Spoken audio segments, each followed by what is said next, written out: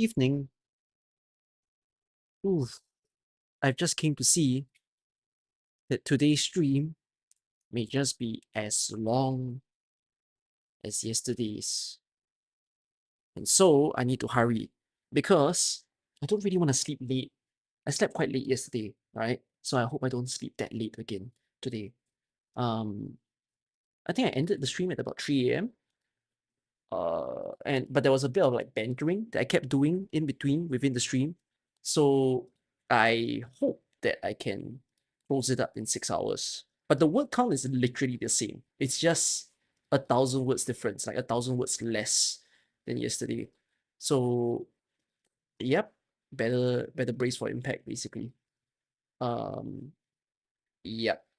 I wouldn't waste the time to like listen to voices and whatnot. I think I would just give voices as and when and just go with the flow together with it and see to it. By the way, prior to streaming, I was sleepy. So I actually took a nap before this, like a 20 minute, 30-minute nap. So if I look a little drowsy, it's probably because of that. Um it's just as a way to make sure that I can survive while streaming this to you guys. But yeah, here I am anyways. So good stuff. Let me just fix my base real quick. Where is Proviso? Oh, there she is. Uh, there you go. Okay, now everyone can rest. I think I fixed my base. Have I fixed my base? I kind of did.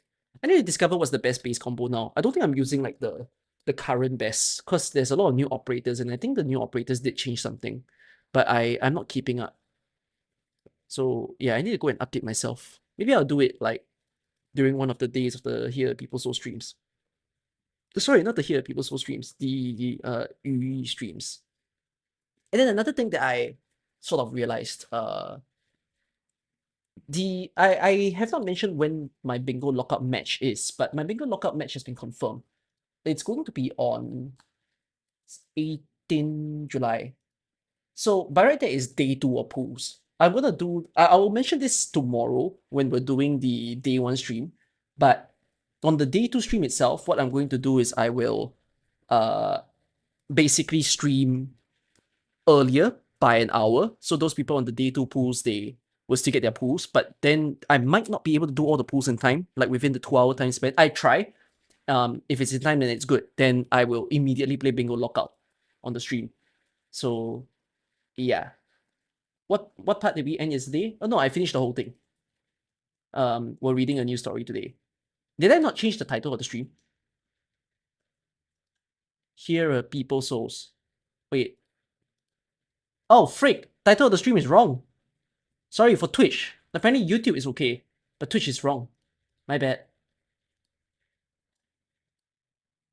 Yeah. My bad. Is it souls or soul? Here are people souls, right? For some reason they write I mean it's a people. So like I can get that the word soul is with the S.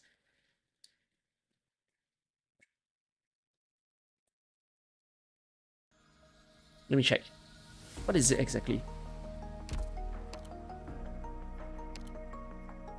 Oh, I'm reading the wrong thing. It is called Here are People Souls with the S. Yeah.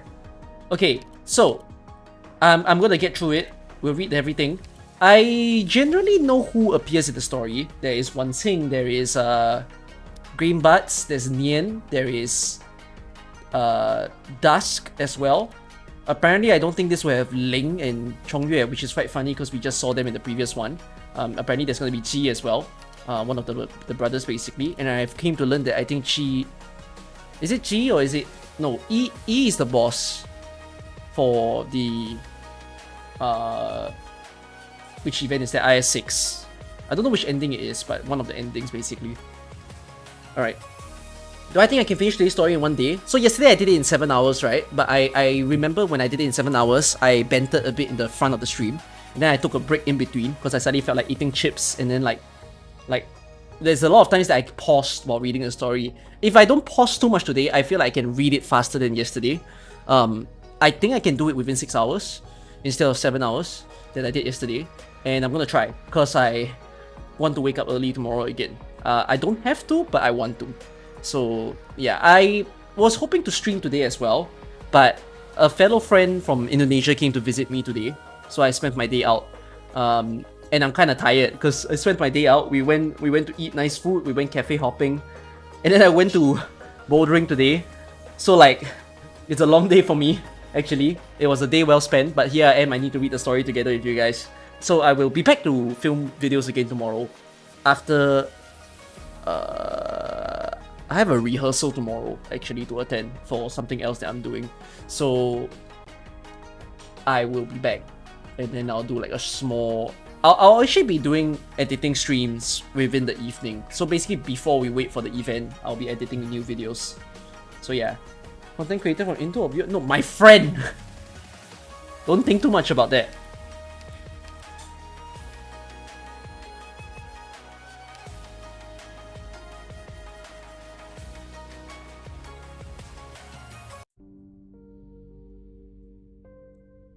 Alright.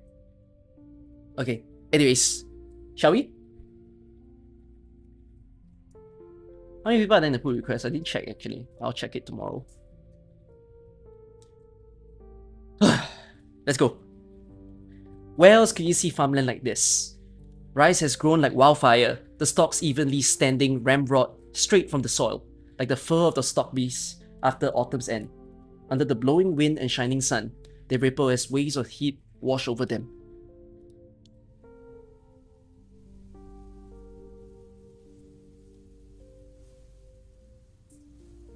A woman stands in the middle of the field, stray stalks and leaves pulling at her clothes. She brushes them aside, wading deeper into the vast ocean of golden green. Where are you going? To find some crops. Aren't these all crops? I wish to find those that can be planted in lands far, far away. Why do you need to plant crops elsewhere? Actually, I should be imitating younger, like a kid voice. There's so much here already. Are they not enough? These are not enough to fill the bellies of all men. How long have you been searching here? A clump of soil begins to move. A Telpy beast pokes his head out of his burrow. The dim tunnel leads to the distant lands, its miniature resident too a drifter from afar.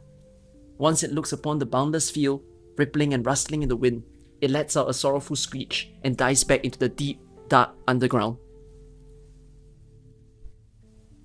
How are we supposed to know if the seeds we plant will sprout? How can we tell which way the weather will change? If you watch long enough, you will learn. If I watch longer, then I'll learn. Does that include things to come much, much later? As one sows, so one reaps. Seeds become crops, so what becomes us? Where do we come from? After we die, where do we go?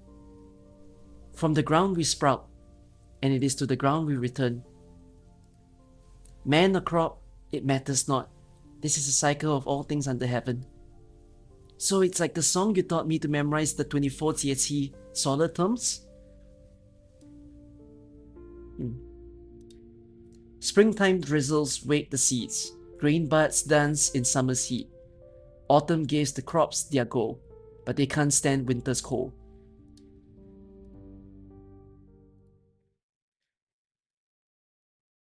I think we're gonna be in road silent. Are we not? Hey! Wakey wakey! Oh, it's Nian. Lao's here!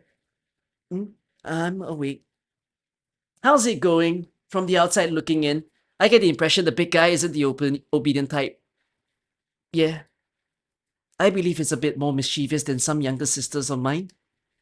Well, might be best to take a break for a bit. This isn't one of Dust's daily doodles. Wait too long and your head will end up spinning. You just need to take it slow. Haste makes waste, you know.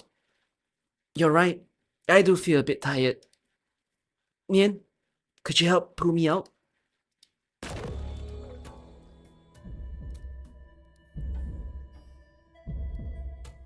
If you two didn't show, I would have gone back home myself.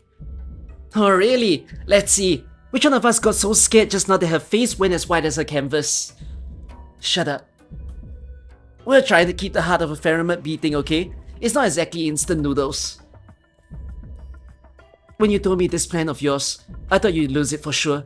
I should have expected this sort of crazy scheme from you. It's just using a whole nomadic city to imitate a Faramid. I shape its body, and you give it soul. What could go wrong? You grow more capable and quick-witted by the day, little Mian. Don't spoil her. Oh, sorry. Don't spoil her. What could she have done without the old woman from Tianshi Bureau and Yushu? I've been helping out the Sui regulator here and there, building up some favors. They should come in useful. So what's the situation like now? Couldn't ask for better. But if we're going to be using this thing in place of a real deal vessel, and if us poor little illusions want something to rely on after we get rid of the old-timer, I'm afraid it still calls for some elbow grease. It's quite troublesome, little child, after all. It's quite the troublesome, little child, sorry. Wait, so what's the good part? Aren't we still at square one? Now I know what you're thinking. You put some effort into making this thing too. You just want some recognition from your older sister, right? How juvenile of you. You've developed as an artist, Dusk. It's been years since we saw each other, but I can tell you're still diligent as ever, never one to waste time. I still can't imagine it. Passing off a fake body with sleight of hand isn't so hard, but it's going to make an even bigger mess in the end. It will be just a small portion of us that we carved off for ourselves, the product of three sisters pooling their power, and yet still incomplete. How will the 12 pagodas and 5 cities become a place where we belong? You may be right. But while I was within the scroll, I really did sense life. The beast walks with the generous earth, and in the beginning, we too grew upon this land. Perhaps this flower may actually bloom.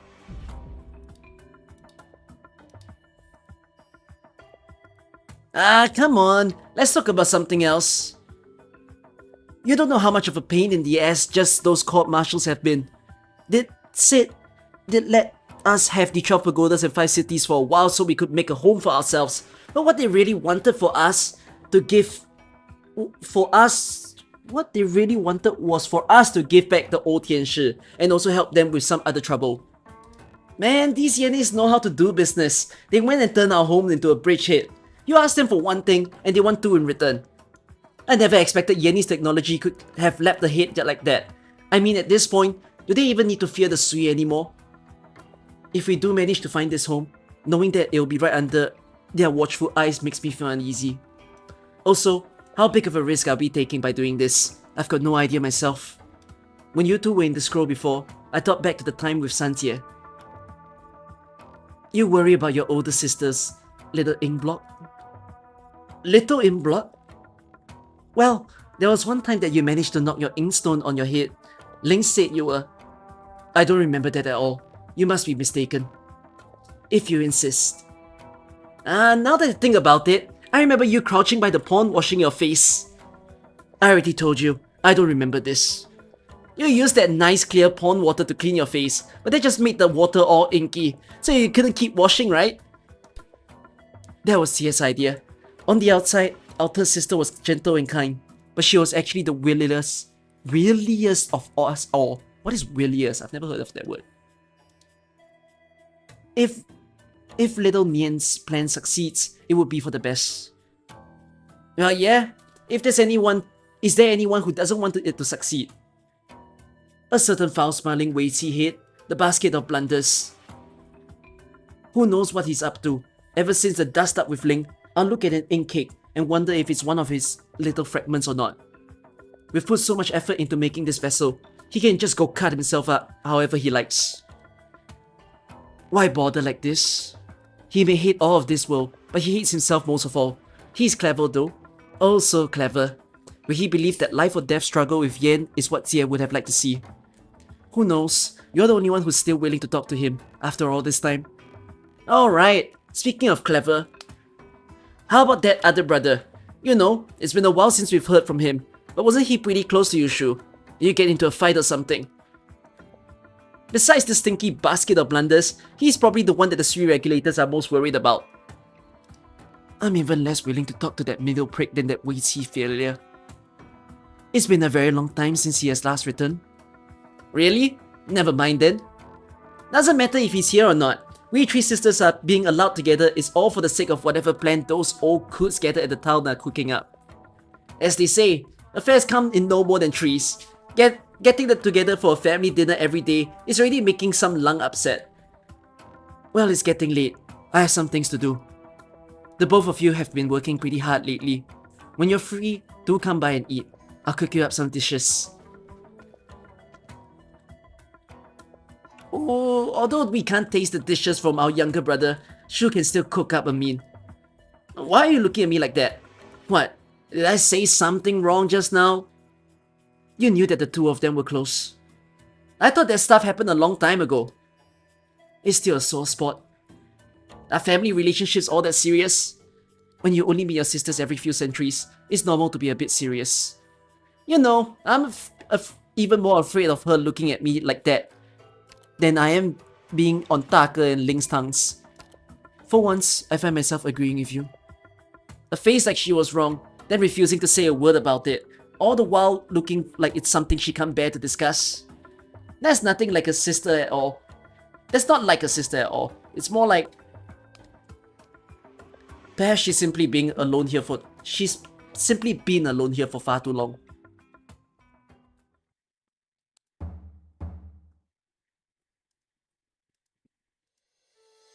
These here are the two biggest roundest peach from the tree I planted. Shennong, I beseech you, bless this paddy for the sake of my timely graduation. I'm in my 3rd year already, and every time, at the most critical moment, something or other goes horribly wrong. 2 years ago, my task was to protect my crops from pests, but right as I was about to harvest them, a great drought struck, and my entire experimental field with it. Last year, my task was to protect the crops from drought, but right as I was about to harvest them, a deluge of rain struck. Shennong, please, watch over us. The W25 Wu-Zi plate is set to connect to the main district today, and I pray that absolutely nothing goes wrong. I know that I've been lacking in my studies, so the moment I return to Tianshi bureaus, I will rededicate myself. Right now, all I ask is that this project goes smooth enough that I can go home early. Hey, you sure you've got the right place? This shrine's dedicated to Shennong. You construction folk don't belong here. We do our best for a good harvest, but it's ultimately up to heaven. Since when do you engineers need to pray for success? What do you know? Every complex field of study becomes metaphysics when you dive deep enough. It's beyond the reach of men.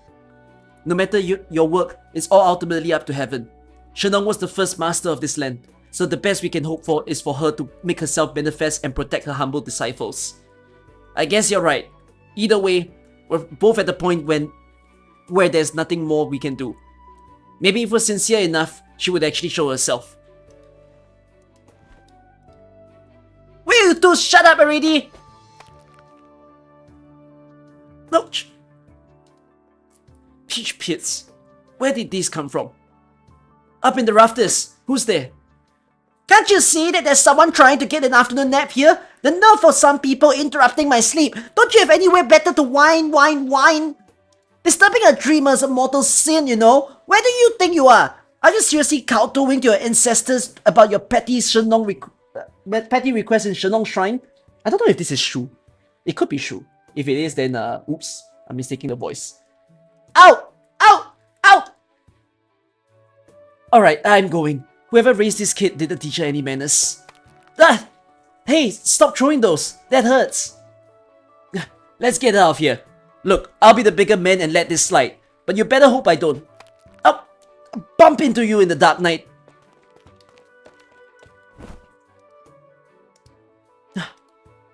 The girl grabs the two peaches from atop the altar, carefully inspecting them for a moment, then decides to instead pick up an even larger one, wiping it with her sleeve and taking a bite. As long as they keep offering up their harvest at your table every time there's a problem in this city, big or small, I'm never going to go hungry. Hey Shennong, if you don't mind if I eat these two fruits, do you? Maybe I'll just go back to sleep in the rafters where it's nice and cool. Where's my fan? Did that kid take it again? That annoying little brat calling me megaphone? Next time we meet, I'll figure a way to steal her flute. Go to school, they say. School shmoo. The only students to come out of the Tianshu bureaus are these lazy loots. What was even the point of all that schooling? Who knew that skiving off would be this hard?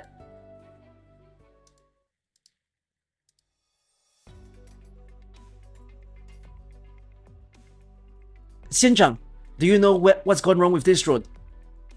Did you forget some steps while changing out its power source? It looks like there are some unconnected wires here. I don't know. Maybe it was some kid swiping it to play foul beast wrestling. I'll get them next time and make sure that they get the right trashing. Did it hit you when it fell out of the sky? Nicked my horn. Just a little bit to the right and it would have whacked me right in the head. Most days I see you farming with the others. I never expected you to have a knack for original circuits. Didn't the Tianshis teach you how to operate it? This is a precision equipment. Please pay more attention when using it. And we don't call it a drone either. The Tianshis call it a sky pole. The first time I saw these flying around the field, covering the whole thing, I thought there was a swarm of locusts. Scared me half to death. So when these gadgets jam themselves into the ground, they can tell the soil's condition and how the crops are doing. While we ponder how best to plant our crops, the Tianshis ponder how best to help us. Farming's a lot easier than it once was, thanks to these inventions. This season's harvest. The weather's been a bust this year, and every field's gone bust with it. These experimental paddies in front of us, the ones the Tianshis call Tianzhong. Tianzhong. I reckon that you could use 2,000 catties a field. It's enough to fill our bellies, but it's far from what the Tianshis expected from their research. Give it time. We harvest twice a year now. There was a time we wouldn't have dreamed of that.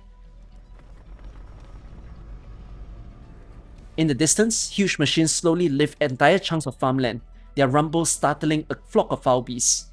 The farmers in the field seem already used to this sight, momentarily lifting their heads before going back to their task at hand. Since Da Huang's remodeling project began, there's been a lot of mandarins coming in from elsewhere, and you've gotten pretty busy yourself. It's been days since I last saw you. How did you manage to get time off to visit today? The summer harvest is about to begin. Only once you've inspected every piece of land yourself can you begin to plan. And there's also the matter of upcoming ceremony or sacrifice. We have to take those preparations seriously. No sloppiness. You're in charge of Da Huang. You've faced worry after worry for however many years now. Seems real tiring.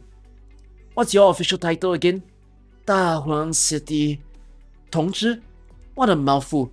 I think I'll just stick to calling you Xianzhang. No matter the name of my office, I still work the same land as everyone else. I'm a Da Huang man, born and bred, never left. I heard that in some other nomadic cities out there, they do their farming in high-rises. You're from the outside. Can you tell me what the other cities are like? It's been years. I don't quite remember myself. The only thing that comes to mind is how the people of certain villages would get Da Huang seeds and laugh, saying the harvest may get any bigger this year. They could only pray they wouldn't hit a catastrophe. I can understand how you study seeds planted in the ground, but I don't get how you're supposed to study the sky over our heads. Even if a catastrophe doesn't hit the field directly, the water supply would still get contaminated with originium, and the soil would be filled with lots of tiny crystals. It's not like the equipment to grow crops in high origin zones is cheap either. That is why we're here. Look, all fixed.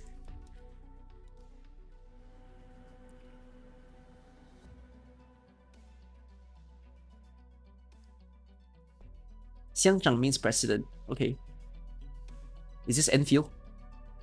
An embankment circles this land where ravines alternate between dry and flooded. Between waterways coursing 100 meters above the surface, agricultural plates hold tight to one another. This is a nomadic city still growing. As far as the new generation of Da Huang farmers is concerned, this is a new paradigm, established by their own hands. This engineering project is enough to make your blood run cold. Give it another 6 months, at least until the soil have been moved out atop the plate. The people are fine. It's the stock beasts who are really freaked out. They touch little fodder in months, slimmed down a lot by the looks of it.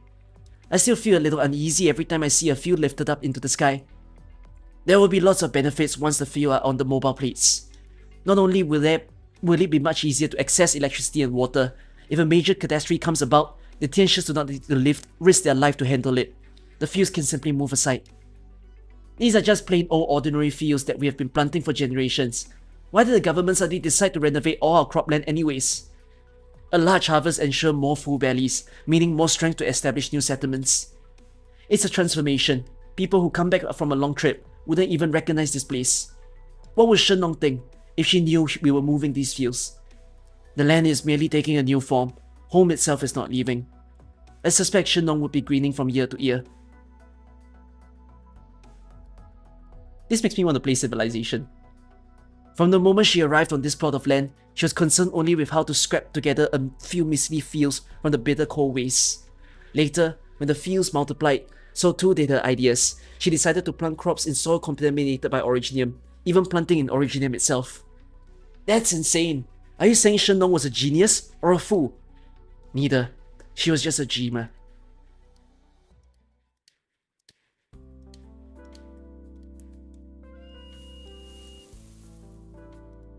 Big buffalo. Are you going to help me find Mianmian or not? No. You're so mean. Mianmian really likes you. He won't take trees from anyone else. Are you talking about the time it nearly picked all the pangfenhe saplings in my garden clean? Well, you should have put up a fence. I wanted to make sure people could get it as needed. I didn't think I'd be feeding your stock bees. Lucky it was just a few flowers. Did you already forget the time your stock bees ate up all the plants in Lao Shi's experimental field? What did she say again? Besides, don't your stock bees have positioning devices? The display says it's over in this area. Can't you go looking for yourself? You're right. Then how about you help me pick some fruit from the orchard? I need these ones that aren't quite ripe yet. The ones that are still sour and bitter. Go quick! I've got something really important to do with them. No. I still need to gather some supplies from the fields. The last reports before the summer harvest are absolutely crucial. I can't delay. Boring. But you're right. Everyone's been in a bad mood lately. Like they're not eating or sleeping enough. Didn't you say you're able to talk with them? Why not give them a good lecture on healthy eating? I did go for a talk. They told me some really nasty things have made their way into Da Huang. Are you talking about the new nomadic plates? Don't be stupid. The stock bees talk to me, but not as smart as people. How should they know what the things are? I'm not that smart either. I just know that work being done in the fields right now is really important. Why not take a break? Give the new guy some of your work. Does it matter to get the numbers out of the sky poles? He doesn't know anything. When he first showed up, he couldn't tell the difference between wheat and sorghum. Everything he does, I end up having to do all over again to fix his mistakes. I have no idea why Lao Shi asked me to teach him. But he's real fast runner. So maybe he can help me find Mianmian. Right, I'll go ask him. You, what? Lao Shi invited him here specifically to help with farming. He can't... fine. I'll go with you. Wait a sec.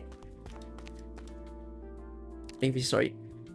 Wait, new guy! Drop your busy work. Come help me find my stock bees. What the hell? The summer sun shines brightly with cicadas chirp away happily.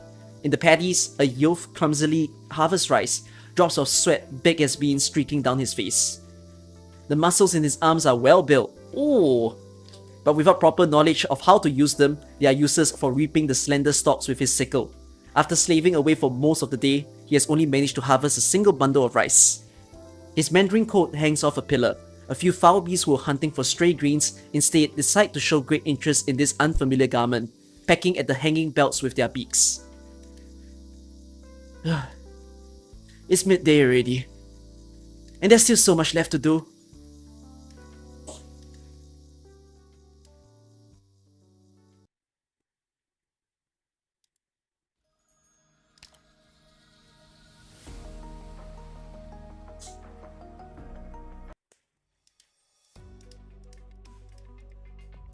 Three months ago. What? The broken line is the band line, not the earth line. So it's an adult brain I'll need to worry about, not some illness? Huh, told you that walnut tree was planted for you. Go give it some fertilizer before it's too late. I wouldn't say that. The broken line just means you'll face a difficult decision around the age of 20. But who gets to walk a path without a few twists and turns? Just let it be. The line runs much smoother after that, doesn't it? That's right on the mark. My family farm was ruined by catastrophe when I was 23. I didn't know how I could make a living in the city. But I've done well enough, coming with the rest of the folk to Da Huang to study agriculture and keeping in my old occupation. Wow. No one can predict fate. It's only a justification for what happened. I've heard about the wonders of Tianshi, but I didn't expect you to know so much. A young girl like you is already a sure Ye Tianshi at your age, Shu. We all gain wisdom at our own pace. I simply pass on the knowledge that I learned sooner than others. Remarkable. Remarkable. Say, that young man over there has been staring at you for a while. Do you know him? A guest. Sorry, we'll talk another time.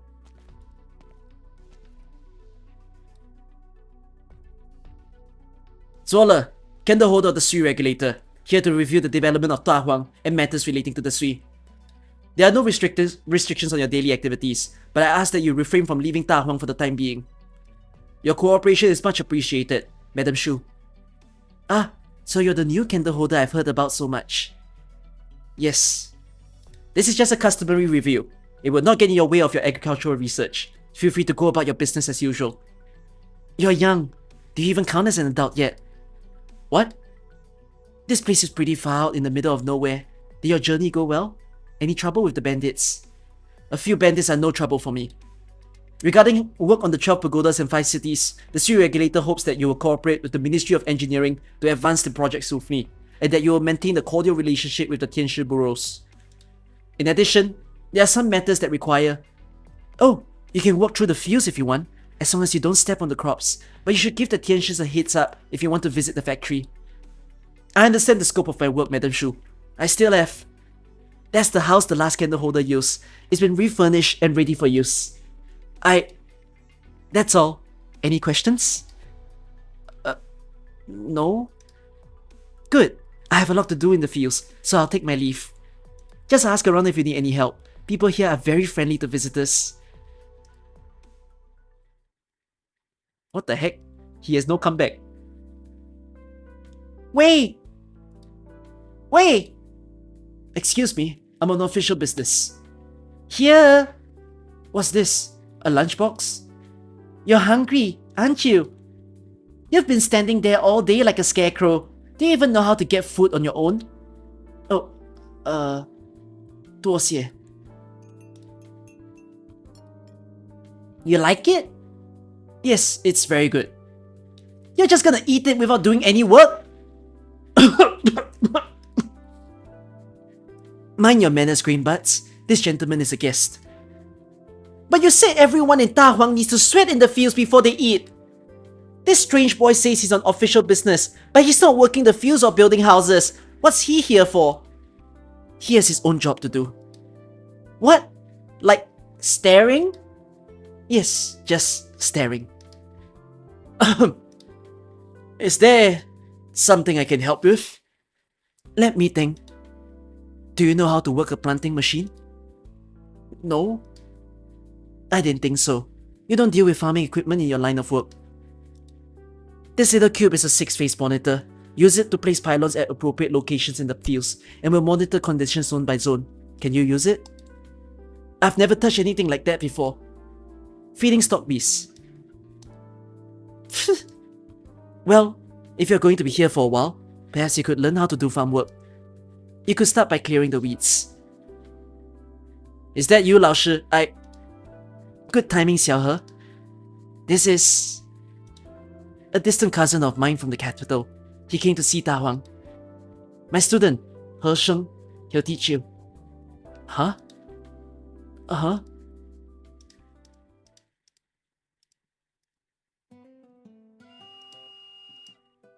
Is this where the positioning device says the stock bees is? Yeah! When I blow this whistle, Mianmian would know I'm looking for him and come out. Positioning device? There's one on every stock base in Da Huang. They're not very precise, but they give us an idea of their rough location. Every single one? There must be thousands of stock bees in Da Huang. Well, we've had a lot of stray stock bees. The one that the older students kept for research had a tendency to elope. I'm sorry, I'm not familiar with such things. Why did you join the army if you're a relative of Lao Shi's? No important reason, really. Is your family all mandarins? Why do you ask? The way you talk, and the manner you carry yourself in general. Not a lot of people your age around here like that, except for a few blue blood families. I mean no offense. I didn't say you offended anyone. Weird. Why isn't he coming out? Mianmian had a fight with Xiao Bia a few days ago. Is that why he ran away? Did he get pulled in by a female again? What? But he likes Xiao Pa. They're always together when I take them out to the mud pond. Not like that, Candlestick. Candlestick? I'll draw a picture of him, memorize it, and then we'll speed up to look for him. It's a very good drawing. Are you serious? After all the time I spent caring for the stock beast, can barely tell it's Mianmian. 4 legs and some spots. What's so hard? Have you ever seen a stock beast, Candlestick? Not often. It's okay. You haven't seen stock beasts. I haven't seen nomadic cities. We've all got things we've never seen before. Have you never been outside to the other cities? No, but I heard about them from Xiao He. The rice that we produce each year is sent outside. They're developing new crops so the people outside can have lots to eat. You'll have plenty of chances. No rush. I like this place. Oh yeah, take a whiff of this. Alcohol? Rice wine soup. My favorite snack. See where the steam's rising? That's the brewery. We could stop by on our way. So there are breweries here. Part of the harvest is safe for brewing. The oldest batch is more than 100 years old. Do you drink? I did once. Try wine made from maize leaves. It was a gift from a farmer on a mission. It had a very strong taste. Almost made me gag. He said they would warm us up, but we didn't expect it to be like that. He said that they had barely enough to eat and didn't have the luxury of brewing with grain. People out there still don't have enough to eat. The land is vast. There are big differences between regions. I hear something. Over there. Wow, Candlestick! You sure can jump? We'll find Mianmian soon enough. Our drones can fly higher than that, and we have the positioning device to help us. No need to... Wait, over there. A fire?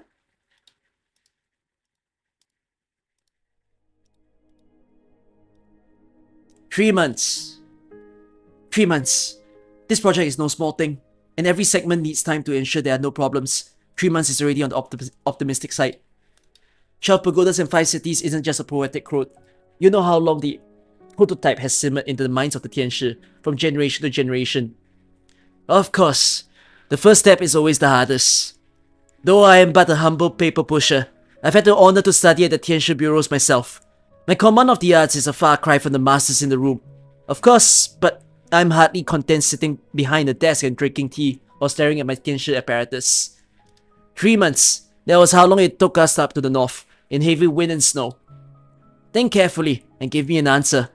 How long will it take to finish the assembly of the last 2 plates of Da Huang's core section? Maybe a little more than a month, given enough energy and supplies. There is no need to worry about energy. I've already given instructions for our supplies. Your only concern is the project's progress. At such a distance, simply transporting supplies is a massive undertaking. Every day delayed represents a huge expenditure of money and resources. There is no place for complacency, for the sake of the people and the hard-earned taxes they pay. We are in the 6th month of the year now. I sincerely hope you will be reunited with your families by mid-autumn.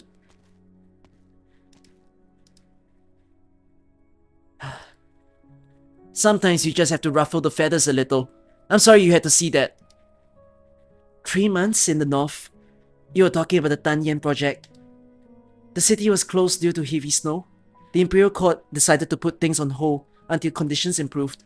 But when the messenger arrived, he found that the Tianshi in command had rammed in the frozen original layer open with a segment of the city, rescuing tens of thousands of villagers who were trapped by wintry conditions. The textbooks still celebrate the story. The events that took you to the position you hold today, Minister One. There was no need to be so humble. You flatter me. I'm simply an engineer who worked his way slowly up the Tianshi ranks. It's not my place to hold my nose in the air. But bringing this up is what it takes to get a bunch of stressed and overworked Tianshis to listen to me. Seems like you're confident that construction of the 12 pagodas and 5 cities will progress smoothly. Even if I'm confident, everything has been so rushed. There can be flaws in the best laid plans. I'll be counting on your backup. In that case, Assistant Minister Ning. That's what I'm here for. Now, you've only just arrived in Tahuang. I assume you're not familiar with the place yet. It may not be as prosperous as the Heartland, but it is rich with gifts from the earth. The many delicacies made from local produce are a delight. Have you had the chance to try the local Uto porridge? Uto porridge. For example. I'm afraid not. Tahuang's Uto Zhou is one of a kind. The 5 beans, Uto, are red, black, mung, soy, and white. They complement each other, but it's the local rice that truly makes Tahuang Uto porridge stand out. The wonderful fragrance and rich flavor of Tahuang rice elevate an ordinary bowl of porridge with a symbol of Tahuang's culinary culture. The 5 beans each have their own flavor, but it is the rice that makes or breaks the dish. Cooking it is, therefore, far more than just dumping the ingredients into a pot and lighting the stove. Heat control is the key. The 5 beans must not be allowed to usurp the rice at the center stage, else it becomes just an ordinary bowl of grain porridge. You really must try it when you have the time. I will. On another note, how is High Minister Ning? Grandfather is getting on in age, but he has been fortunate to avoid major illness.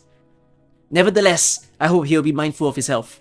Perhaps I should bring a little token when I report back to Paizao. The thought will suffice. Given Tahong's ties to the Sui, I expect I will have plenty of dealings with the Sui regulator and the Ministry of Rights. I have long been in awe of High Minister Ning's achievements, but age spares none of us. It would be better for the High Minister to be less involved in particular matters. If my presence here in Tahuang is unwelcome, I can certainly submit a letter to the Grand Tutor immediately. You misunderstand. I only meant that the Ning family must be delighted you have risen to the post of Assistant Minister at such a young age, and that your grandfather must have taught you well. Assistant Minister One. Yes. If you simply intend to say, the young and inexperienced Ning Qiqiu is not fit for the work of the legendary Tianshu of Danyan, you'll hear no argument from me. But as long as we're working with one another, if you have something to say, just say it. Stop thinking yourself clever by beating around the bush. A truly clever man would be much more amicable than you. I will take my leave. Ooh. Yeah. He made Ning angry. That's a first. In many stories of seeing Ning, first time Ning is angry. Water! Water! Good thing the fire just started right by the river. Why did you start a fire by the forest? Arson is a serious crime. I didn't do it on purpose. The foul beast that was another student's project ate my project. All it left was an egg. I'll get my revenge by cooking the egg. No, not revenge. I'll cook the egg in memory of my lost project. Enough of that crap. The fire's starting to spread. Stomp it out. I have a hole. We can make a control line while the winds are calm. I'll clear away any vegetation in the back and stop the fire from spreading that way.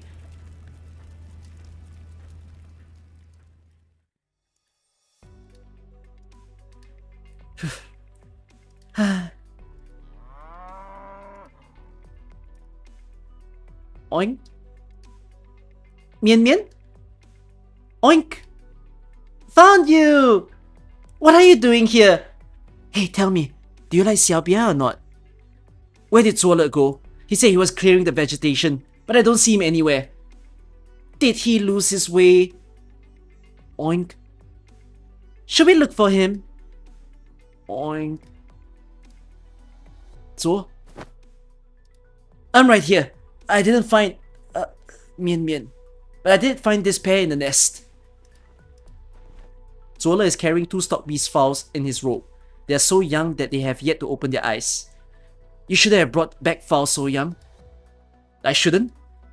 But I checked the area and the mother was nowhere to be found. They wouldn't have survived for so long if left to their own devices. Isn't it better to bring them back so they could survive under your supervision? We're not supervisors, we're friends. We help each other out. They give us wool, we give them tasty hay, chase away bugs, and scratch their itches. We don't know if they're carrying any diseases, or if they can be domesticated. Plus, but they've got his scent on them. The mother wouldn't have them, even if she came back. That's why he shouldn't have touched them. Well, he already did, so we need to take care of them. Why do you keep standing up for him? He's clearly in the wrong. He doesn't know anything. I'm doing this because he doesn't know anything. Never mind. I'll go back and ask the teachers what to do with the little guys. Let's hurry, or they might catch a cold. Oh, you again! Have you had lunch? There's a fire here, and you don't talk at all. You would have gotten burned if it weren't for us. Keep your distance, green butts. He might swing his axe at you. He won't. He comes down when I play my flute. He likes to hear me play. See? You all say not to come here, but I come all the time when no one's looking. I just can't cross the river. He comes down when I play this tune. I've seen him smile. I can't even lean over to touch his axe. He always keeps his hand clenched around it. But he's... Ouch! Why did you hit me? Now you've made me mad. I'm not bringing you any trees next time. That's enough, green butts. Let's go. The fowls. We'll bring them back. Next time, think before you act. What am I doing here?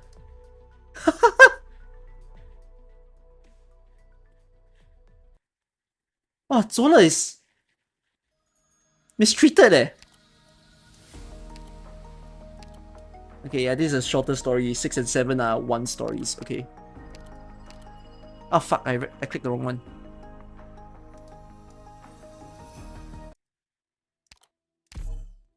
Sorry.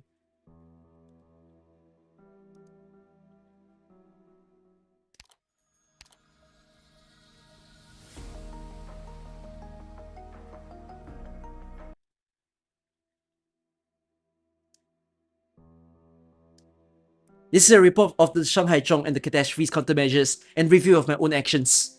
I'm sorry I let you down, Father. Now I will. No need. You won't have to participate in humans' return to the capital anymore. But, are you giving me a suspension? It's not my place to interfere with the Sui regulator's appointments, but as the Warden of Human, I have authority over military personnel assignments. There's an important mission for you to undertake, away from Human. It's planting season in Ta Huang, in the north, and the short-handed. Go and help them.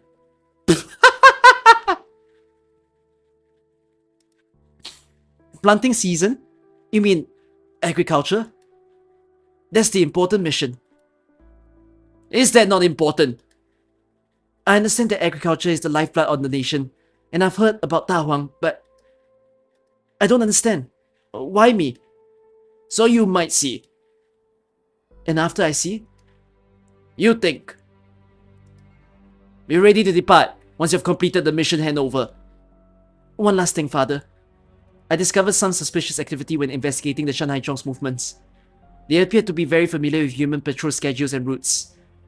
If they really manage to obtain intelligence on humans' defenses, I have spoken. This is not your concern anymore.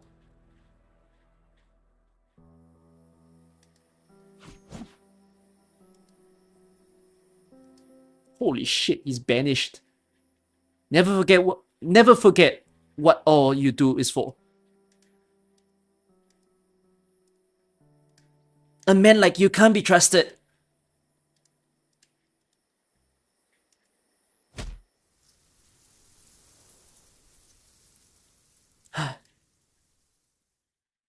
Oh, hi!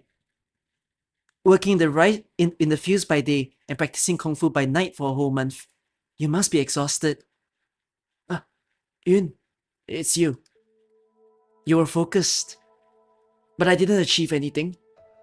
I don't even know what I'm doing here. Perhaps by focusing on improving myself here, I'll be able to do what I couldn't before. Well, perhaps. You know, there's this old Langmen Kung Fu movie. The hero was an arrogant and haughty swordsman who spent all his life pursuing martial perfection, which always seemed just out of reach. His fortunes took an ill turn, and he lost everything. Fame, fortune, reputation, even one of his arms.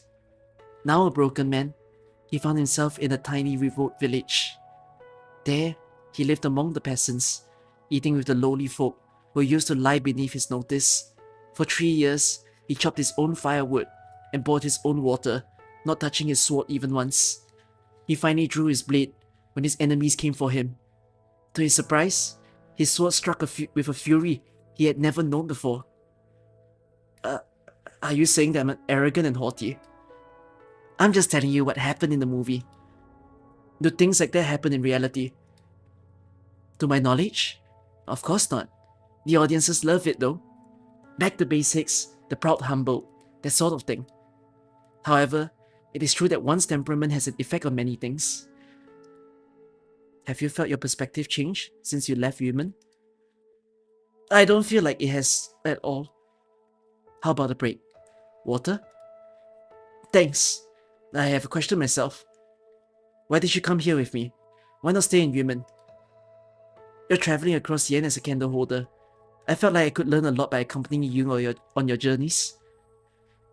I was sent here by my father. You could have learned just as much by going back to the capital with Yumen. I went with Lao Shi to Baizhao. It was prosperous, but little else. Dawang seemed more interesting. You're talking like you're on holiday.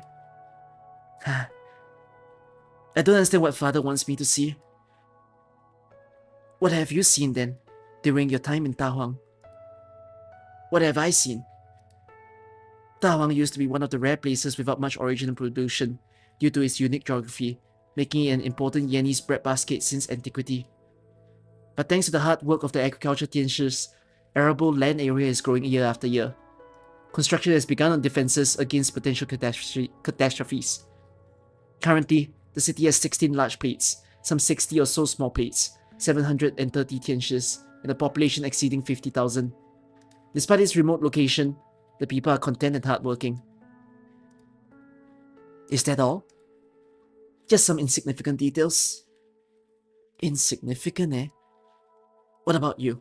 Did you find any sights that you couldn't have seen with the Grandmaster?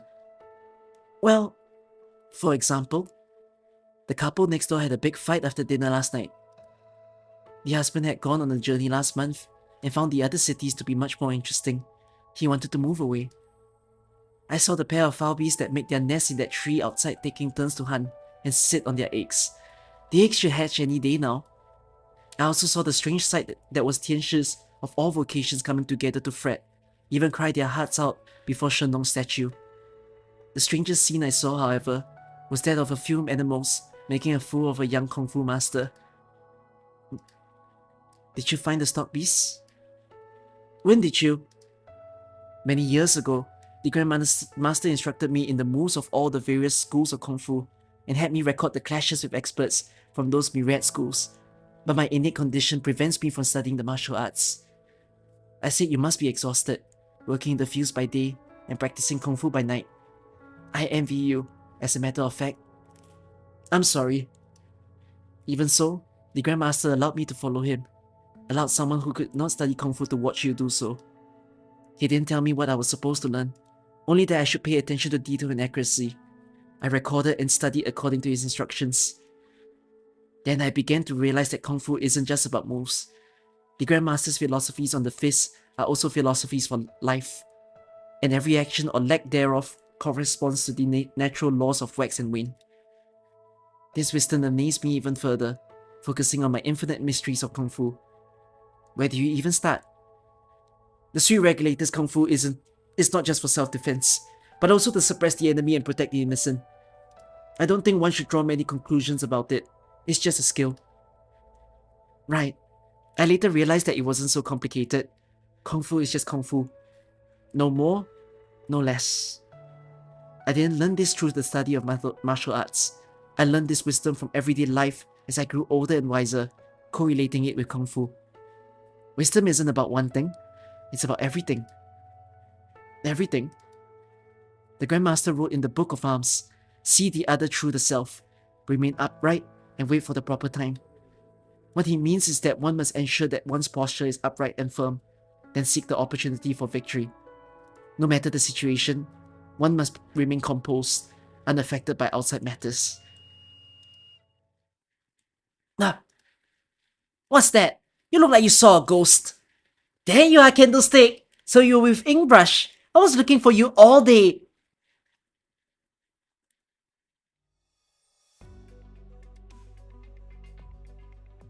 Rice Experiment Area A, soil original activity was 20% during the growing period.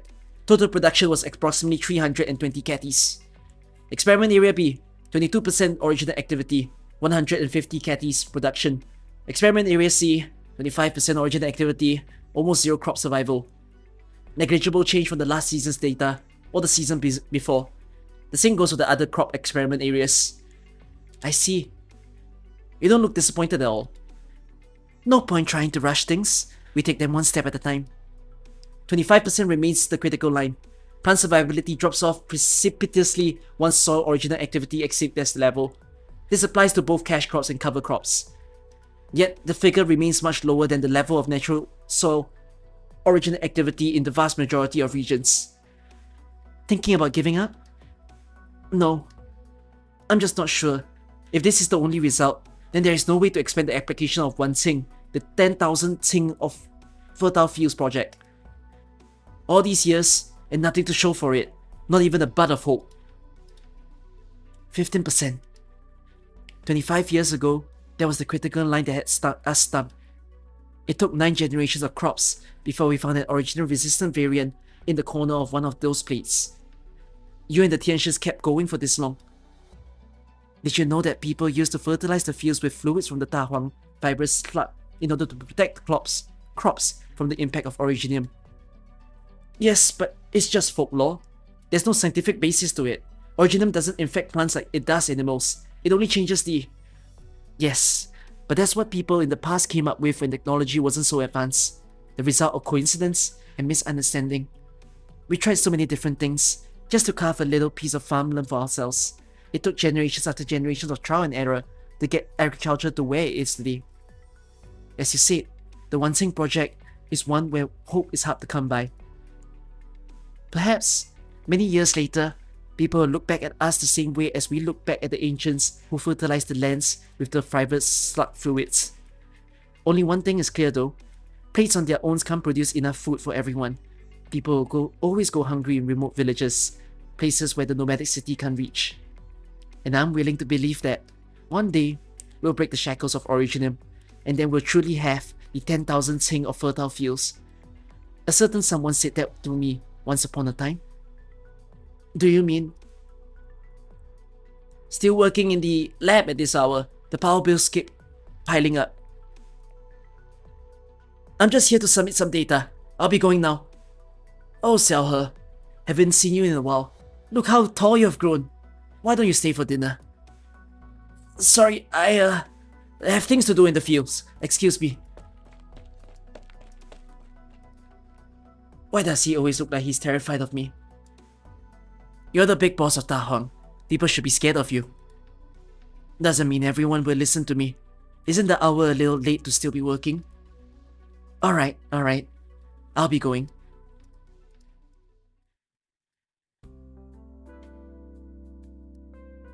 Cooking soup so late is rather tiring. Smells good. Who are you treating? Your sisters? Or that relative of yours who came to visit? What's his name? Zola? Everyone's working hard in preparation for the summer harvest. This soup is for the hardest worker. Did you have to poke fun at me before dinner? A little mean, don't you think? Then bring the bowl over. Alright. All my life I've been dealing with things that grow from the soil. Now I have to learn everything about engineering from scratch. And it's not easy, dealing with the Ministry of Engineering, arguing all day about the assignments of a few tianshis. It's even more tiring than farm work. Eat up then. You've definitely lost a few catties. Sure, except 3 huge pieces of rib in one bowl. You're trying to burst my stomach. 3's plenty. One more and it's gonna spill over. Spilled soup would make a mess, and it's even worse when someone gets burned. You can put it down if you don't want it. That won't do. So much effort went into this soup. We can't let it go to waste. Do you have to talk like that today? I'm just talking about this bowl of ribs and lian soup. The ribs come from lovingly raised meat beasts, while the lian comes from the ponds that we dug with our own hands. This soup represents the efforts of generations of people, and of your efforts all these years. We must not allow what should not be here to ruin this hard-won soil. After all these years, you... So many years. I've almost forgotten how I came to know you. Sometimes I wish I really did. If only you were just a diligent Nongye Tianshi, and me a humble farmer. But I could never forget. Even if I forgot, someone would help me remember. The scrolls of the Sui Regulator remember. The list of fallen candle holders remember. Say no more. You know what I mean. What I'm concerned about. Your brother. One person can fool another, but no one can fool time. It took me the better part of my lifetime to come trust you. I don't have time left to trust another. He should have come back at a time like this, Shu. Don't make things difficult for me.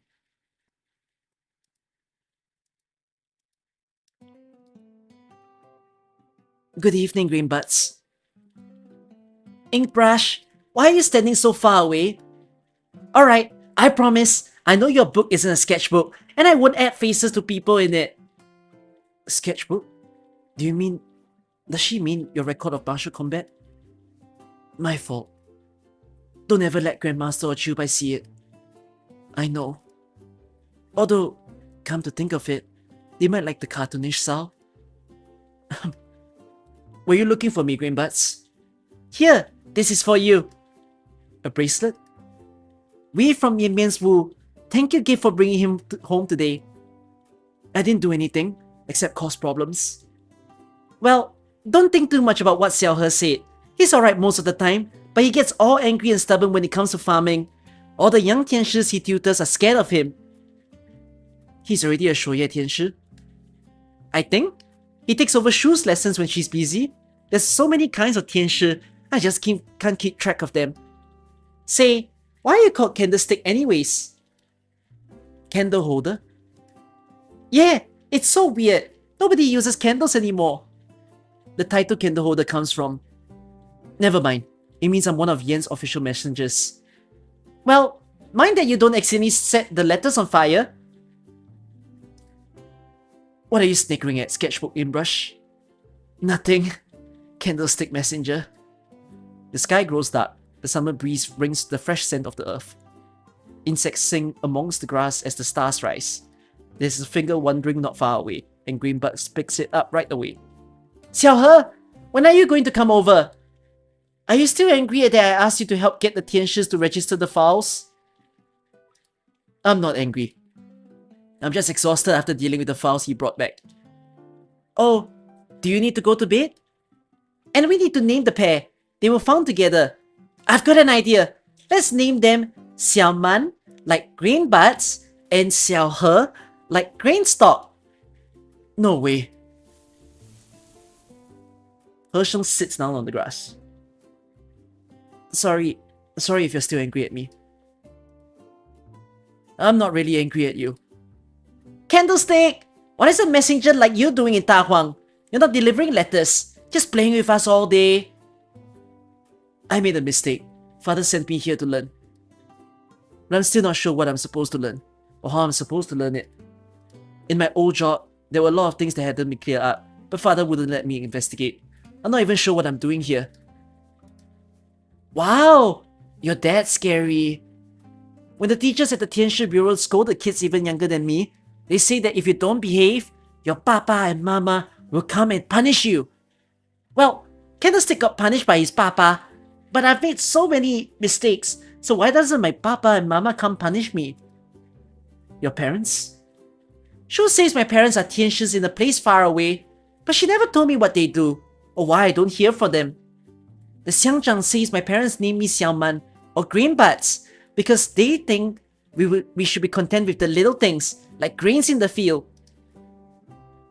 Gentle Zuo must be hoping that you'll live a happy and carefree life, Zola. The Grandmaster must hope that you will be content and comfortable in whatever situation Dan Yun. Come to think of it, I never got the chance to ask you your name. Yun Qingping. People say it sounds like a girl's name. Not at all. It's nice. Reminds me of lotus ponds in summer. Xiaohe's name has a story behind it too. The farmers found him in the rice fields. The old folks thought he was born from the rice crops, which is how he got the name that means rice stalk. Shu still has a picture of back then. I'll bring it tomorrow. Green buds. Everyone loves that photo. Candlestick and Inbrush should see it too. Why doesn't Hersheng get the nickname beyond Xiaohe? Why not contribute one? Green buds here seems quite amenable to suggestions. The summer evening breeze brushes their hair to the accompaniment of cicada songs. A few fireflies stick to the air, while stars fall from the sky. Greenbus is no longer chasing the fireflies. She sits on the grass smelling of night dew, panting from the chase. There is no room for gloom or worry in the heart of the young and innocent. She only has eyes for the sincere joy of the present. Look! Shooting stars! According to Shu, the old Shennong story says that the crop grow well where the shooting star falls. Should we go and see where they fell? She said that she said that to get you to come down from your tree and go to bed. You seriously think it's true? Of course I do! But it's very far away. Way beyond Da Huang. Then we'll leave Da Huang! What if they fell at the edge of heaven? Oh wait, sorry, that was record keeper saying that. What if they fell at the edge of heaven? Then we'll go to the edge of heaven. I'll go, you'll come to Xiaohe, and the rest of you too.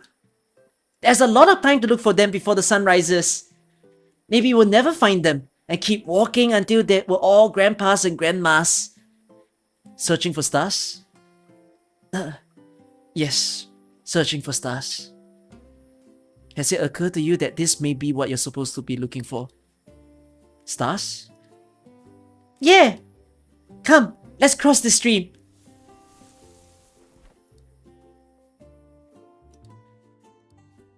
Hey Swallow, how old are you? 19. What's the matter? Nothing. I'm older than you. Wait, what are you talking about over there? Tomorrow is the Xiachi. Da Huang will be holding the Shennong festival, welcoming Shennong with songs and costumes. Let's go have some fun. Didn't you say you wanted to look for the stars? I said until the sun rises. The Shennong festival? That's not for fun, is it? Of course it is. They put on plays and fairs, and there's lots to eat. The Xiangzhang says that everybody has been working so hard, so we should relax a little. Xiaohe's going, I'm gonna play the flute, and there are other shows too. Alright, I'll go and see. I'll see and think.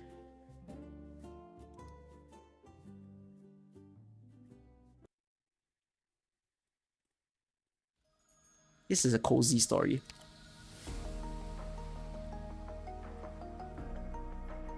Underage drinking? 19 is not underage. 19 is yeah, okay.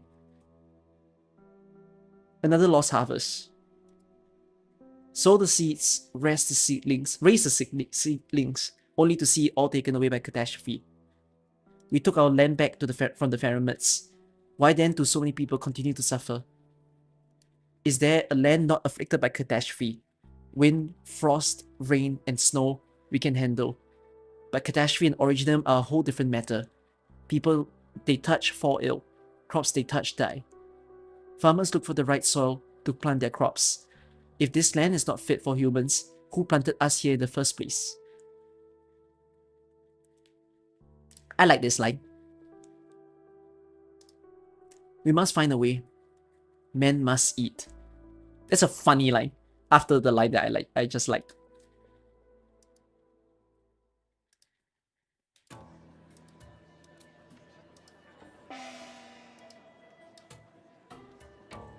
Let the wild plains, river and mountains come. Harsh is the east wind from frozen moon. Heaven's fickle, raging thunder. May the scent of rice fill heaven and earth, north and south, and fear neither wind and spring rain, bringing spring to the people. Plow the great plains and soak them with blood, sweat and tears, trample 1,000 li flat, and turn them into grills of gold. The scorching sun of the 6th month has turned the city into an oven. The occasional wind brings the pleasant scent of rice and warms the heart. This year's opera is particularly popular. The space in front of the stage is filled with people, heads bobbing up and down as they stand on tiptoes, trying to get a better view while unconsciously humming along. Zola watches the stage from afar. The actors are dressed in high fashions of the past, their motions theatrically exaggerated, belting out verses in a regional dialect that he does not fully understand. What's this? Yeah, I was doing Chinese opera if you didn't realize. Why did I do it? What's it about? The story of Shennong putting the land of Ta Huang to plow for the first time. The 3-act opera is an essential part of the annual Shennong festival. This is the 2nd act, Signs of Heaven. Why isn't it in the local dialect? The first Tianshis here came from all over Yan. No one exactly remembers where they came from today. When the opera was written, the characters were assigned a regional dialect based on their traits, and things have stayed that way. What about the people lined up over there? They're there to greet Shennong. Legend has it that Shennong returns to Ta Huang every summer to check on the harvest. As one of the rare unpolluted regions, Ta Huang has long been Ye's breadbasket. It began 1,000 years ago when a group of farmers settled here and began cultivating the land, until catastrophe found them. The song from the stage grows high and piercing. See, I told you guys! I told you guys, it's high and piercing. I imitated it just very well. Drumsticks raining upon tiny drums in an increasing frenzy. An actor circles the stage, wearing simple clothes, and carrying a basket filled with rice grains. Is that actor playing Shennong? A catastrophe the likes of which has never been seen struck Ta Huang. The land was severely polluted, and the monsters ravaged the farms.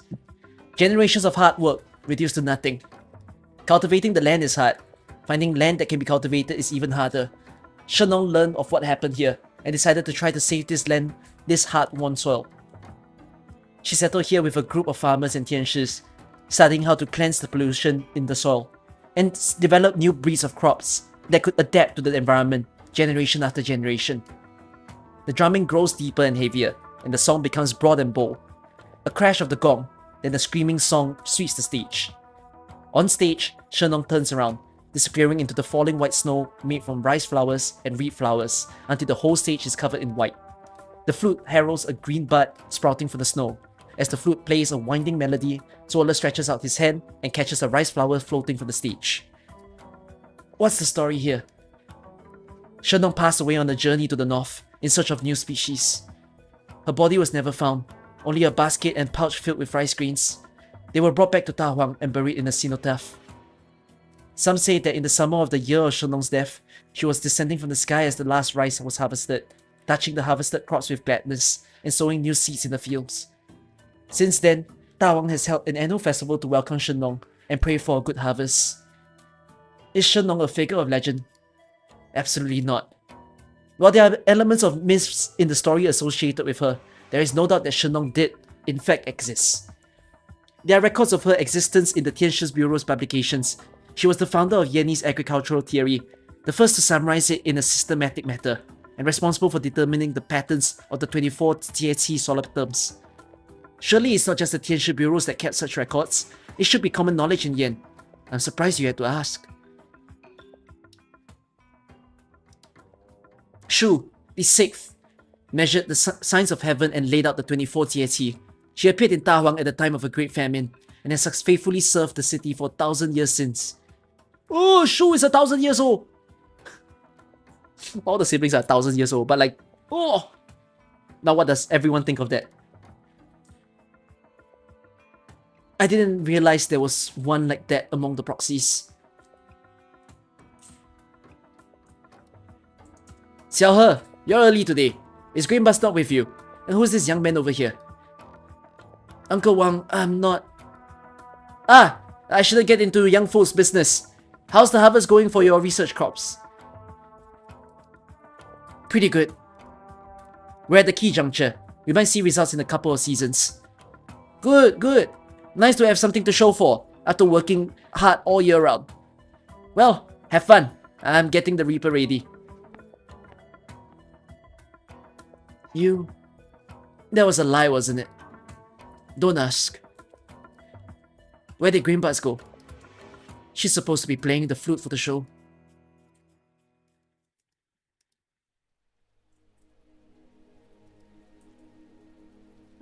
It's me. I brought some fresh baked cookies.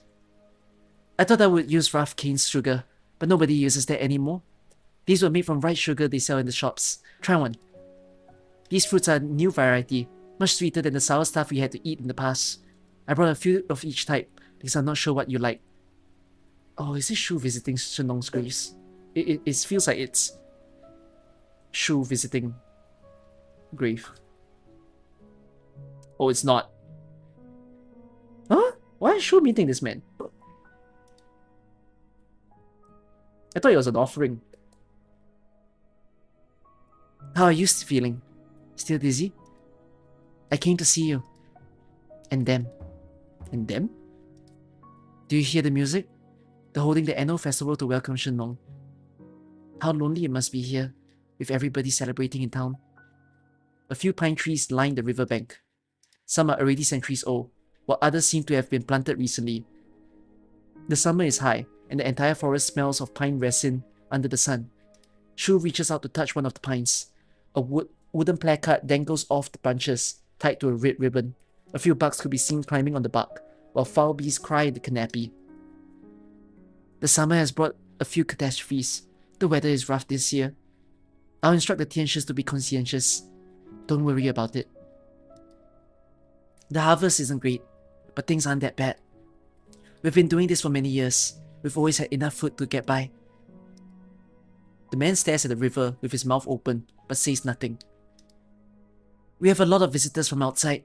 Some know the truth. I'm helping. Don't worry. We didn't manage to protect it all.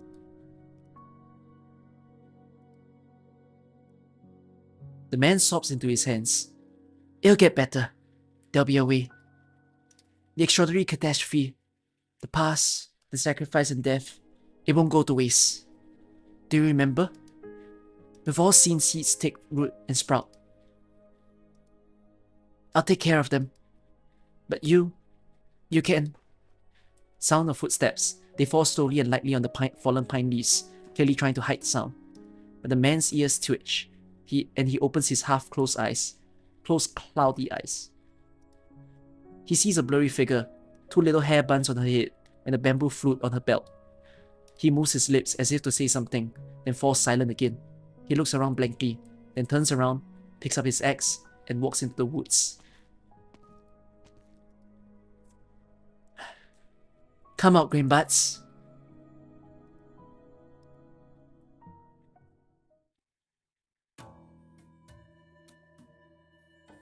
An elderly woman takes the stage, carrying a bundle of rice stalks in her arms. She separates them into 3 branches and plants them in the grains in the middle of the shrine to Shennong. She raises a clay bowl full of wine to a bowl, then pours the contents on the ground. The farmers bang the bell 3 times, shrouding all of Da Huang in the ringing. Even the earth seems to tremble. The farmers below bow while reciting quiet prayers. They go up to the stage one by one, taking out a few seeds and placing them in the grain pile. Every farmer brings a few seeds, which can be of any crop. The grain is piled high so that Shennong can see the way back, so that wind and rain may favor Da Huang, so that Yen will not go hungry. You didn't bring any, did you? I have some extras here. Put them in after you bow. 多谢了. The harvest this year has already been poor. Hopefully nothing happens to the summer harvest. The young Tianshi bows deeply, then puts rice grains into the pile. The pile is a lot smaller this year. In good years, there wouldn't even be enough room to put all the grains we brought. We bring bags and pile them up on the sides of the altar, something we did gladly. Young kids climb the pile for fun. The adults didn't stop them, because it was believed that the higher the cliques climb, the higher the crops would grow the next year. What happens to the grain? Is it made into porridge? No, is brewed into alcohol, which everyone shares at the next year's festival. Rice from the year before is used to make yeast for the next year's drink. Year after year, it's our commitment to ourselves. He Sheng bows. The xiangzhang gives him a bowl of green alcohol. He Sheng takes it with both hands and gulps it down. Good work this year, Xiao He. Thank you, xiangzhang. Good boy. Zuola carefully sets his grains on the pile and bows deeply, following the example of the others. May wind and rain favor Da Huang, and peace ever favor Yan. The fiery wine flows down his throat. The scent of grains fills his sense, while a bout of giddiness rushes up his spine. Bang! A thunderous clash of the drum rings from behind the Shennong shrine, thicker and heavier than the bell just now. The farmers stop to listen to the 12 drum beats that announce the hour of noon. The first beat brings the spring rain and cracks the frozen earth. The second beat cracks like spring thunder and causes brown branches to sprout green again. The 12th beat covers the rich earth with prosperous snow. The farmer raises his stick and delivers the final beat.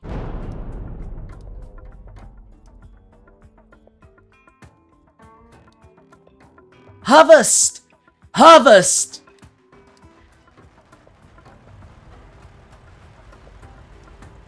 Firecrackers like strings of red pepper are lit, exploding in joyful golden light and assaulting the eardrums. The sound of firecrackers is soon replaced by engines rumbling, driving into the fields that stretch as far as the eye can see. The fields are like golden cakes and farmers like frosting, starting on the edges and creating joyful tracks. As tires leave their trails in the mud, the harvesters spew golden waves from their rears. Tiny particles mix with the occasional clump of grass and dirt.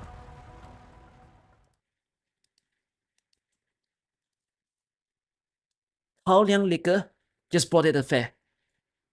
Lao Shi will have your head if she finds out you're drinking on the job. All we're doing is watching the water levels and keeping track of a few numbers. I could have 3 bottles in me and still catch any unusual data with one glance. Hey, am I actually drunk? Cross-check that original level in the slip for me. Or silt, sorry. What the... Close the gate. A crack of summer thunder overhead causes the cloud to tremble. The farmers standing on the levees look up at the sound. All they see is the sun over their heads, its rays reflecting the water on the paddies. Why did you follow me? Shouldn't you be playing the flute for the opera? You were the one who sneaked out. Why do you always come here with food by yourself during the Shennong festival? Did you come to visit the mute uncle? Who is he? Why doesn't he live with others? He has an illness he's afraid he could pass on to the others. That's why he moved here on his own. Oh, the others are all afraid of him. Aren't you, Greenbutts? Well, a little. I saw him when I was looking for Mianmian a few days ago. He wasn't as scary as people say. It's just the way he looks and the axe he carries. But I can tell he's not a bad man. When he's angry, he glares at me the same way Xiao He glares at the students who don't do their homework. You're a smart kid. Stray stock beast fowls become aggressive and distrustful. But it doesn't take long for them to start acting like the normal when they've spent some time eating and playing with the other stock beasts. Maybe that uncle will be happier he has someone talking to him. It's sad that he has to be in a place like this himself. There are so many Tianshis in Da Huang. Can't any of them cure his illness? Someday, maybe. Shu, does his illness have something to do with the monsters in the legends? Why do you ask? There's this dream I've had more than once. It takes place right here on this levee, and sometimes I see that mute uncle standing on it. In the dream, the weather gets really bad. Sometimes very dry, sometimes raining heavily, and the winds bring strange things from the other side of the river. All the seedlings in the field die, and the granaries run out of grain. Have you ever told this to anyone? Oh! Thunder! Run, Greenbutts. Hurry back.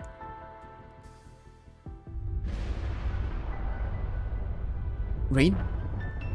Rain? Not that unusual this season, is it? Something's not right with the skies. Who cares? The Tianshis didn't say anything. Can't be catastrophe. Just disappointing that a day like this is spoiled by rain. The water in the paddies look muddy. No! What's the matter? Where are you going? The actors are still singing on stage. Thunder rumbles with the drums, and massive raindrops fall on the ground like the drumsticks falling on the drums. Dark clouds gather rapidly like spilled ink. Lightning flashes as they clash with one another to form what looks like an enormous black monstrosity. A torrent spills from the clouds. The dust stirred in the fields is quickly drowned under the deluge. A small cluster of original bloom in the fields. The rice stalks look down towards this tiny black flower.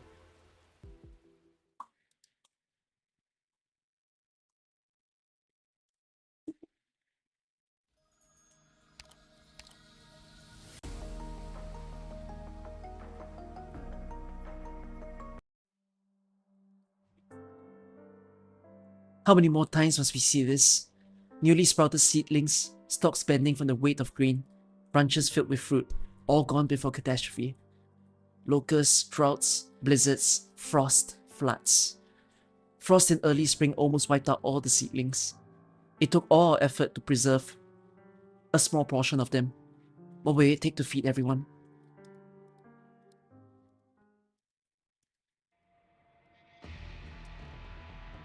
A sudden rain has drowned any festive spirit.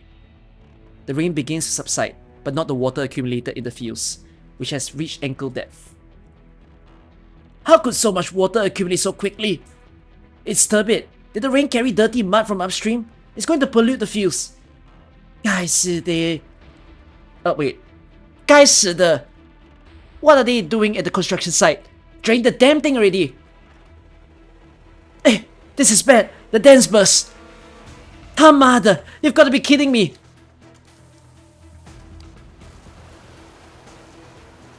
What's going on? Apparently an original vein upstream exploded, sending fragments down the river that got caught in the machinery, blowing a hole in the dam. Why didn't anyone notice? The water levels were novel. We didn't detect any unusual origin reactions or expect the origin activity to be so irregular. 这样怪的. During flood season, no less. The water is filled with original silt. It's going to wreak havoc on the crops, maybe even cause infection. Everyone be careful. Dam repairs will take time. Get people downstream to block the flow. The current is getting faster. What do we do if the entire dam collapses? What do you think we can do? Stop it with your arts, your lives!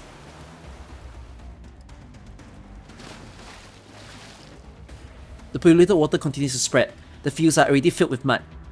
Step on it! More sandbags! We need to protect the experiment in this field. Don't let it get flooded! Aiyah, your specialty is playing with sand, isn't it? Get to it! You're the one who plays with sand. My specialty is soil analysis. Hey, I'll do what I can.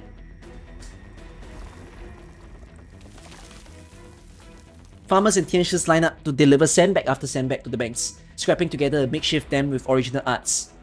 There is one last gap in it. I can't... The youth leaps with a bag of sand in his arms, tries to block the gap, but a gust of wind stops him in his tracks. What are you doing? The water is mixed with original field mud. Are you trying to get infected? It's my job to protect the people. You think everyone needs your protection. You're different from the people standing here because why? How can I help? The flood is caused by a burst dam. It's overwhelmed with the fused drainage system. We're in the flood season and it'll take time to repair it. The situation will only get worse if we don't do something. You're a messenger, right? Are you fast? I suppose. What do you need me to do? Someone needs to take charge of the chaos. Take this map and go to the mud plates. Find the farmer in charge and get the place ready to move. What are you planning? Da Huang's nomadic city modifications are only partially complete, but some degree of movement is possible. While repairs at the dam continue, we will rebuild the damaged drainage system by rearranging the plates and creating elevation.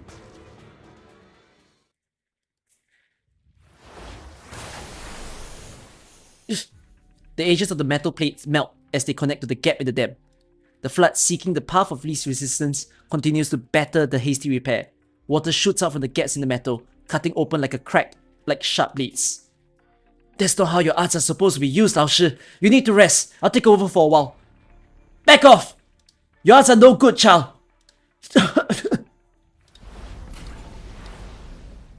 Heavenly Forge. Mian. What's this mess? We aren't even done at the factory. But looking at this flood, Good job holding out this long. You should not intervene outside of work in the core city. Call it emergency discretion, alright? Seriously, you engineers are even more uptight than the sea regulator. Go catch your breath, I'll deal with the rest.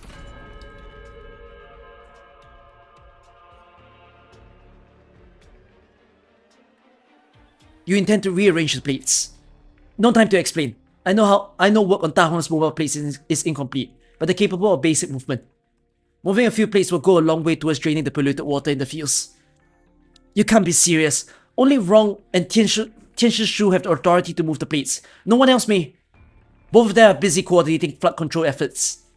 The flood shows no sign of abating. Fields and crops are being drowned as we speak. What are you going to do? Hold a Tianshi Bureau meeting? Why you're Tianshi Shu's apprentice. I've seen you with her. Very well. I'll trust you. But there are plates of various sizes, and there are dozens. Any movement is a complex job that will take several Tianshis an entire day to calculate. No need for that. I have the layout memorized. A plan. This is what we'll do. Plate A9, 5 tiles to the east. Plate B8, down 5 levels. What are you doing standing there? Get on it! Fine. I don't have any better ideas.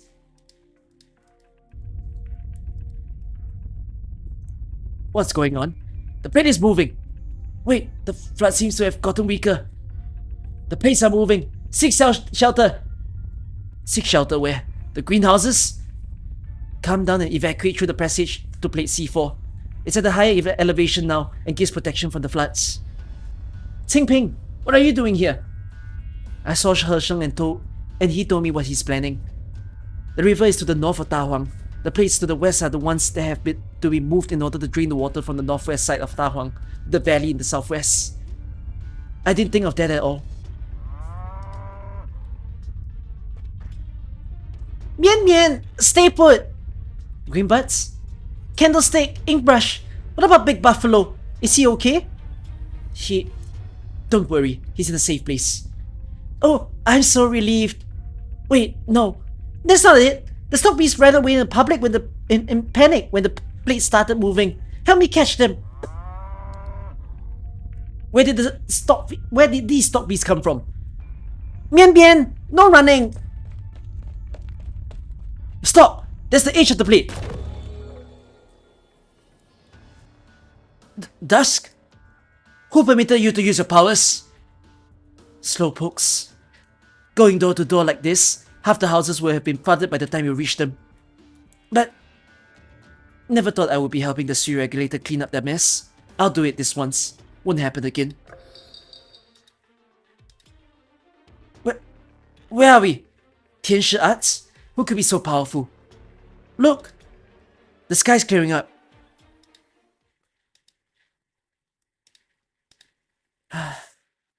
Everyone's exhausted. Ta Huang can't afford another disaster. I suppose this qualifies as extenuating circumstances. Go away.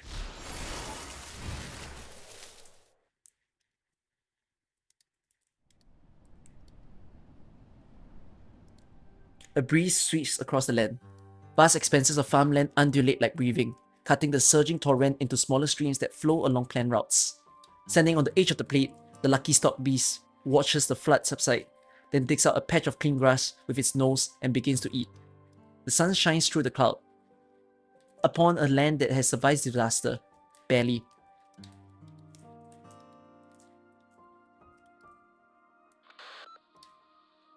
Plates A9 through C3 successfully moved.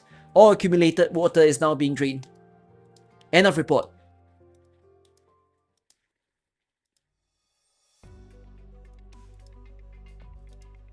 What is the extent of damage? Varying levels of pollution on plates A9 through B3. Less impact to the other plates, but further inspections are called for. Crops from polluted fields must be disposed of. The summer harvest will be significantly impacted, on top of a year that has already seen disappointing results. Almost a year of the people's hard work washed away. Will there be enough to fill this year's quota? How many will go hungry? There will be enough, thanks to the efforts of countless generations. But we can't afford another surprise. This is bigger than just Ta Huang. We must report to the capital and coordinate food supplies across all of Yen. Yumen is the closest to Ta Huang, but it's also struck by catastrophe earlier this year. Repairs are still ongoing, and it's unlikely they could spare anyone. Indeed, the Ministry of Engineering indicates that catastrophe frequency has been rising in the recent years. This has been a bad year. Dahuang is already the country's biggest fruit producer. We can ask for aid for the other cities. Plate repairs can wait. Dahuang's first priority is fruit production. There are still many experimental fields close to bearing fruit that have not yet been moved to safer plates. We need to delay work on the 12 pagodas and 5 cities. We need to bring back the Tianshis who were reassigned there to save the remaining farms and grain. We can't afford to delay the summer planting. I understand your difficulties, but can we not discuss a delay of the 12 pagodas and 5 cities? Food is important, of course, but the 12 pagodas and 5 cities is also an important national defense project. The Imperial Court has reason to order it completed by autumn. We must consider the benefits and drawbacks carefully.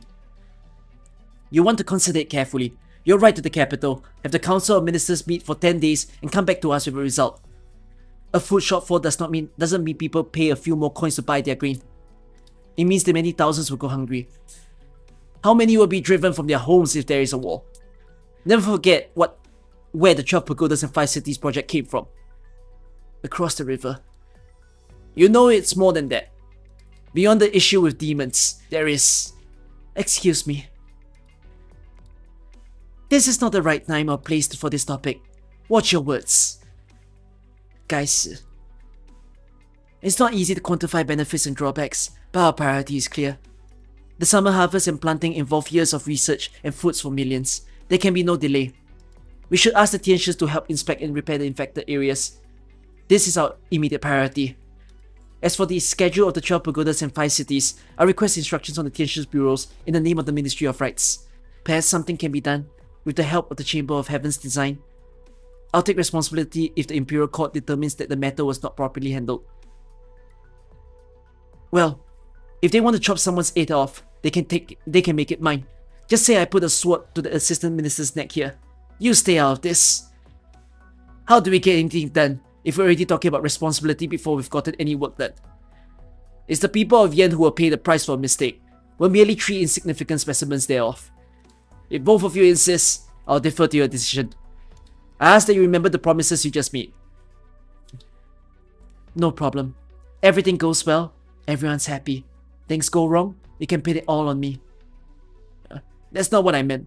All I meant to say is that, given the urgency of the situation, it would be prudent to communicate with the Chamber of Heaven's designs. I most certainly concur. I will draft a detailed report for Assistant Minister Ning to deliver to the Chamber. I'll need to prepare for that. I'll take my leave. Excuse me, ladies. Well, at least my Ministry of Engineering won't be taking the fall. Let's hope the supplies arrive on time.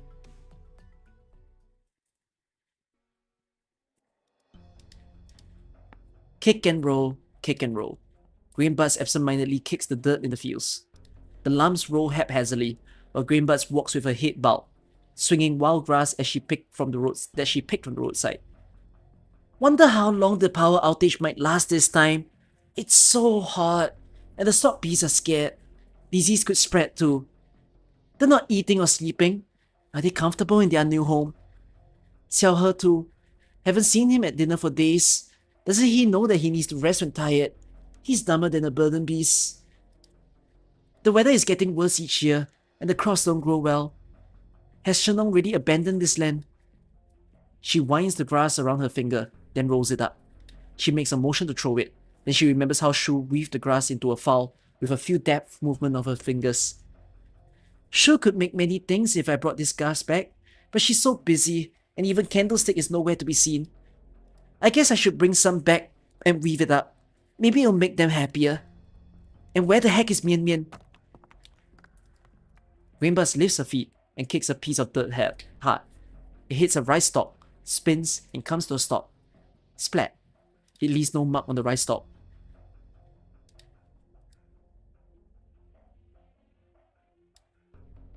A flood. The crops in the fields bow their heads, just like everyone has. Only a single rice plant stands tall in the carnage. It holds its grain high and proud, almost in scorn of everything else that has fallen, as though it had absorbed the life force of everything around it. When everything else goes dark, it alone blooms bright like life. Greenbuds could not resist reaching out to touch it. It is bright red. A burden bee strolls by the edge of the paddies, the sun shining upon it. It is bright red too.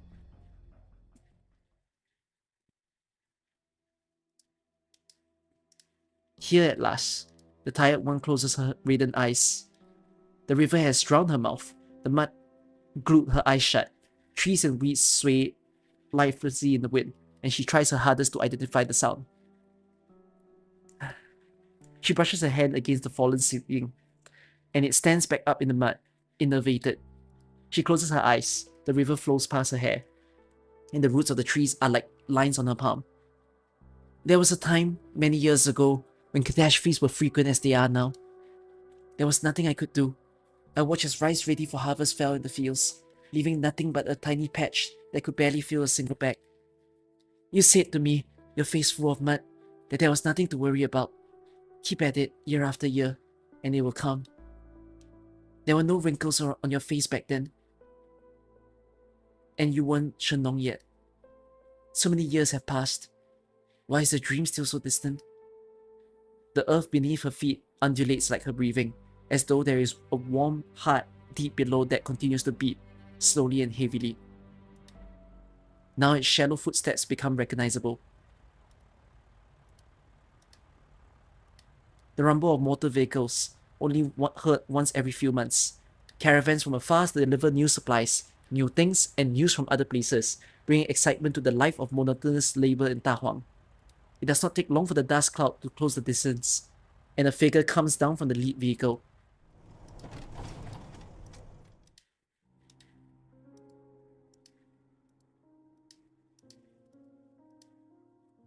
He is wearing a light, spotless shirt, and wind and smoke follow him for 10,000 li.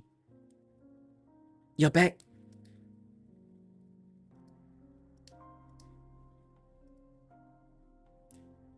Long time no see. My dear sister.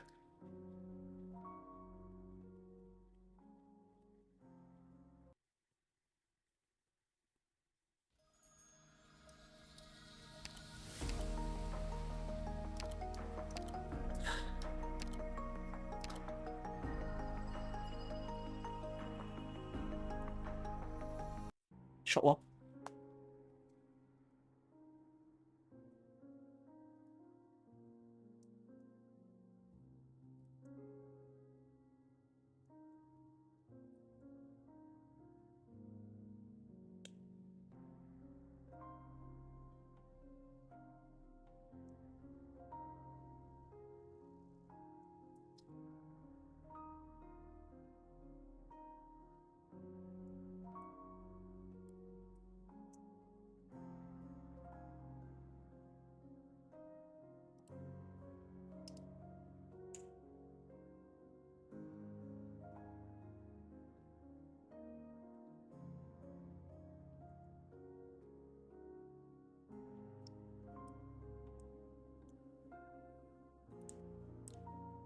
What gacha game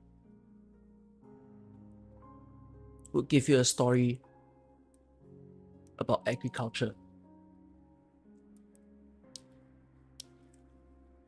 I think I should. This is something I would say when I end the stream, but the idea of Zuola getting sent here because his father banished him, basically, go work on the farmlands.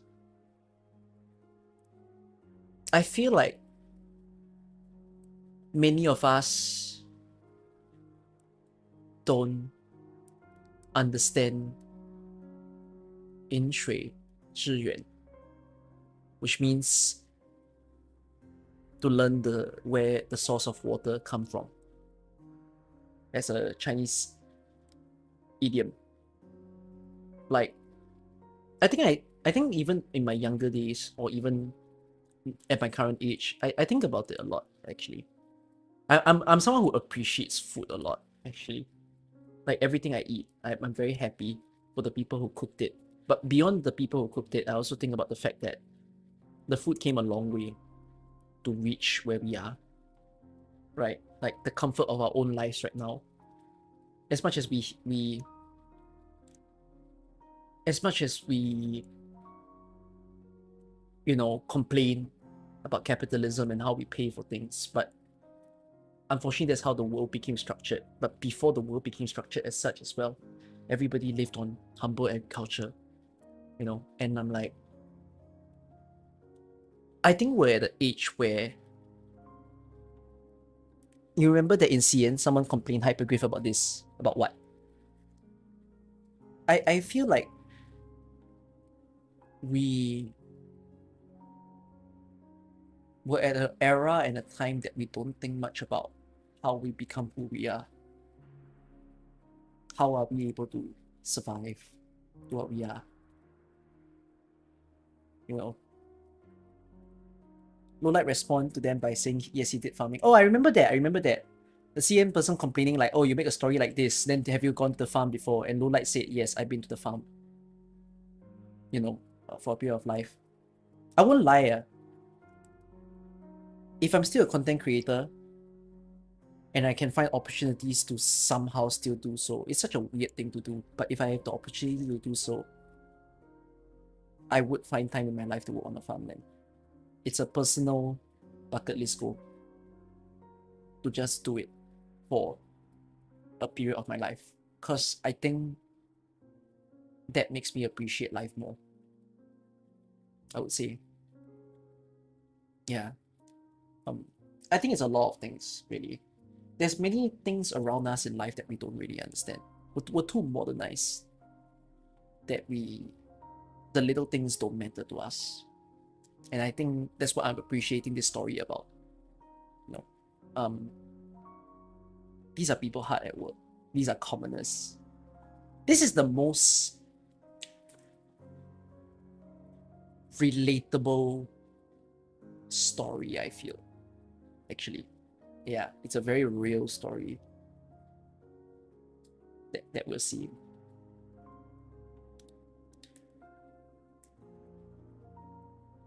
Let's continue.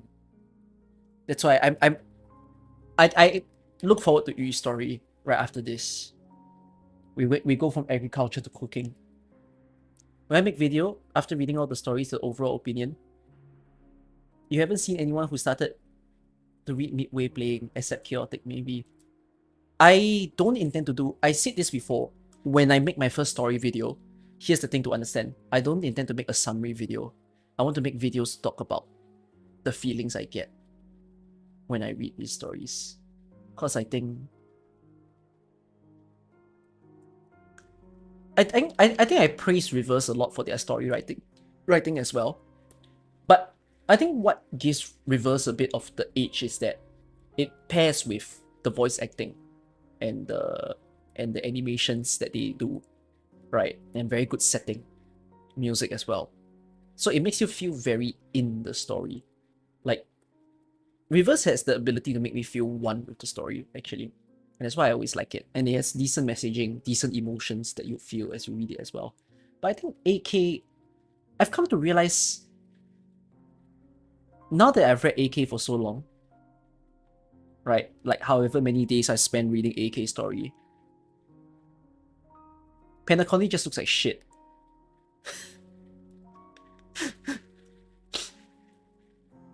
Like, why did I even think Penacony was good? Nothing compares to it. Well, Penacony was fun for its action. But in truth, I think the storylines in AK really hits different for me. Just, there's a lot of things that I end up stepping back and just thinking like, wow, there's a lot that just makes me ponder about life when I read AK stories. You feel like you don't see much appreciation for this story on the EN side. You'd love if I make a video on it. Well, I'm not at the end of the story. I'm only on the third note of the story now. So let's see how the story actually comes to an end. But also, last mention, and then let's not waste too much time. Let's hurry and finish this story because, like I said, I want to try to finish in 6 hours. the thing I noticed about the later stories in AK, remember how we said that the frontal part of AK story is very shit, right? I noticed that there is a trend in the newer stories. People complain about the word count of AK, but I started to realize word count of AK isn't really a problem. AK, the later stories of AK has become a phenomenon of you're not reading one story. You're reading a story that houses many stories. Actually, you're seeing the character routes of different people happening at the same time.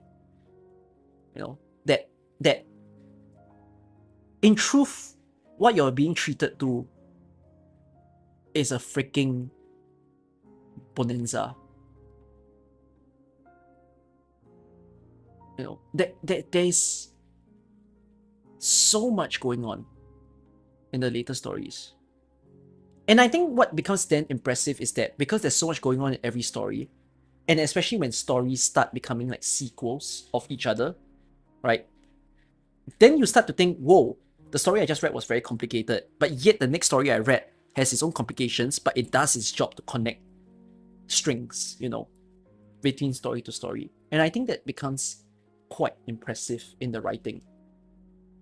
Here's the thing, I need Enfield to do the same. You know, I think I'm in full agreement. It's funny because Tobo made his first video about saying the Enfield story isn't very good. But then when I asked him, have you read AK story? He said no. I'm like, well, that's funny for you to say that in your video without any real basis of reading AK story to know what you're saying. But now I give you the basis, okay? In truth, what he's saying is not wrong. I think I stand by what he said, even though he's never read AK story. That like, yeah, I need Enfield to have the same catch. Really. And I think it will be an amazing game. I think Enfield will have the capability to make me cry if it's presented well. I mean, I've already cried to AK story. Which one made me cry? Ah, fucking Pototori. Yeah, Pototori made me cry. But yeah. You're gonna say it again. If I give Ronald Woods 9 out of 10, you're confident this event will be 10 out of 10. I think the innocence of Green Buds is very touching in the story thus far. I don't know how young or old Green Buds is, but I like Kate Green Bud as a character. And I think Wan Xing is going to have a character development as well in the story. I mean, you can see that there's a friendship brewing in this story, and I think that's quite nice to look at. So, yeah. There is something that I find very amazing about the Sui storyline as well. The Sui storylines tend to not have... They don't play emotion with the same way as other stories do, which is there is barely any deaths in the Sui story. You know, if there is a death, it's a person who has already passed away. Like, there's no active death in the Sui story. The previous one had one, but that's just it. But in the case of this, like, I'm just very impressed that they're able to tell the good story without the cheap method of like, let's have 5 different significant characters die. Looking at you, Jurassic World, Jurassic Park. Yes, slandering a cinema movie while I'm reading this. Anyways, traveling with the gentleman has taught me that the lands beyond are very different from Da Huang. Humans have invented many new things in just a few decades. There are all kinds of cities in Yen. More than just fields as far as the eye can see. There are glamorous palaces and busy markets, and so many more fascinating things. I'm just coming back for a little break. Then I'll go out on a long journey again. I don't know how many years it will be. Da Huang isn't the backwater hovel it once was. There are many people who can take care of the fields for you. Are you sure you don't want to go and see it with me? I realize that the world outside isn't so different from Da Huang after all. How long has it been? Decades? Centuries? Perspectives change. The more you see, the more you realize that people are the same everywhere. Devious, but predictable. Yes. Now I fully understand what the gentleman said before he died. Just how long do you plan to stay here, my dear sister?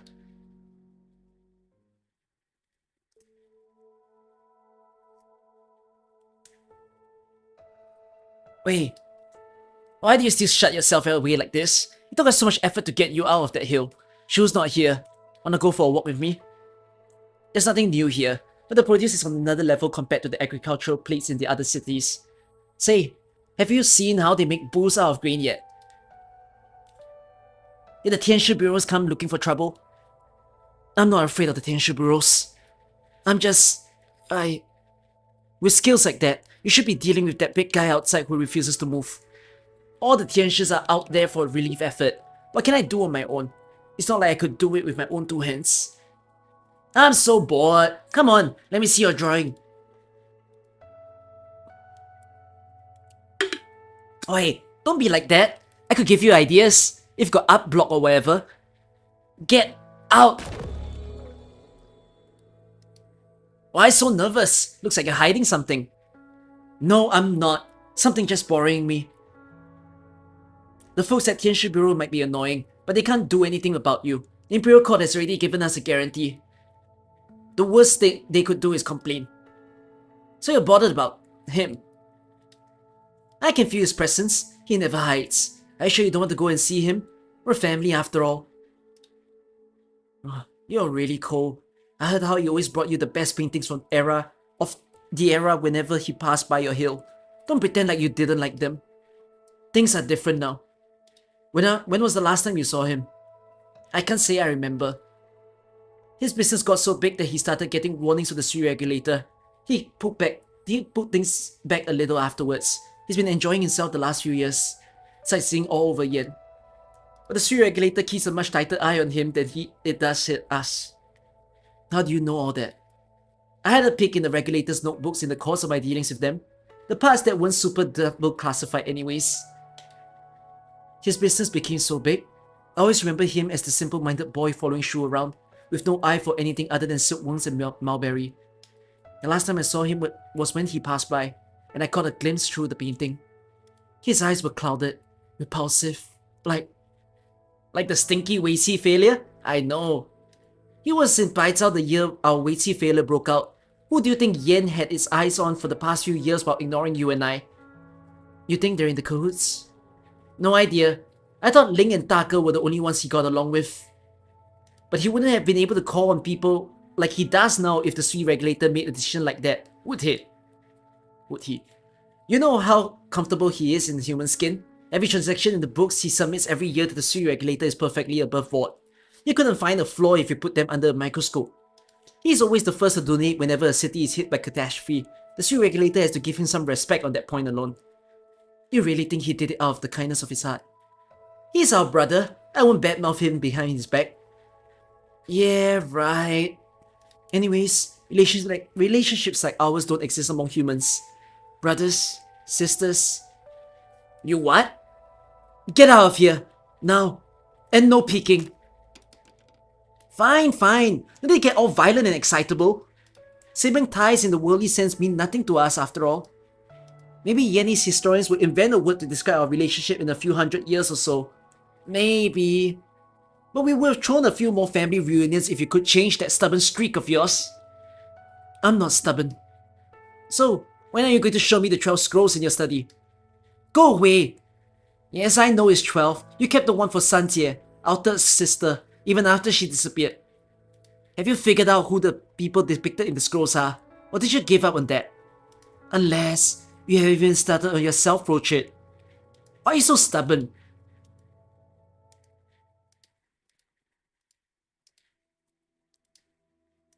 A rainstorm. Dark clouds have dispersed, but the moisture in the air remains palpable.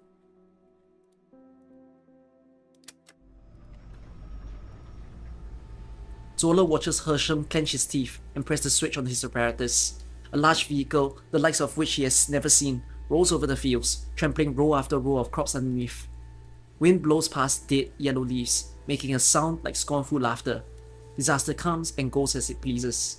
What can mortal men do before the will of heaven? All these crops have to be destroyed? Yes. It was my first ever test field. Maize. All soaked in original polluted water. No other choice. Restoring original polluted soil is extremely difficult. The land is vast, but precious little of it is fit for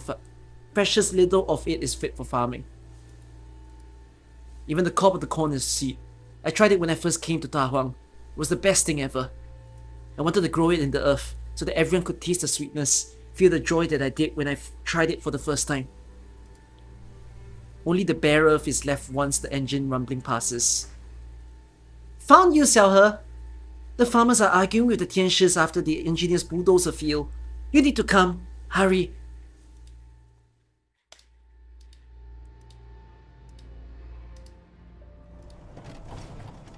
Folks, the disaster has left us with little supplies and even less time. We can't afford any delays. The decision has been already made to abandon these farms. Please let us pass through with our tools.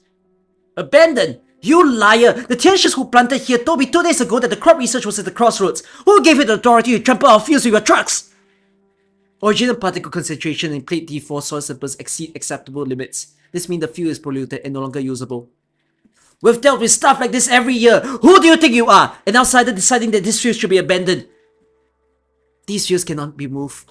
It's been polluted by natural disaster, and the higher ups have made the decision to not save it. This is already a bad year for the harvest. There's going to be a famine if we don't save the fields. You've never seen thousands die of starvation, have you? All you people care about is your construction projects. You're not even helping the fields. You're trampling them. Ta Huang belongs to us. You speak without wisdom. No wisdom, huh? I'll show you wisdom. You dare strike me? Screw you, son of a... I'll show you, son of a...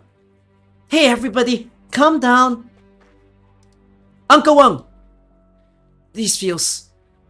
Just look, it's bad enough that the fields were ruined by Originium. Now these people are running over it with their trucks. All they talk about is ministers and reports. Minister who we've never seen them. We've not received any notice of these fields being abandoned. I thought the decision has been made to prioritize saving the soil. You didn't hear? The construction supplies have arrived. The rebuilding of Ta Huang resumed last night. The cost of soil repairs has been reassessed based on the latest damage reports.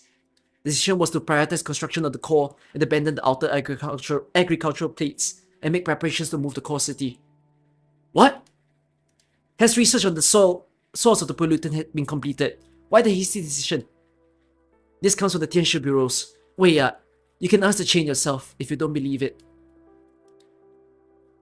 Herschel turns around. The farmers stare blankly at the tread marks left on the fields. If Tianshi bureau's instructions are to abandon the fields, we will comply. But these fields aren't just places of work. They're people's homes as well. If there hasn't been a formal notice of evacuation, please move this equipment elsewhere. At least for now. Fine, but it'll happen in the next few days. 多谢. I understand the hard work you folks put into farming this land, but things have changed.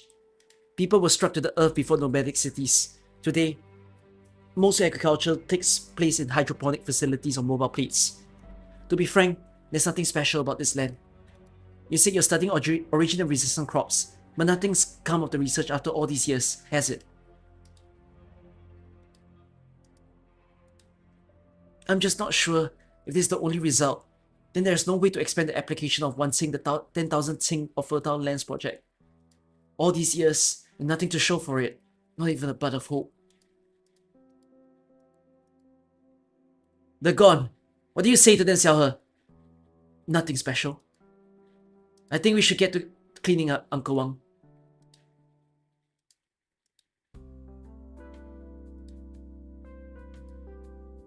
Big Buffalo! Big Buffalo! What are you doing just standing there? What are we gonna do? Listen to the Tianshis and move Ta Huang away? Leave all these fields behind? We should go ask the Xianzhang. Xianzhang, sorry. Say something! She would be the first to know if anything was happening to Ta Huang. If she isn't saying anything, that means it's out of her hands. And mine. Why are you holding your head like that? Maybe Shennong really was a celestial Xian. Otherwise, how could she have carved out fun land in an environment like this? Sure, Shennong was amazing, but it's amazing how people have taken care of this land. Shennong would be so mad if you gave up this easily. Whoa! Grandpa steps on something and hastily pulls her leg back. A figure rises from the swaying rice. Oh man, that was a good dream. Oh. What? He stepped on a sweet. Okay, but take pride in that, I guess. I dreamed of a bumper harvest before a catastrophe woke me up. Why are you sleeping in the fields? Someone might step on you. You already stepped on me. That's because you're sleeping in the fields. Apologies, sir. Are you okay? I'm not injured, but I've got a muddy footprint on this fine fabric. It's your fault for not watching where you're sleeping. You should watch where you're walking. Green butts. Well, what do you want me to do? Wash it for you? Buy you a new set? Forget it. All my clothes are made from the finest stuff from all over the land. You wouldn't know how to wash it. Are you the one who delivered the relief supplies? Hey, you're awfully clever. I'm a trader who managed to make a few coins. I came back when I heard about the disaster that hit Da Huang. Got to do my part for my homeland, after all. You're from Da Huang? Why were you sleeping in the fields then? Don't you have a home here? It's been so long that I could hardly recognize the place. Lost my way. Say, do you know where the Shadow Play Theatre is? Shadow Play? What's that? A kind of play that uses shadow cast by cloth-shrouded lamps and straw figures. Do you know a shadow plays here anymore? I've never seen it. Where do you celebrate the harvest now? The Great Stage? Just follow this path and turn left at the third tree. It's behind the Shennong Shrine. Oh, the Shennong Shrine is still here. That's good to hear. Thanks. You're the first one to point the way for me. Well, fate has determined that we would meet. Here I have a wish for sale. Anything you like. The man opens his hand to reveal a round stone that gives off a serene glow. What's this? A wish for anything you desire. A wish? I don't believe you. You're a trader, not some Xian. How could you make any wish come true? I may be a hundo trader, but I'm a big enough deal that I buy and sell anything. But the opportunity to trade with me doesn't come to everyone. For real? Greenbus looks back at Hersheng behind her, thinks about it, and turns back to the man. I wish Da Huang could always be safe and peaceful, and the harvest always good. Sure, I can sell you that wish. What will you pay me for it? Greenbuds, this guy's kinda weird. We should go. There's no use trying to scam me. I don't have any valuables. It doesn't have to be valuable in terms of monetary value. I accept anything that you value and treasure. Xiaohe, can I play that song? Song? What song? Greenbuds pouts. You stupid buffalo! Far away, a few foul beasts perch atop a stock beast, picking bugs off its hide with their long beaks. The stock beast quietly munches on grass, while the foul beasts frolic atop, occasionally stretching their necks and chirping happily. Greenbuds puts her flute to her lips. The wind provides a gentle accompaniment. Green hills, flowing water, moonlight on the river. Sway, sway, little boat, let the flowers bloom. Silent are the stars on high, the wandering seeds sprout. Far on the boat you go, rise flowers in the wind. Sway, sway, far away you go. A fine payment. The stone is yours. Your wish will come true. Greenbus puts down the flute, glares at Hersheng, and runs away fuming. She looked angry. Why? She arranged it for me when I took my entrance exams 3 years ago. I remembered. She just put me on the spot. Ah, such precious sentiment. What about you? Is there anything you would like to buy from me? Me? Thank you, but there's nothing I want in particular right now. Or should I say, what I want can't be bought. I have to earn it on my own. I could hear you out if you'd like.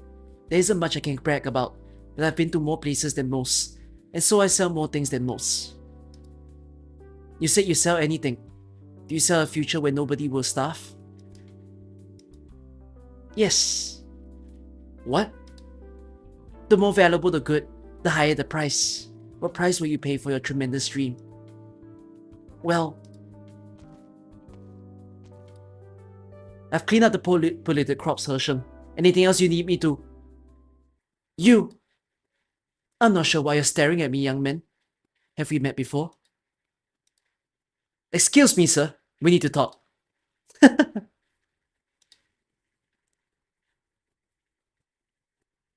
So it makes sense now why he has a shop in IS6. He's a merchant. Oh no.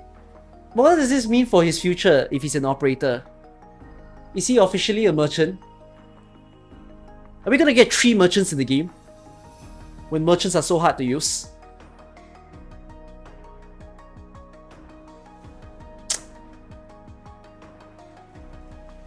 Yeah, he's either merchant or vanguard.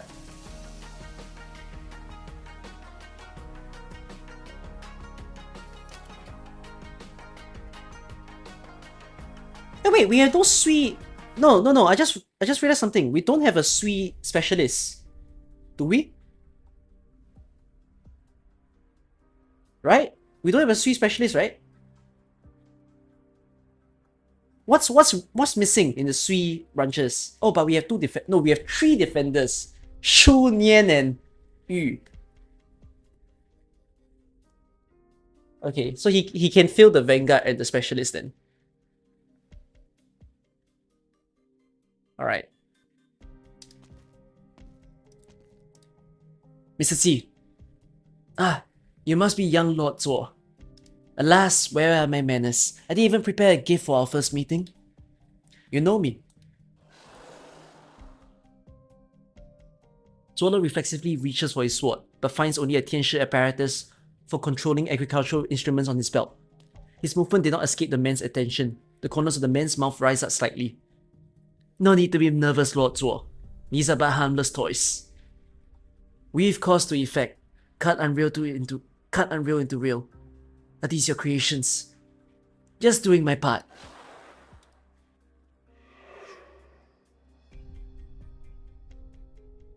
You don't even look sniperish. Oh, I just realized something. So, thus far, there's 2 unreleased Sui siblings that we visibly see, right? Oh no, there's a third! Yu's storyline has a third brother that we see, right?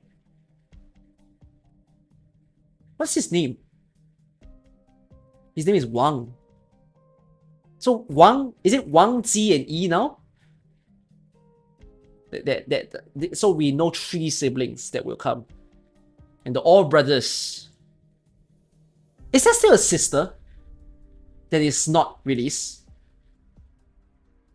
Yeah, it's all men. How many sisters are there? Are not? I mean, there's the disappeared sister. Yes. There's only 1 more sis. So 4 more brothers.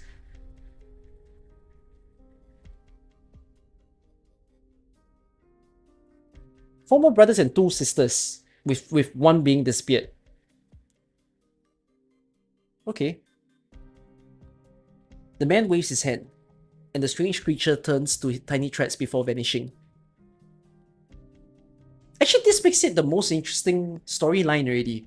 The fact that actually an official brother has been teased with his whole sprite as well, right? The ways of the Faramid proxies are mystifying. Pretty parlor tricks, not much use to them. Pestilence and blight tend to follow a flood. Dealing with disasters you can't see or touch is hard. Weave it into an object and it becomes clearer to deal with. Or easier, sorry. My other sister would chastise me for violating the laws of nature if she saw me do this. With IS6, we kind of know the order and occupation of all the siblings, right? You shouldn't be here. This is my childhood home after all. I got a little homesick. I didn't know your kind have childhoods. We were all ignorant once, no matter how long our lifespans. New things left a deeper impression on us. And we think more about those who were around us at the time. Any meeting of you and your siblings is an important matter that should have been reported to the Sui regulator in advance. The Imperial Court's convoy was delayed by catastrophe. I got word from the old Tianshi and immediately sent relief supplies out of my own pocket. I only saw my older sister briefly and never caught a glimpse of the younger ones. Isn't the sea regulator being a little, you know, inhumane? The sea regulator has instructions to keep a close eye on you. Even though I've never broken a single rule in all these years, it is not up to you. And yet, you're not wearing the garb of a candle holder. The man smiles. His demeanor is gentle, polite, relaxed. But Tuola cannot help but feel a chill up his spine. I have heard so much about you, Lord Tuo, that we should meet here. That we should meet here is certainly the will of heaven, and I would very much like to make your acquaintance. There's no need to flatter me. I've seen many a scion of blue blood families in Baizhao, plenty of them intelligent and learned. But it would be a challenge to find more than a handful who could get down to business and do honest work like you. In the 11th month of last year, you entered the den of Lang Yi Shanhai Chong by yourself and rescued dozens of innocent prisoners. In the 2nd month of this year, you braved numerous dangers in pursuit of that special goblet. The uninformed believed you have risen to your position at such a young age because of your father. What do they know of the dangers of a candle holder's duty? Why should one mistake wipe out all the hard work you have done in the past? You're not supposed to know of these things. A businessman hears many things. After all, the things one hears can be a commodity too, if another is willing to pay a price for them. And it's my business to know what kind of customer would pay what kind of price for information. For example, I know what's on the other side of the river to the north of Dahuang. I know what Nian is building there. I know you suspect that ulterior motives were involved in the catastrophe that struck Yumen, but all your leads came up empty. Am I right? Your meticulousness is impressive. But I would not underestimate the sea regulator if I were you. We will get to the bottom of any suspicions we have. I would caution you to toe the line. This is a word of advice from a friend. A word of warning from a candle holder to the sea regulator. I'm sure you worry too much. The best Tianshis in all of Yan have gathered in the Chamber of Heaven's design north of Dahuang. What can one little man do? Should you not be more concerned about the things across the river? What? Do you know how many Tianshis the Chamber of Heaven's design has lost in the past 3 months? Don't you dare spread lies and rumors. Trust is a merchant's greatest asset. I never lie, Lord Zuo. You can look into it yourself if you don't believe it. Then think about what you want to do and whether it might involve a deal with me.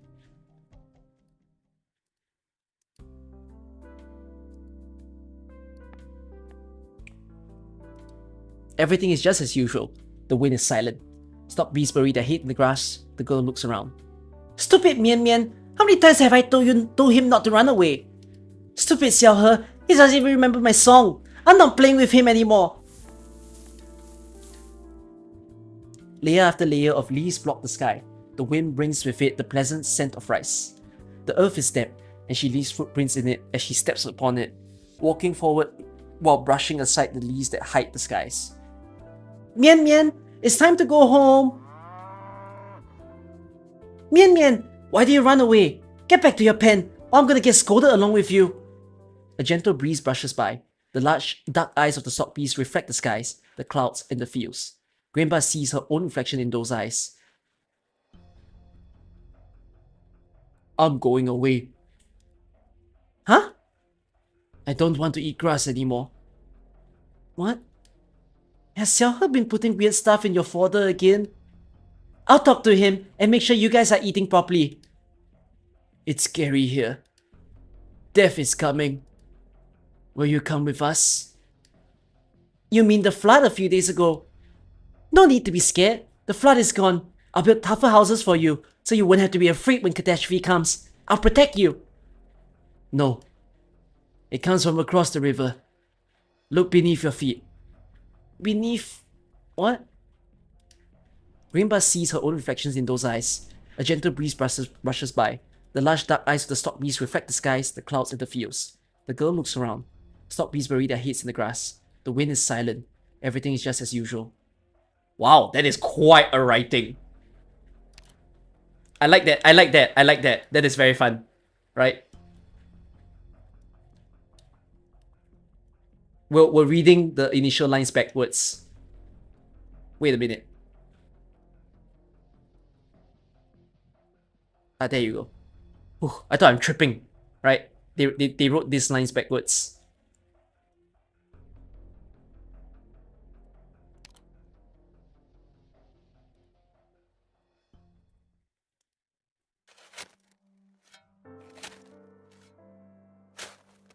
Uncle Wang, what are you doing? Moving trees. The peace tree? It was in perfectly good shape. Why are you moving it? What about the two Mutianshis? Give me a hand and move that dirt over there. They've gone back to the factories. They'll be transporting materials through here in a bit. Everyone knows there's no saving this land. Xiao He, you're a student at the Tianshi Bureau, but you're also from around here. Tell us, what's happened to the land? I don't know. Yeah, I know. Every inch of land is business to the Mandarins. How much money it takes to turn them into moving plates, and how much more money they stand to make. But this is our home. My family has lived here for generations. How could they just tell us to abandon our home just like that? This is my home too. I promise I'll get to the bottom of what's happening here. I'll find a way to save the land. What use are your promises? They promised to take these fields along when they started building the nomadic city. Fine, I'll pretend I lost the land to a catastrophe, but I'm taking this tree with me. My grandpa's grandma planted it. The people in the cities think home is something that you can take with you. Well, this tree is my home, and I'm taking it with me. I'll help. The old farmer lifts the peace tree onto his shoulders. Carrying his home, he leaves deep footprints in the mud. Hersham looks back at the core city as he carries the heavy tree.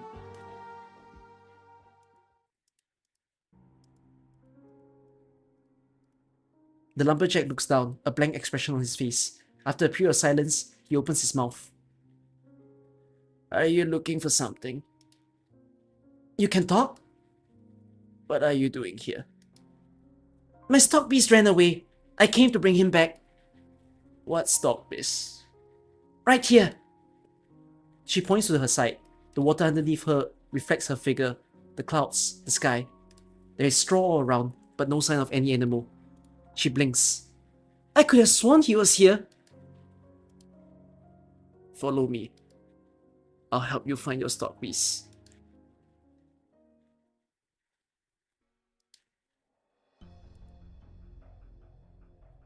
Have a seat, Lord Zuo.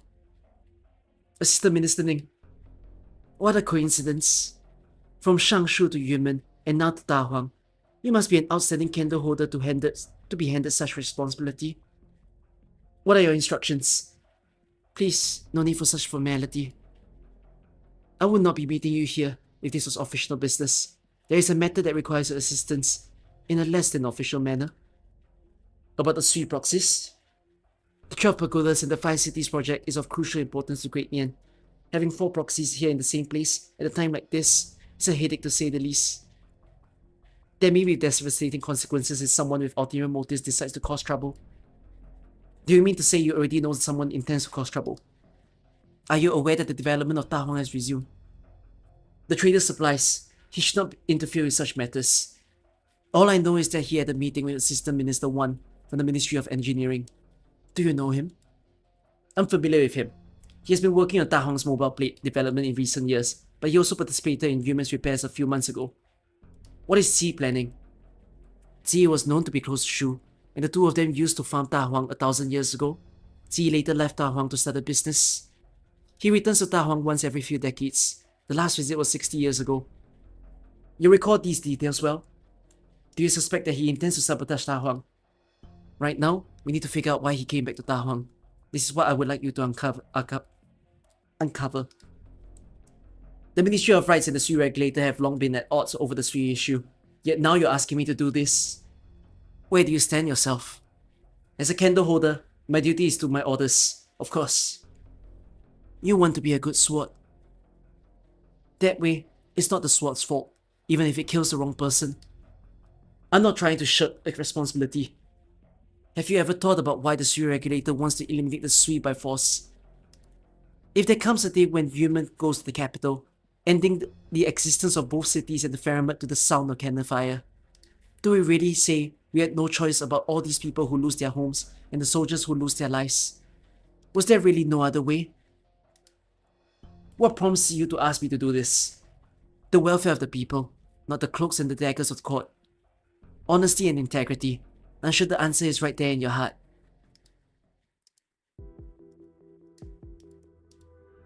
The man points at the calm surface of the river, smooth like a mirror, almost like it has frozen in place.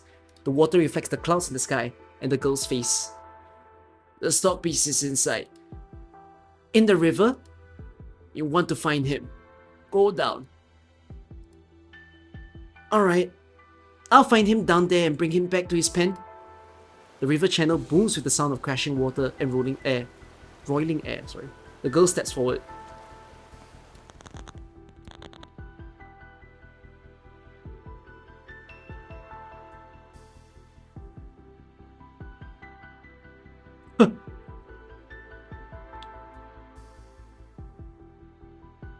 Well, that's a first time for everything.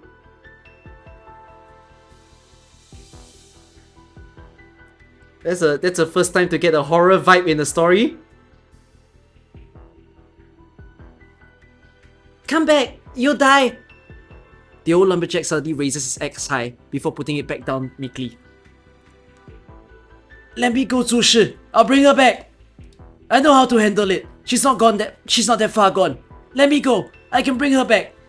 Zhu Shi, no! She can still be saved. Zhu Shi!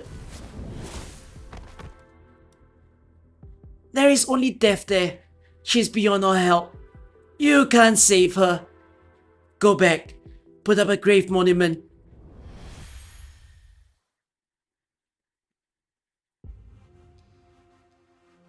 Where do you think you're going, you idiot? Huh? The stock piece is down there. The old lumberjack told me so. I'm bringing him back. You're the stock beast, you dumb rice brain! Are you talking about me? Of course I'm talking about you! You think there's a stock beast down there? Are you blind or stupid? Oh, shut up! Splat. The piece of river mud hits Grainsbutt's face.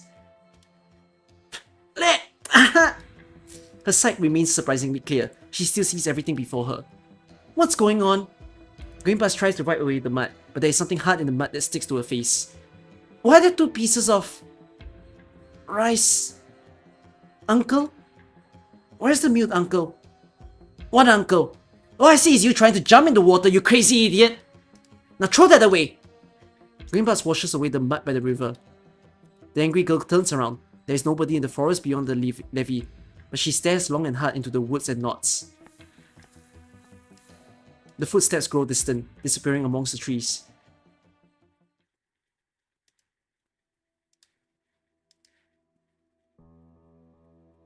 Has violated the statutes by entering Ta Huang and meeting proxies without permission. The penalties hereof are temporarily deferred in consideration of his assistance to the disaster relief efforts. It is hereby ordered that depart Ta Huang within 3 days under the supervision of the Sui regulator. Any delays will be subject to strict penalties. The red stamp letter sits prominently at the center of the table. It seems that whoever placed it here knew when the master of the room would return and how she would react. You wouldn't tell it straight to my face. You say you trust me, but will we ever have the chance to sit down and talk to each other again?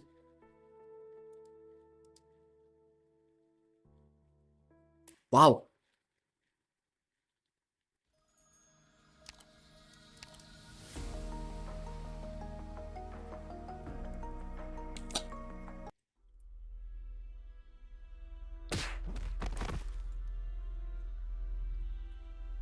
Are you okay? Lucia, thank you so much.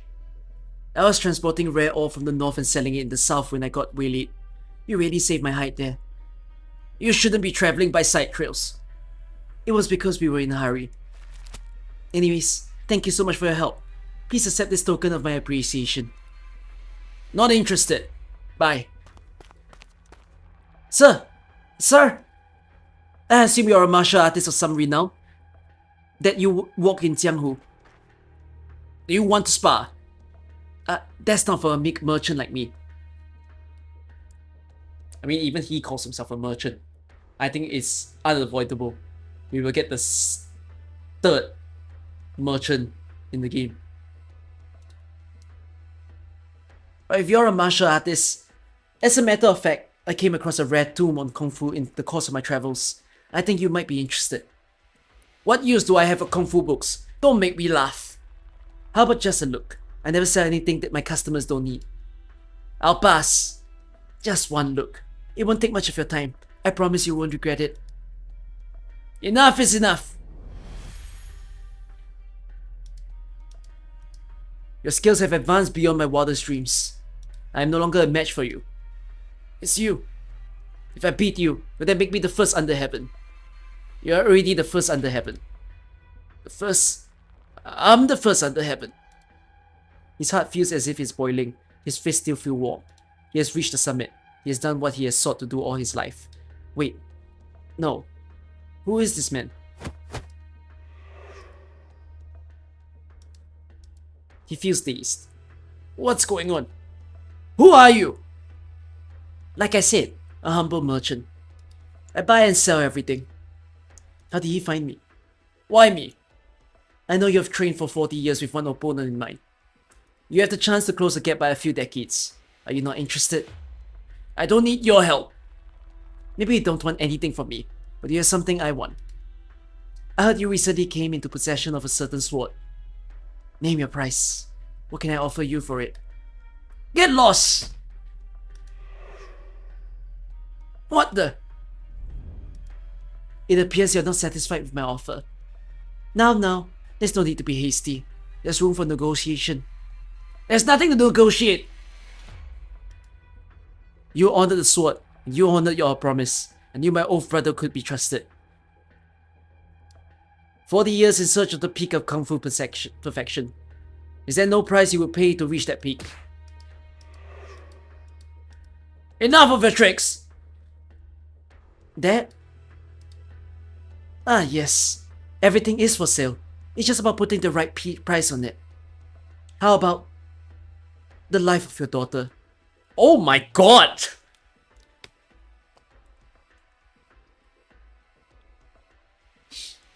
Holy! This guy is not good!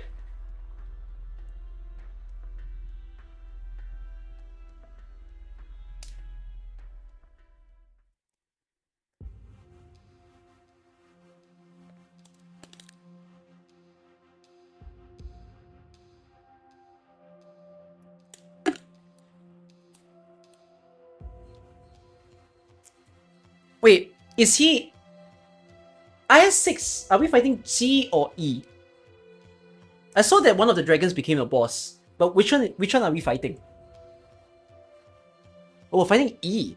I thought E was the good guy. Well, don't tell me why he's the boss. I'll find out when I play. But okay. Wait. There's a construction site. You can't enter without permission. Long time no see, Nian.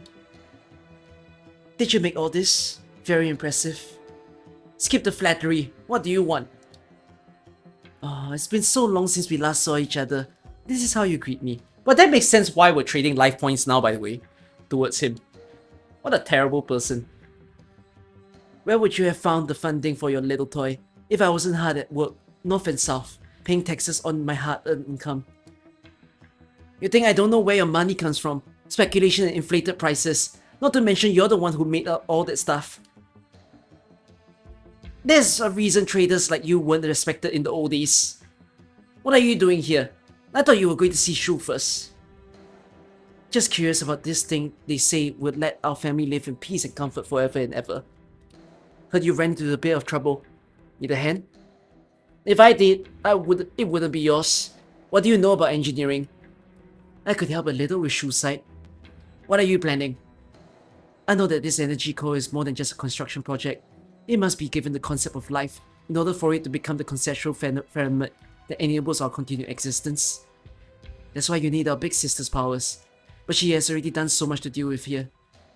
I've learned a trick or two from her. Wouldn't it be more efficient for me to take over? So you care about her after all. I thought you two had a split. Perish the thought.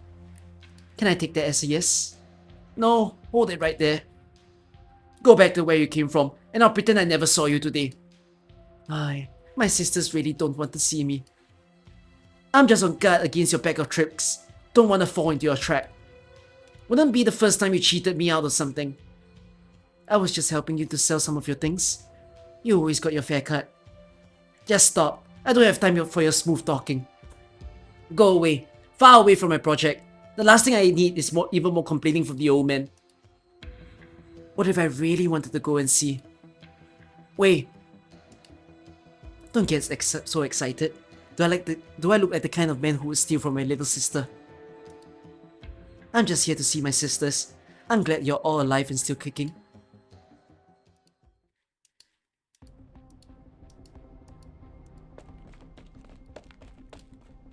Saw him once and that was it. Where did he go? Wait.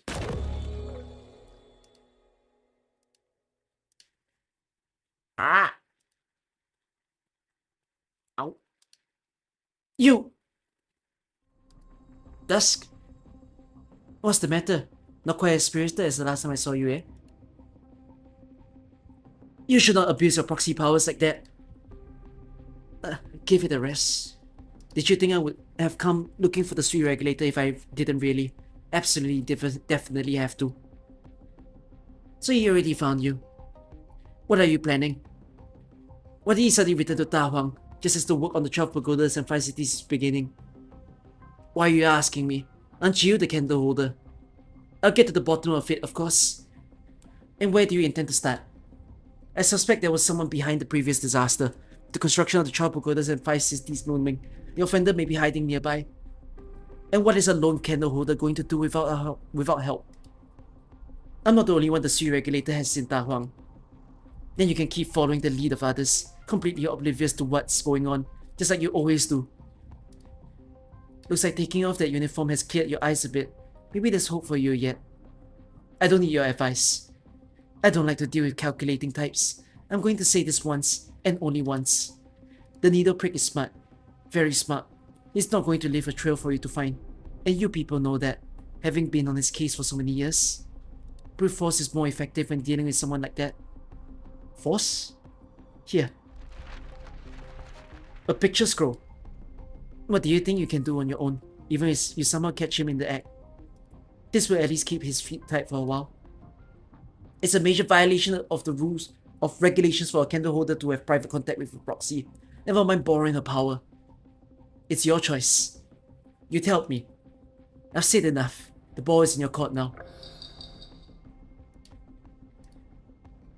多谢.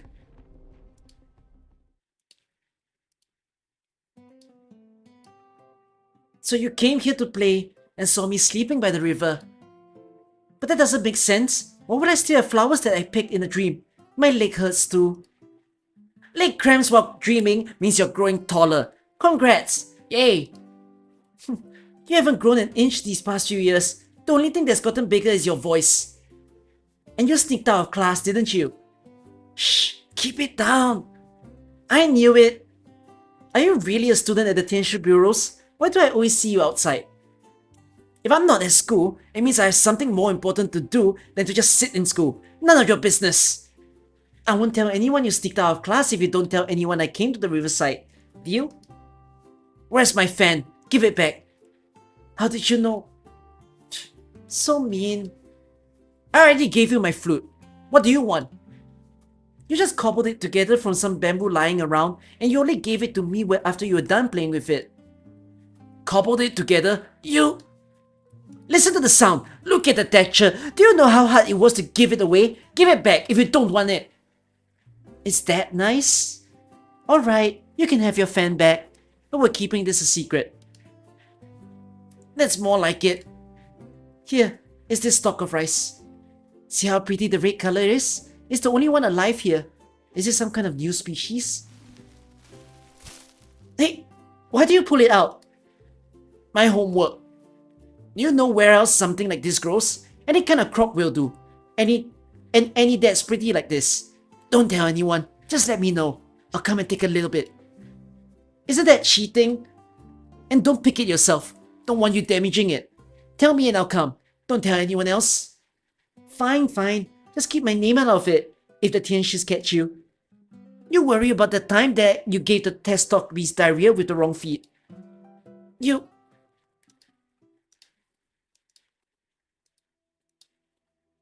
I have a dream. Da Huang is big, very big. It takes a whole day to walk from the east end to the west end, and you'll break your leg before you walk a full circle around his farmlands. But Lao Shi said Da Huang isn't big enough to fit everyone. I've never been outside Da Huang. This is the northern border of Yan, with only rough roads through the mountains and rivers. The food produced here is the only link to the outside world. The weight of the grain on the stalks in summer and autumn is the weight of the land. There is no sight like the sight of farmland during a bumper harvest. Who's there? An old farmer stands in the fields. Her facial features are unclear. There are tiny flowers in her hair. Hello? Here. A hoe? Till the earth. Loosen the soil. Plant the seeds and let them grow. Plow with focus. The youth takes the hoe. The old farmer turns around and bends down to work the soil again. The hoe is heavy. He raises it up high. Then he brings it down onto the earth. A rice seedling buds from the loosened soil. It grows rapidly, and soon flowers begin to bloom from its stalks. The youth feels a strange sense of fatigue. He wipes the sweat from his forehead and raises the hoe again. In the blink of an eye, the blooming flowers fall, and grains start to fill the stalks. The rice has borne again, has borne grain. It should be ready for harvest soon. The hoe seems to be getting heavier and heavier. He looks at his hand. Thick calluses have formed, and his arms and shoulders have grown creased and wrinkled. The old farmer says nothing and continues to work the soil. A seedling emerges from the earth in the shadow of a patch of rice. Life, then death. Golden rice grains falls from the stalks. Then fields after fields of crops fall lifeless onto the earth. The youth freezes, just before he brings the hoe down, staring at the scene before him in shock. Old-timer, what happened to the rice? From spring to autumn, one harvest to the next. What is a season to you, young man? Reaping the fruit, filling your belly, planting the next batch of seeds. The youth leaves the hoe and brings down on the earth again and again. The rice seeds take root and sprout underneath his feet, blossoming and bearing grain, before wilting and returning to dust. He never gets the chance to hold the seeds in his hands. He feels his strength fade. His hair grows rampant, from black and strong to soft and fragile, and his clothes rip and tatter, hanging on the back that he could no longer keep straight. He brings the hoe down one last time, not having the strength to do it again. A knot of white hair drops down by his face. I spent all my life farming here, but life is too short. Hundreds, thousands, tens of thousands, numbers that are too big for me. Oh? He is standing on shambles. I will never see them grow up. I don't have the time to wait for them to bear fruit. It is beyond my lifespan. Is this Shennong? The old farmer plants a tree on the levee and caresses the tree trunk before disappearing into thin air. Tree after tree appears on the levee. There are strands of red silk tied to them, wooden placards hanging off the silk, but the writing on the placards are too blurry for Herschel to read. Wind causes the forest to rustle. What are those placards? Why can't we keep the crops we grow from the earth? Broken rice grains lie on the ground. What did you see, young man? Why don't I see the fruit? He lifts the hoe again, bringing it down, wilting and growing old with each swing. He pours his life into the earth so that it may nourish the crops, but the crops do not respond. They grow and wilt without leaving seed. His long white hair covers him like dried grass. Does any of this really mean anything? His back is hunched. The pain of age spreads across his back. Weakness has robbed him of strength to speak. He can only mumble meaningless sounds. He casts his cloudy eyes to the ground, where patches of rice seedling lies. Who will see the day? Herschel turns around. A white figure stands behind him, her long hair like an ancient old tree, blue as the river. The figure waves her sleeves, and the rice starts to grow rapidly. Before long, all Herschel can see is growing rice. The figure begins to stride, and everything is silent.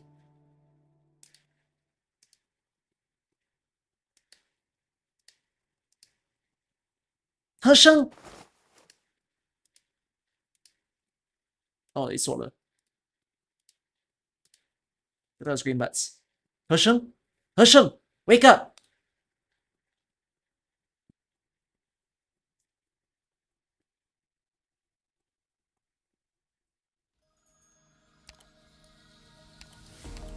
Oh, I was thinking, is there a ST2? There is.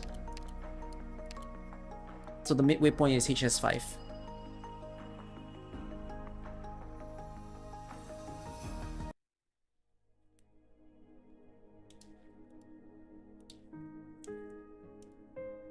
Rice paddies as far as the eye can see, all ethereal. Heaven and earth are expansive, but all is silent. The whiff of liquor and the dancing clouds flow into a goblet. Down the goblet, and all is clear and bright. Huh? What a dream. How did you find the time to come? Aren't things pretty exciting over here? I wanted to see whether the Cao Liang liquor you promised me was ready. How do I give it to you in a dream? What year's vintage are you talking about? Which dream of yours is this? At least let me sniff a whiff if I don't get to taste it in a dream. Or see if my hardest working sister got a little dinner. This is what Nian has made. The poet waves her sleeves, and a pot of wine and 2 goblets appear out of thin air. She cracks the mud seal on the pot, and the rich scent of liquor fills the air. The poet turns around and peers out at the rice fields that stretches for tens of thousands of li and beyond. The seasons circle overhead, winter giving way to summer, spring giving way to autumn. Is this what you see in this hut? Rice field as far as the eyes can see, the seasons rotating. We farm here day after day. Is it really possible to build what you talk about here? Do you need a hand? I just don't want you to turn this whole vessel into a huge pot of wine, or suddenly get all philosophical and think you would rather dream forever than to wake up in a world without freedom. You sure don't need my help? I've almost forgotten how many years you spent here. You're gonna make my age liquid if you don't get out and get some fresh air. For our other brothers and sisters, I worry they don't see things clear enough. For you, I worry that you see too clearly. See too clearly, such that you fail to see yourself. I'm just farming here. Everything has a heart, from the mountains to the rivers, to the trees and to the grass. To you, the trees and grass may not be any different from our own lives. What is it that you still can't put down? What keeps your mind occupied? She had left behind so many scrolls and books. She wanted to teach everyone to read and write, but all those scrolls and books disappeared with her. No one remembers her other than us. But I've visited schools and the Tianshi bureaus, and I've seen handwriting that looked exactly like hers in their books. All her things are no more. Even I didn't manage to keep a single one, but the words she said are now being said by students, and the words that she wrote are now being written by the pens of students. She once told me, it's the things I leave behind that count. I just want to see what I can leave behind on the far end of those fields of rice. What I can leave behind if the day comes that I am no more. Has the end that you have been staring at for so long changed at all? Never. Nothing but snow as far as the eye could see. The spring harvest, the autumn harvest, all buried in snow. I see. Do you feel disappointment at the result? Regret? Is life itself not a result? Do the countless mortals of the world give up living just because they realize it will eventually come to an end? Not all our siblings think that way. Has our little brother come back? Yes. Where's the timid docile Jean we knew and loved gone? Little brothers and sisters are always cuter when they stay little. I'll go to him.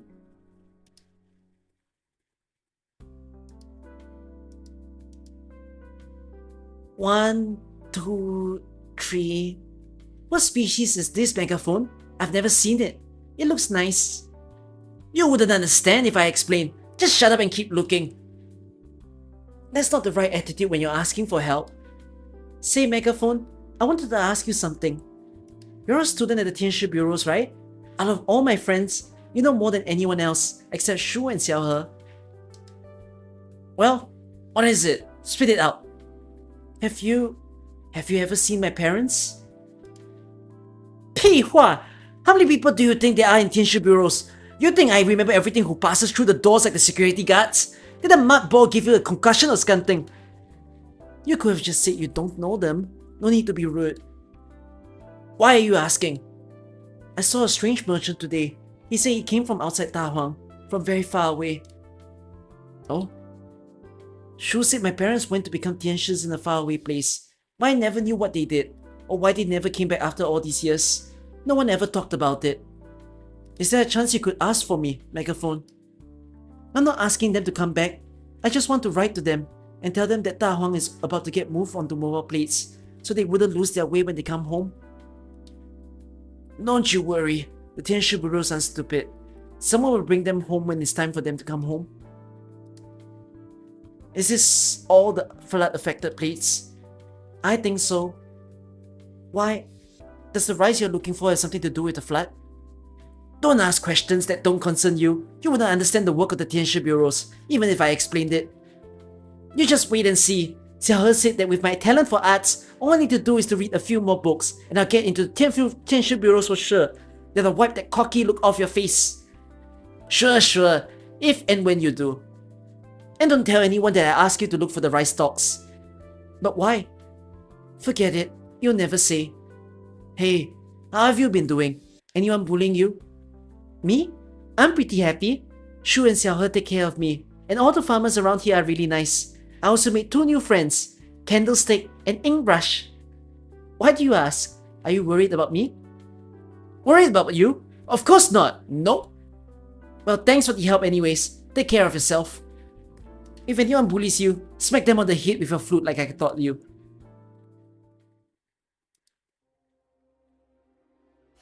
Thanks for the raid, Cloud Pixel. I assume you read from Arknights. I'm reading the story right now. Thank you. I'll continue reading. Grow, flax, mulberry, and fields. Grow as the sun rises. Drive away all evil, and bring new light to heaven and earth. La la la. La la la. I never liked this statue. Who decided that Shennong should be shabby and weathered? She liked to look pretty. She always had flowers in her hair. And she liked the clothes I made. And I remember how much her eyes looked like yours. Is the story good so far? This in particular? I think this is gonna have a very high rating for me. And I'm only halfway. If only Dusk had a portrait of her. But that was before she started to paint. I didn't think you would ever come back. Come now. I'm already past the age for running away from home. When did I ever say I wouldn't come back? The prodigal son starts to miss home when he's far away for long enough. And this is the one place that I felt I could call home. Now though, at a time like this, if only I came back 2 days earlier, I would have been in time for this year's festival opera and tasted your handmade dumplings. Sure, dumplings for the road, noodles for home. Whatever you want to eat, we've got it at home. Then, it's time for you to go. I've hardly been back for 2 days, and you're already kicking me out. You could stay for as long as you want, if you were the only one here, if you were only here to take a rest. Are you only here to take a rest though? That's what I want to ask. Da Huang looks different every time I come back. Who would have thought that it was just a land frozen soil 1,000 years ago? The people claimed this earth from a land of evil. Back then, the mountains and rivers were chaos, and heavens knew no seasons, but hearts were brave and bright. See you, Cloud Pixel. Thank you for the raid again. There were no differences in upbringing or nationality. Everyone looked out for one another. The only enemy was the barren soil before them, and the demonic threat that always loomed over their heads. I dreamt of her a few days ago, and I dreamt of that old gentleman too. I thought maybe it was time I came home. Fortunately, the way home was the same. Unfortunately, the same could not be said of people's hearts. When was the last time you had a good look at the people here? All under heaven live for profit, and die for profit. Where profit goes, so do people. It's the same everywhere. What do you think the Imperial Court spends its time discussing? How to protect our lives, or how to achieve an outcome that they believe to be the safest? Do you really think that Nian's toy can keep everyone safe? It's the only way to save everyone's lives. You're handing your own life over to someone else. It's not a fair partnership. If one side shoulders all the risk, both sides must bear the same risk in order for the partnership to last. Have you been away for so long that all you care about is profit and loss? I care about you, my sister. You're tired. Helping out with Nian's project is incredibly taxing, as if you don't have enough on your plate already. in the fields and forests. Otherwise, you would have noticed earlier. How many catastrophes have struck this land in the last thousand years? You knew when and where each and every one would strike beforehand. You feel everything that happens to this land, as though it was happening to you. What are you holding on to? Who's the one working against the laws of nature?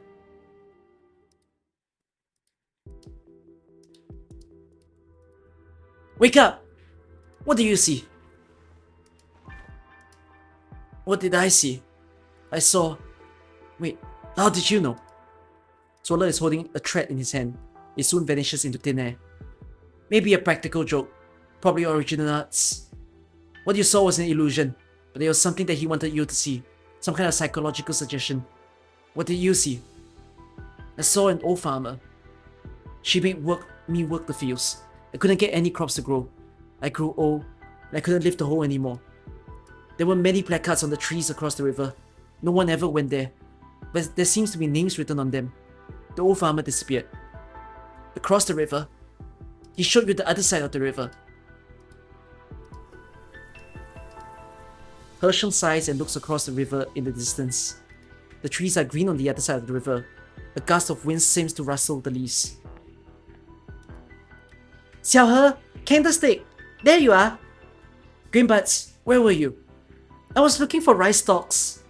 Rice? I thought you were looking for stock bees. What kind of rice was it that you had to look for? And don't tell anyone I asked you to look for rice stalks. I promise I wouldn't tell anyone. It's all so weird. I can't make heads or tails of it. Who asked you to look for rice? What did it look like? Where did you find it? Candlestick? What's the matter? You're starting to scare me. Greenbuds! Alright. It was for a short little girl, a student at the Tianshi bureaus, who said she was looking for a special kind of rice to submit for homework. I didn't know what species it was. It was red. Really red. There was something at the dam, and in the paddies not far from there.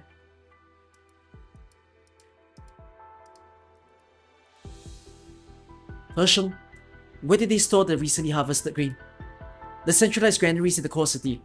I need you to check on the granaries right now. No delay. Report anything unusual to the Xiangzhang immediately. Wait, what's going on? We might be too late already.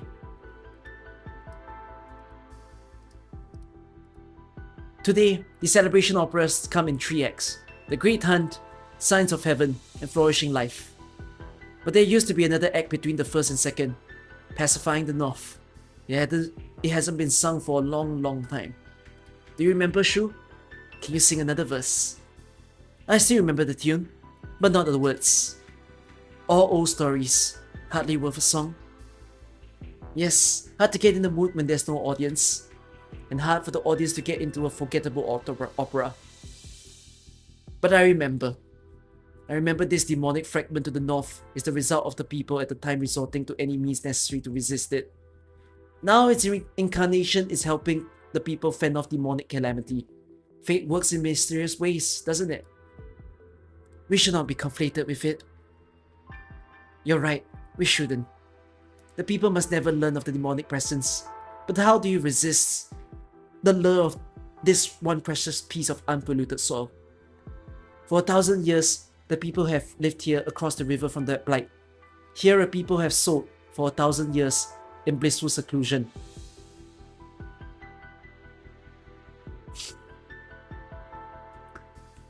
The title dropped, but it's not by Shu, it was by Ji. The time has come to reap what was sowed 1,000 years ago, and it must be reaped by the right person. Tell me, you didn't have anything to do with that disaster, did you? I've never lied to you. True, you just choose not to tell the truth from time to time. Why have you come back? Like I said, I just felt like dropping by. Just like old times, I want to ask, will you come with me, sister? My answer is the same. I will not leave. I can't leave.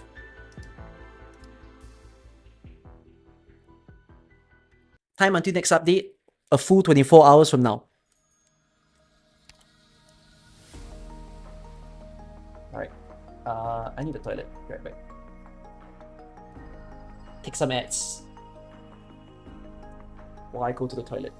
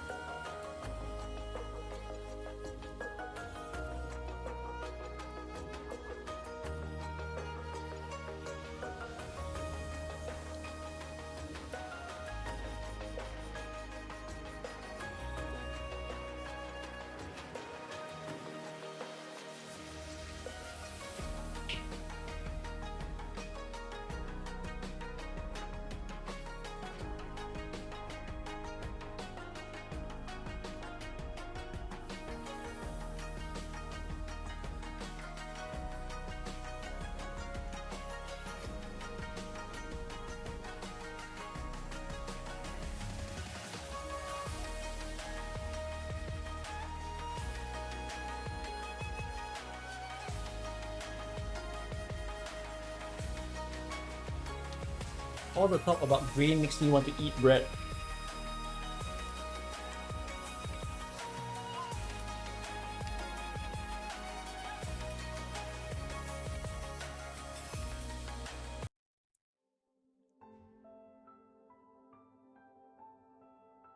Not even rice, but rice and bread are the same. They're made from wheat.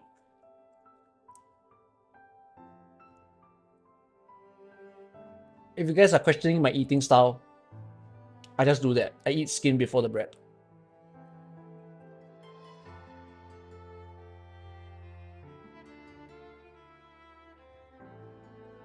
Actually, wait, no, now that you say it, you're right. No, rice is rice, wheat is wheat. But they're like the same family.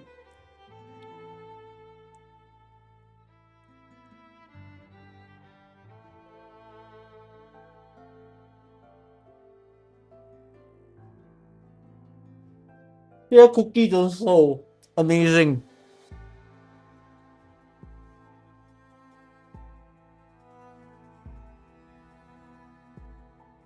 All right, give me a while. Let me swallow this and I'll continue the story.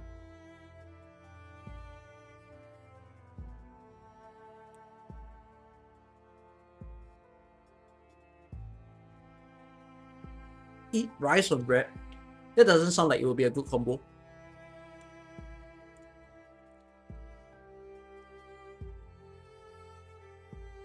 Who does that?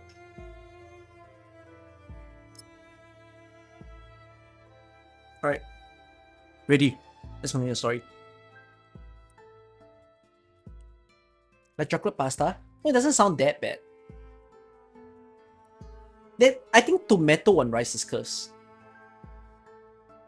Like tomato sauce, ketchup on rice. Not that I've never done it. I did it when I was a kid. But I think, like, why would you do that? Right? Risotto? Actually, now that you say it, yeah, risotto does that. You're not going to try to talk me out of this time. When have you ever listened? I'll feel empty inside if you don't at least nag a little bit. I can still walk, and my limbs remain sturdy. The spring wind is still chilly, so it's not like I can sunbathe in my chair. You know how dangerous it is up north. But Shu, you also know we have no choice. It took us decades to just carve out this little plot of land, but it's still not enough. We're always short on food and land. If we go a bit further north, we might just find some special crops that can grow in original tainted soil. Then, we'll be able to cultivate the entire continent. Nobody would go hungry ever again. Even more reasons for you to stay. If we can't find a crop like that, we'll just cultivate slowly. It might take 10 generations or 100, but eventually, does it look like I can wait that long? Besides, if the others heard things like crops that can be grown in original tainted soil or cultivating the entire continent, they think I lost my mind. There's no arguing with you. Wisdom is one of the perks that come with age. The woman extends her hand, her fingers tightly clenched. Oh, Shu, would you mind reading my palm again? See if this old lady still has the luck to realize her dreams this late in life.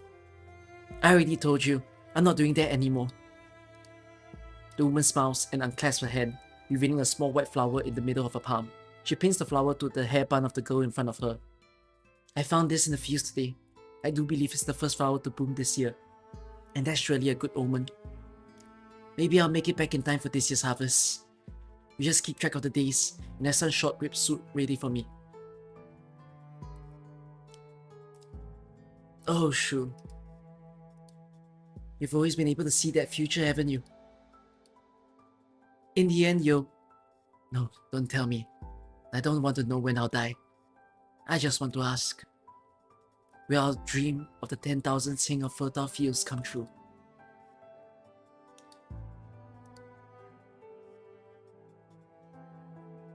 Chat, I have a random question.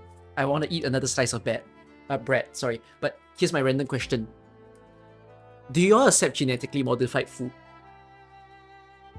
I think on this stream, right, I've often talked about AI. But let's ask another technological advancement. GM food. Would you eat it? Do you accept it?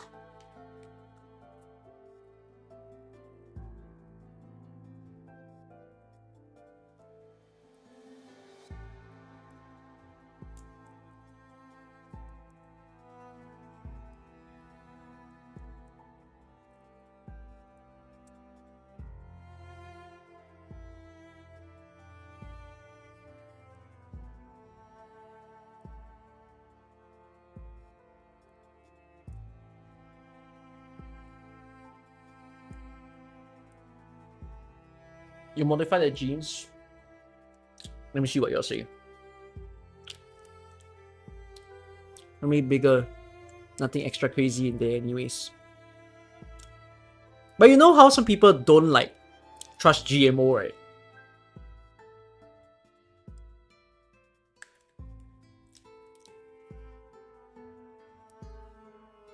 Yeah.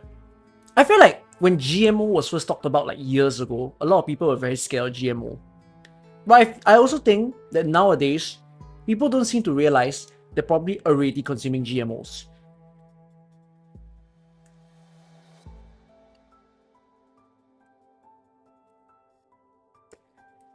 If it's sold regularly in shops, depend on the brand. If it's food, if it's safe to eat, if it's assessed to be safe, we just gobble it up. But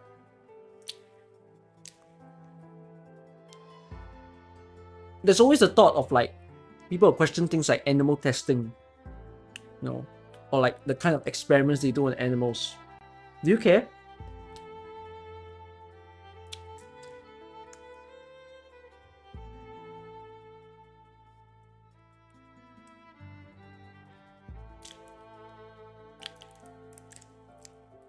If it's unethical.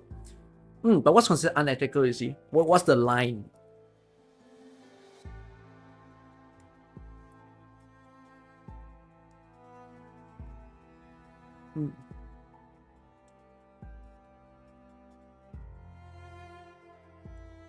You're too broke to afford GMO branded food.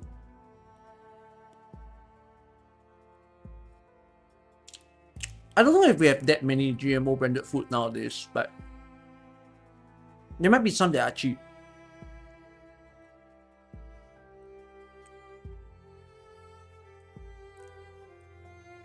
Yeah, and GMOs are supposed to progress such that it helps our food to be cheaper.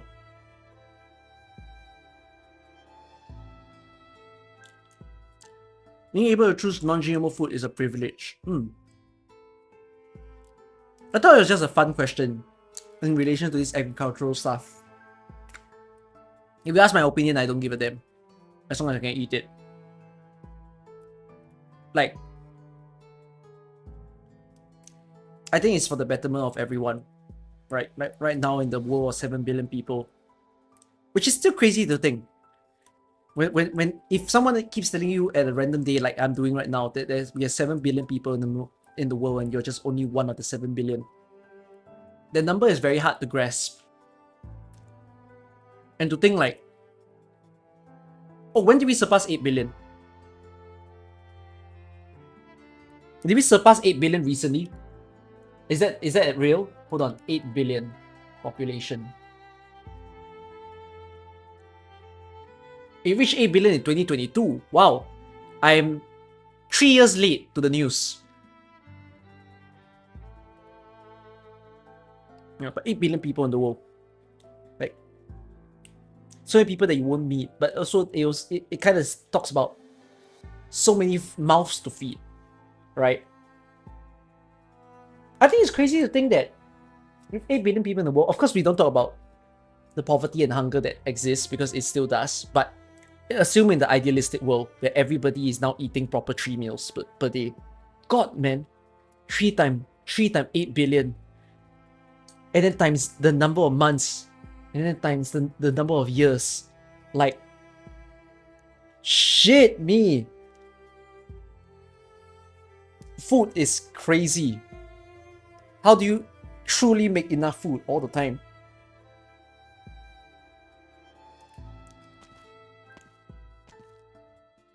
Yes, food waste is still a problem, yes.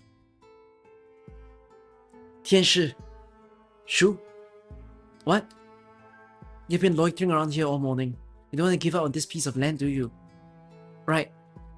The mountains are lush, the water is clear, and the food's good too. I like it here a lot. 天使 Shu, you were transferred to Da Huang not too long ago, right? You look very young. I've been here since I was born.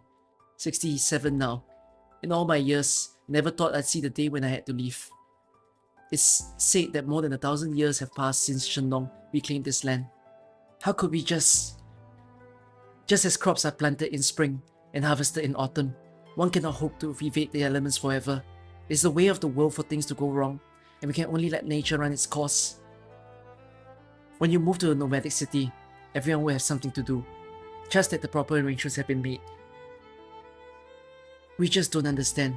We thought our harvest had been weak in the past 2 years because of the weather. It's nothing we can't overcome with a bit of hard work. But now, you're telling us there's something wrong with the land itself. Shu, you Tianshis are wiser than us. Can't you please think of a way to save this land? Just tell us what we have to do. Doesn't matter how hard we have to work, even if it means tilling every last clump of soil. It rained just 2 days ago, so how come this land is... The farmer standing at the edge of the field suddenly goes wide-eyed. All the water stored in the field. Now imagine if this was animated. Drains away at a speed discernible to the naked eye, as if there is a bottomless abyss hidden beneath the land. In a flash, all the water is gone, and along with it, the life of the land. The moist paddy fields turn into hardened salt flats in an instant. Countless parched fissures stretching outwards.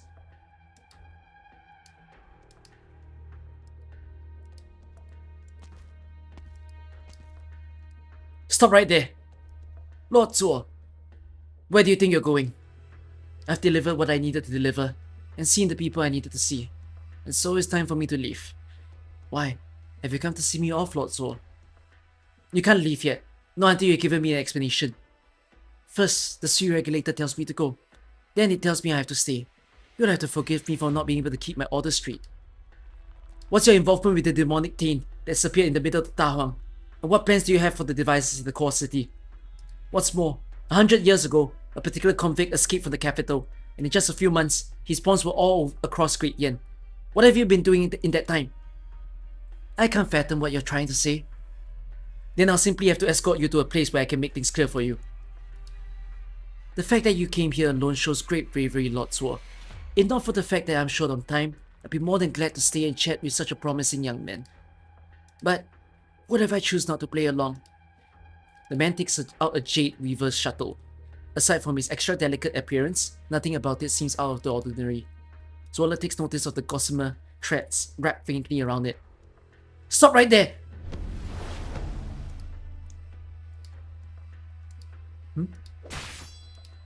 The shock is only momentary. Before the man can lift the shuttle in his hand, the candle holder blade is already at his neck. I'm just an ordinary man. I don't have the power to fight against you proxies. But within this scroll, there is no difference between the two of us. This scroll is one of my sisters. How could a mortal dare harness this power? Perhaps you underestimated the extent to which the pheromonologists have researched you. The Seal Regulator is fully aware of each and every one of your abilities. I never expected Dust to have such a low opinion of me that she'd rather team up with a candle holder to make my life difficult. But is it not a crime for a candle holder to come into private contact with a proxy? As guilty as you are already, Lord Zuo, have you not considered the consequences of such an outrageous act? The most important thing is for me to stop you right here and bring you into custody. You drew the demonic thing into Da Huang in order to destroy the 12 pagodas and 5 cities. Was this entire incident orchestrated by this particular convict? And if I were to say yes, what then? What are you going to do about it, Lord Zuo? Kill me right here and now, granting the Sui beneath the capital city even greater consciousness? Is Yen really prepared to march to war? If that's what it takes to stop you, then so be it. Even now, the bestial Sui may not stand as a shield for the misdeeds of your kind. Nevertheless, it is still a trait whose value must be weighed. The man smiles, ignoring the long braid pointed at his neck. He dusts off his robe and finds a stone to sit on. I'm serious. Why so jittery? Now that I have been sealed within this painting, I am a simple tailor without the ability to so much as capture a foul beast. What? Are you worried I'll fly away? We rarely get such opportunities, so let's chat. The only thing you'll be doing is answering my questions. Are you not at all curious about the files in the library that you don't have the authorization to access? Such a great opportunity is sitting right here. Surely, those questions are of much interest to you. Don't try to talk your way out of this. Then let's settle the account. Between Great Yen and the Pheromones.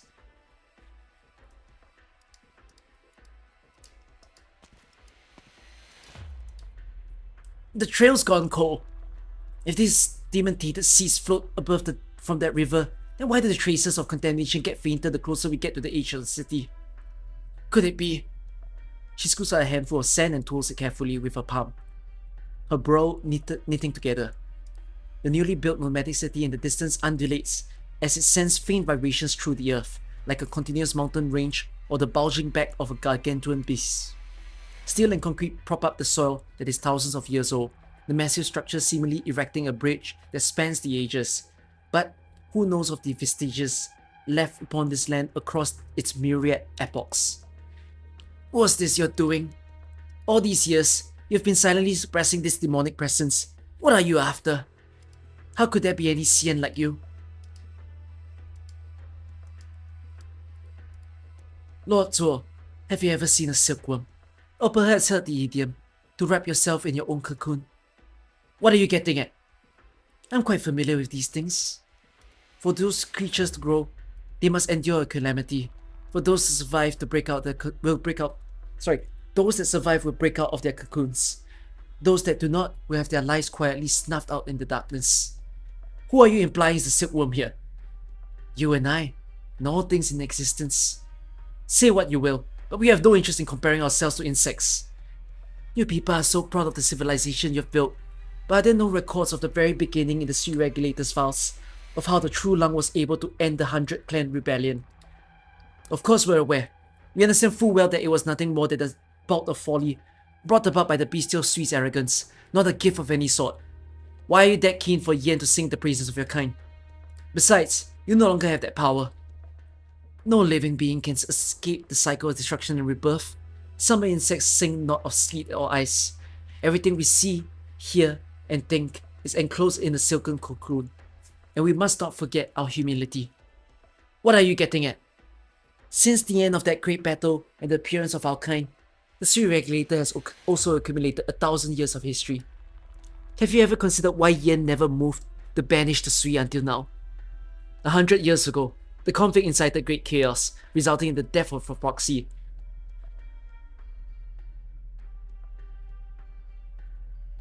Yep, someone's died, right? The death of a proxy. And he refers to them as a proxy. Right?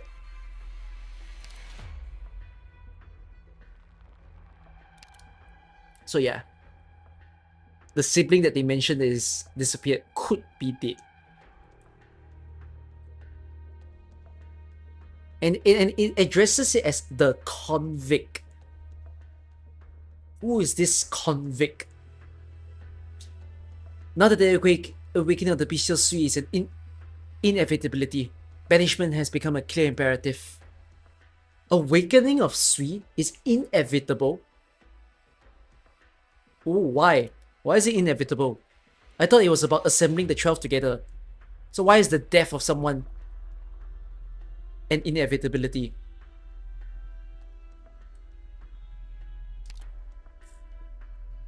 Death counts?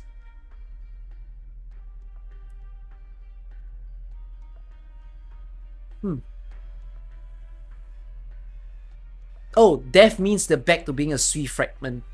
Ah. Okay. Right, turning them to a fragment is more problematic than letting them stay in their current form. Okay, it makes sense now. So that's what's keeping this story going. Because I was like, when you guys told me that the sibling is dead, I was thinking, oh, so they'll never become Sui anymore. But it turns out no. Apparently it just makes it easier. Banishment has become a clear imperative. The bestial Sui is awakening. Which pharmacologist came up with that conclusion? Who stands to benefit when Yen goes to war? In whose interest would it be to banish the Sui? Did you fail to consider these questions, Lord Zuo? Or are you simply pretending that they don't exist? Why should I take anything you say at face value? Naturally, you don't have to believe me. Let us settle another account. Setting aside the fact that I am a lowly peddler, my brothers and sisters have for centuries kept a great many dangers from Great Yen. Even when it comes to my unemployed little sister, Yen cannot even fathom the amount of effort it would take to build its nomadic cities without her. Of course, there's also the sister who has been standing guard here all this time. When it comes to the symbiotic history of the Pheromones and Yen, from beginning to end, my brothers and sisters have done nothing to harm you. All they've wanted is to live like ordinary people. But now, they are about to lose their lives over some undeserved disaster. Tell me, Lord Zuo, how are we to settle this account? Indeed, a number of you have made invaluable contributions to Yen, which the nation has never forgotten. Yet now, there are some of you who choose to stand against the Great Yen, threatening the lives of countless people. Ah, were you not suggesting just now that your Xians have taken good care of Yen? Why then, at the first sign of hardship, do you turn against the Xians? What is Xians? Are they Xians? I guess the siblings are considered Xians.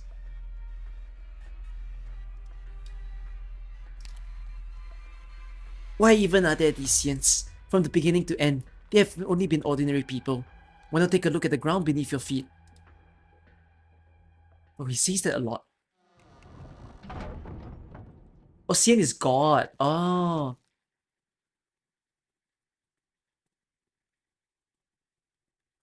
Didn't we already dispose of the contaminated crops? No, no. This is the grain that was harvested normally before. How did it become like this? The granary is filled with rice that was harvested only a few days ago.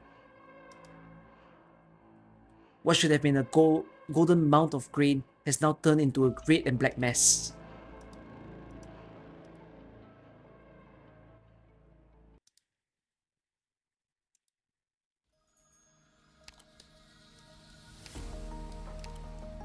1, 2, 3, 4, 5, 6, 7, 8. 8 more. Let's go.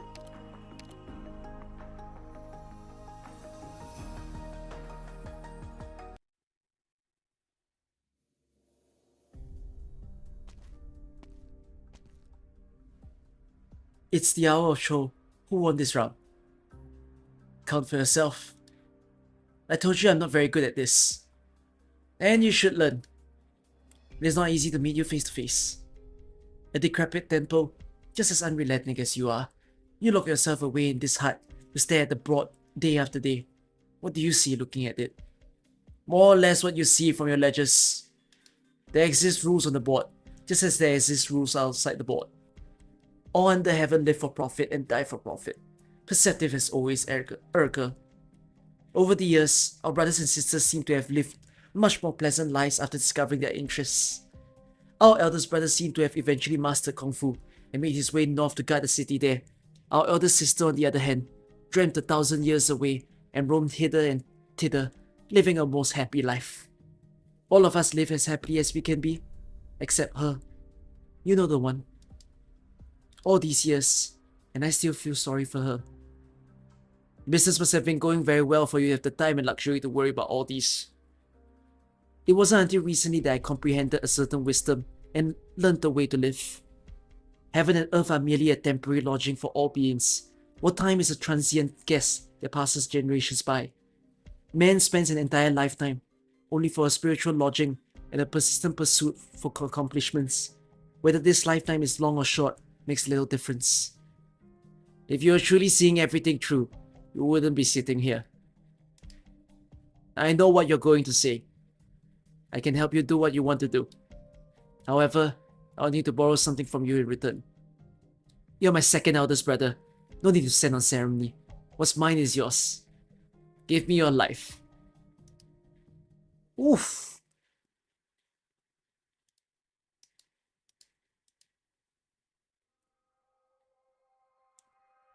From what I've heard, I came to Ta Huang from the villages outside. That year, someone found a wooden basin in the fields with a child who barely knew how to speak. Most likely, he had drifted into the fields from the river that flowed outside the city. Good thing someone found him. Considering there was news of a catastrophe, it's not so difficult to make guesses as to what had happened upstream. You're a lucky boy, clinging on to dear life in a field of green. We'll call you Shennong for grey stalks. This will be your home from now on.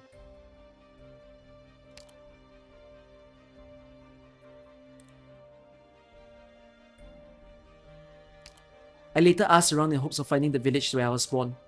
I found a village that was completely empty. There was nothing but ruined houses and swaths of land covered in original crystals. What happened to the people here? The land here yields no harvest anymore. Why? Do you see the black rocks? You can't grow food anywhere you find them. And if you can't grow food, people grow hungry. Is there lots of lands like this? Is there any way we can make these black rocks disappear so we can grow food on this land again?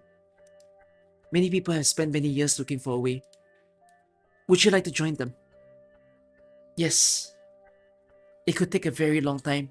You might never see the results, even after spending your whole life on the effort. Would you regret that? No. Wan Qing's calling.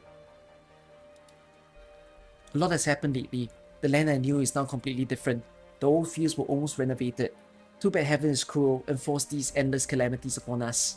The farmer by the fields looks up to the rain to see the rain falling onto his face. It feels cool and gentle. The withered crops in the field also stand up straight, their stalks and leaves returning to a crisp green color. It's Shennong. Shennong really is back. Wait, what are you doing lying around here? Wake up! Hey, wake up!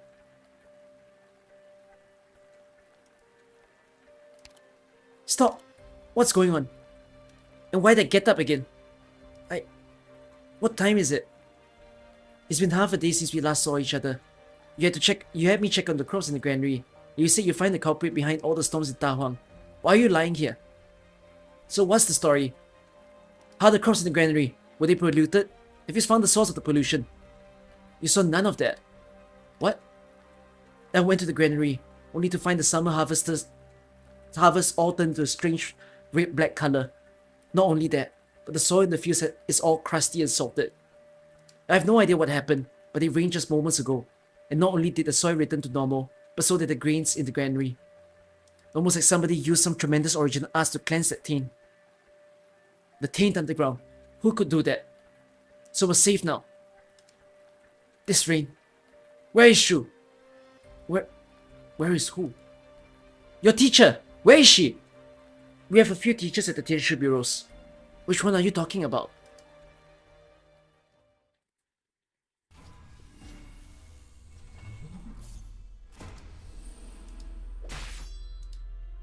What did you do? Whatever do you mean? She's gone!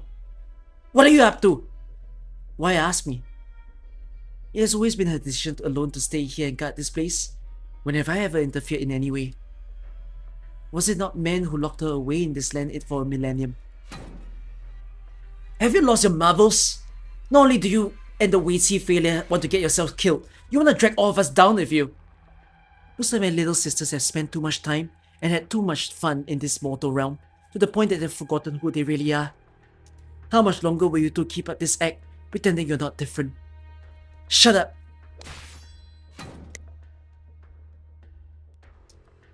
Dusk, you've been hiding your paintings for so long, yet you are still as impatient as ever.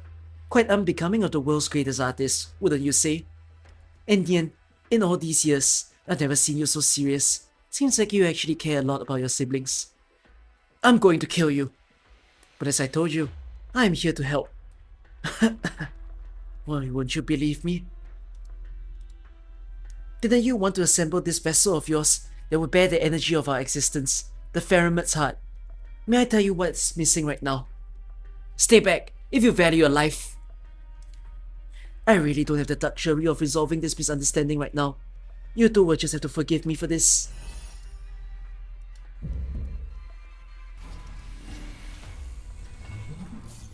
We skipped the story note, did I? Did I skip a story note?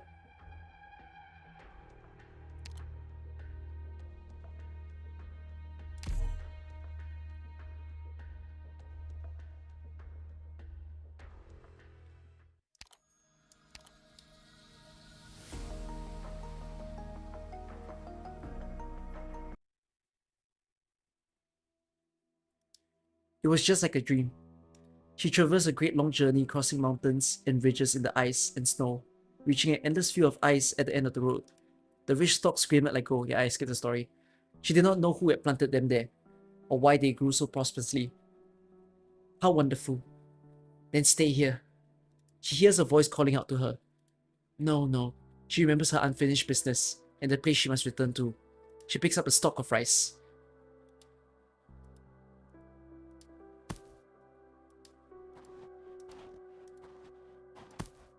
A vague figure weighs a hole around, burying seeds in the plot.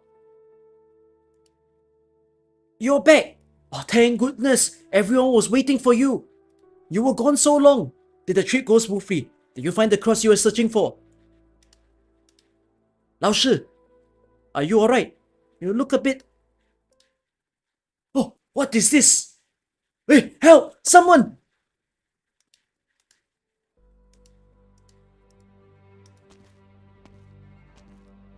Xiaohe, you're still here. I found it. The contamination. It didn't come with the flood. The source must be underground. If we gather the Tianshu bureaus, it might not be too late to start researching now. There's no need to bother with that. We've already decided to abandon these lands. It won't take that much time. Give me maybe 2 or 3 days. I should be able to pinpoint the source of the contamination. There must be a solution. Every bit of land here in Ta Huang was hard-won. We haven't put in anywhere near that much effort yet. So how could we just give up? It's not just a few plots of land. It's the entire city. What?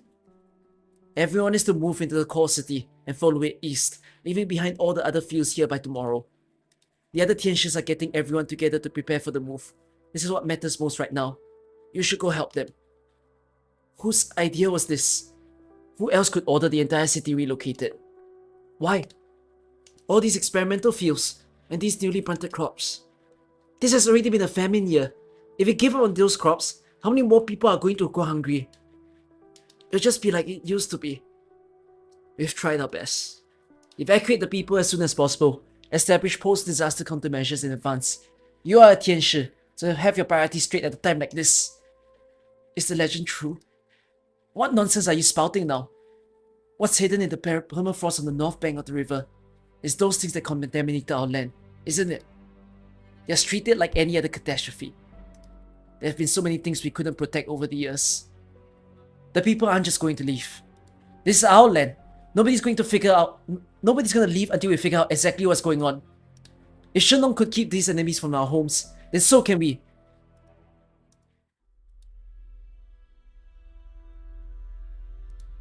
Is it an illusion? The vast fields in front of him instantly turned empty and barren. No, it's not that the fields have turned barren. Rather, heaven and earth are being invaded by a foreign space. It was beyond the recognition of any soul. What's going on over there? It's too late.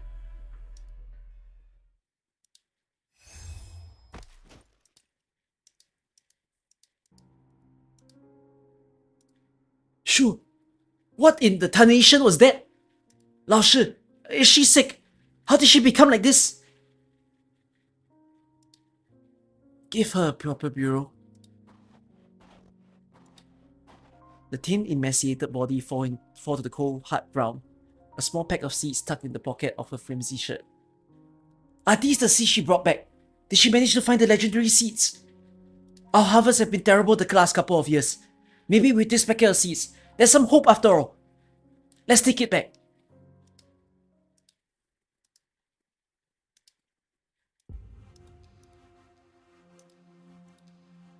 How'd that demonic contamination end up underground? Isn't the Chamber of Heaven's design standing guard outside? How did the contaminants get past the old one and make their way inside? Based on current observations, the contamination here likely existed long before the Chamber of Heaven's design did. The underground area here is already highly contaminated. But the demonic influence here hasn't spread in all these years. Was it because of her? But why now of all times? Could she have? The Chamber has likely already determined the source of this calamity, but the top priority remains dealing with the crisis at hand. The impact of the demonic catastrophe is unprecedented, and well beyond the scope of any Chamber plans. That's clear from the fact that you Chamber Tianshis actually called me up. So what options do we still have? Have all the Chamber forces on the North Bank withdraw, and at the same time, have the Demon Defense Line pull back 50 kilometers to the south. Abandon all plots and evacuate the core city. After that, we'll need your help activating the core city's defenses, re-establishing a defensive line using the core city as a barrier. This plan doesn't tally up how many people are going to be sacrificed. Demonic taint is not like any ordinary calamity. It must be nipped in the bud. I've never seen Yen make such a rough call before. Who ordered it? Was it your big boss, the great and unknowable old Tianshi? Just do as you're told, and don't ask too many questions. What are you looking at? Why would she do this? She probably doesn't want to leave though. If the demons already contaminated the land all the way back then, she's been single-handedly suppressing it all this time. 1,000 years. What would it feel like to have a consciousness gnawed by demons for 1,000 years? Shu, good grief. There's no other way. There's nothing we can do. You can't whisk everyone away inside a painting, and I can't build a castle out of thin air to carry everyone off either. Then what about her? What do you mean? Surely she would have known that this day would eventually come? The question is, where is she now?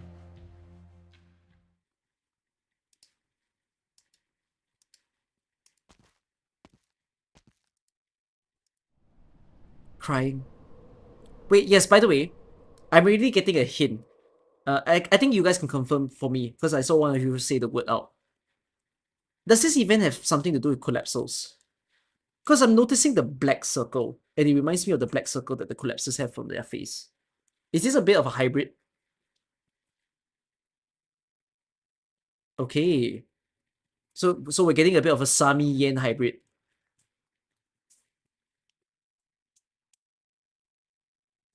Oh! But they said that this is the border to the north. Right. Wait. By the way, what city in China is this based on? Anyone knows?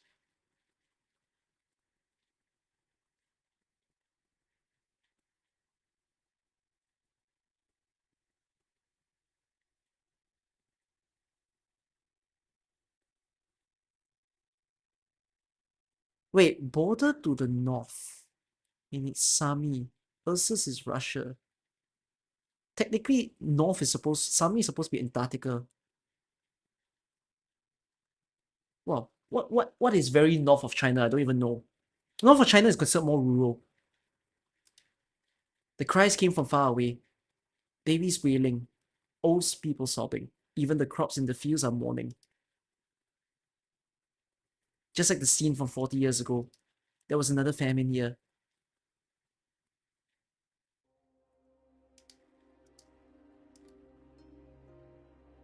Your shoe. Da Hong is taken from Da Huang Go in Jilin. It's still a major agrarian sport in China. That's cool. You're from the sea regulator. Wait, when is the first story that collapses appear? Another question that I have. Is it IS-4? Is IS-4 the very first mention of collapsos?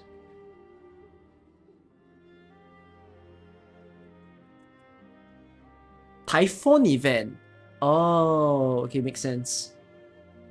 Wait, so Typhoon event came first, then IS-4, then this, is it?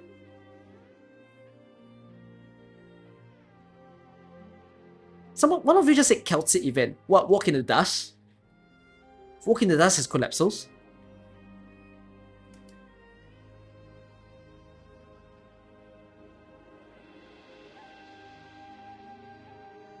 Oh, Walk in the Dust talks about... Oh yeah, because Emperor's Blade is a thing. Okay. Cool.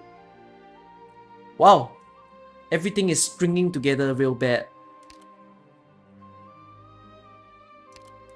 Your orders are to farm Da Huang. Catastrophes have been frequent in recent years, and harvests have failed year after year. As a proxy, you clearly have the ability to save these crops, yet you've chosen to stand by and do nothing. The people can't do what I can. If I save them, the people will only think about how to make this miracle happen again. But I can't save them every time. One day, I'll be gone. And when that time comes, the power I wield now will become nothing more than the root of evil that harms others. Is there nothing you can do? There really isn't much that I can do, other than write down my experiences and pass them down to future generations. Once the hard years are over, there'll be bountiful years to follow. People have always had to rely on themselves to survive. But how am I to believe that by remaining here, you're doing something good for Yan and his people? How long are you staying here? Until this time next year.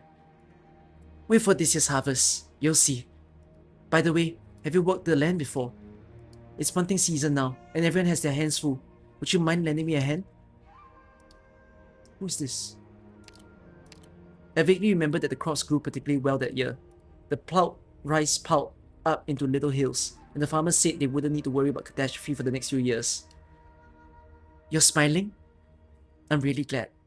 Are you still going to write me up in your report to the Shui regulators? Oh, 错了. Are you going to stay here forever? Stay here to help us. With you here, everyone feels safe. I used to have a friend just like you.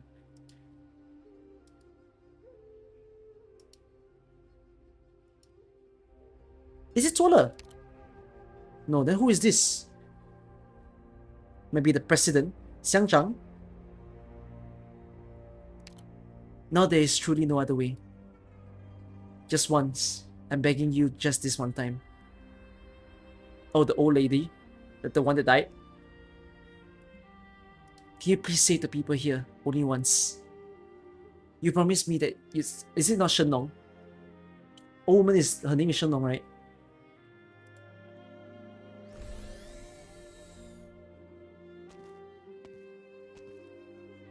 Shoo. The room is empty. A warm bowl of soup still sits on the table. I see. You have already...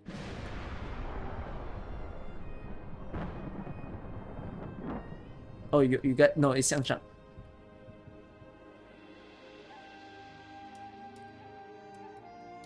Let me read this for a while.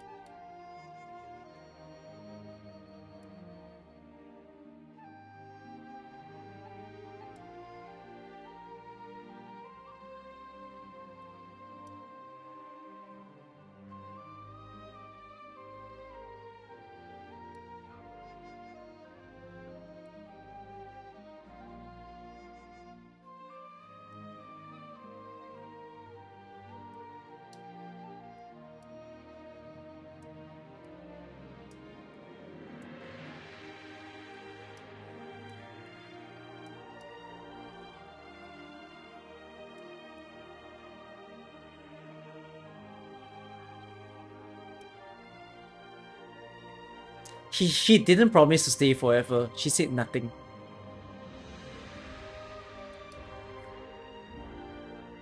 No, but it just goes to say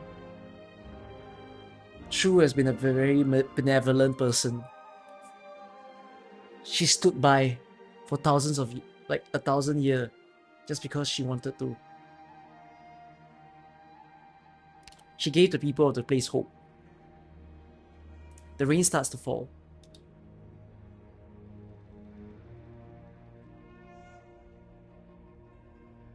No, actually, this is another story of the humanization of the Sui. Because we saw it in the strongest story just yesterday, and today we're reading Shu's story back to back. And Shu is saying, it's like what Shennong is putting forth. Shu can clearly do miracles. But for some reason, she doesn't want to grant that miracle to the people.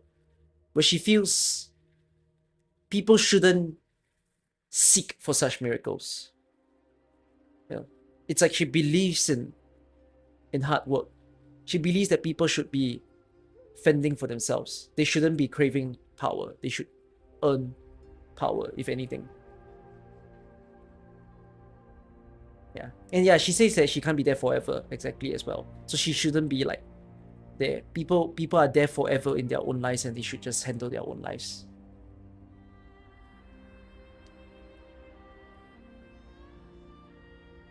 It's raining. The farmer looks up to see a thin cloud covering the crescent moon in the sky. Shortly thereafter, a few drops of cold rain fall. Who is that? In the distance, someone walks deeper into the fields. She walks across the barren fields, and wherever her feet fall, small verdant patches follow. Wait, where are you going?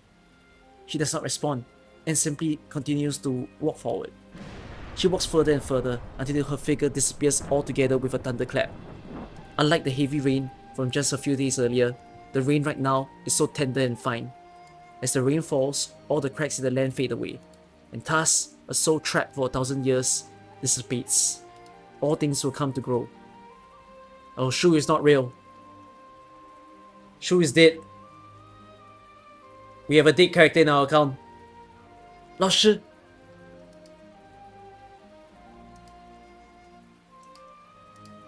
It's raining? As I thought. Like ink stains blending with and blurring with water, the painting sealing this section of space gradually dissipates without a trace. What just happened? You were so close. Why you...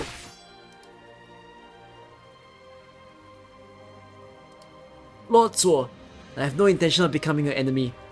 However, I do hope you take what I said to heart. The days ahead of us are long, and there should come a time that we will meet again. In the end, this is how it turned out. Just like I said. My dear sister, these humans can't do anything without you. May you rest well now. When you next awaken, everything will be better.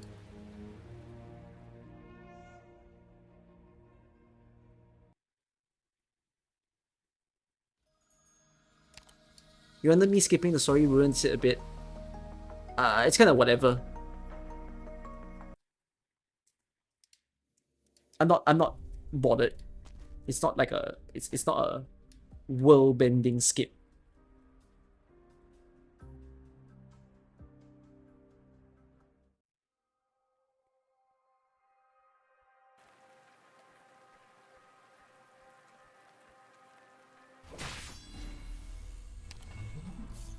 wait, that's wow.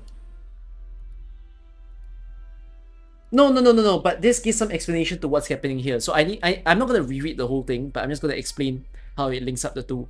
So the T went back to meet the second brother. You know, either that or this was in the past. It's either a past situation or a current situation. Whatever it is, it's just a conversation where they're almost in cahoots, and like brother suddenly said, "I want your life as well." And then there's this story, right? Right now we don't know if it's Zuola's dream that was summoned by Qi, or if it's an actual situation. If it was real, it's kind of wow, because somehow he managed to erase everybody, Shu's memories from everyone. So we will find out from here how this is gonna go. I'm gonna assume it's a dream though. When a Sui dies, all of their existence disappears. So why is Zuola the most aware?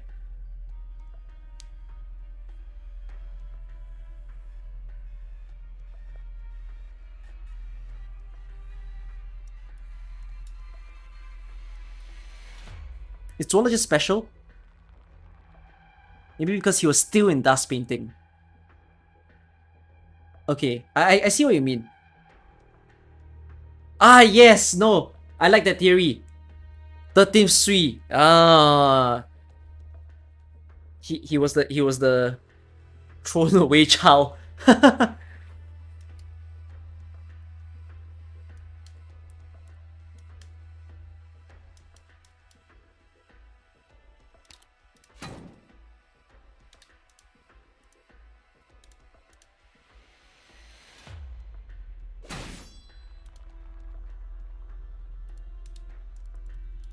Where was I? Oh, I read so much of this story. I'm so sorry, guys. It took me too long to realize.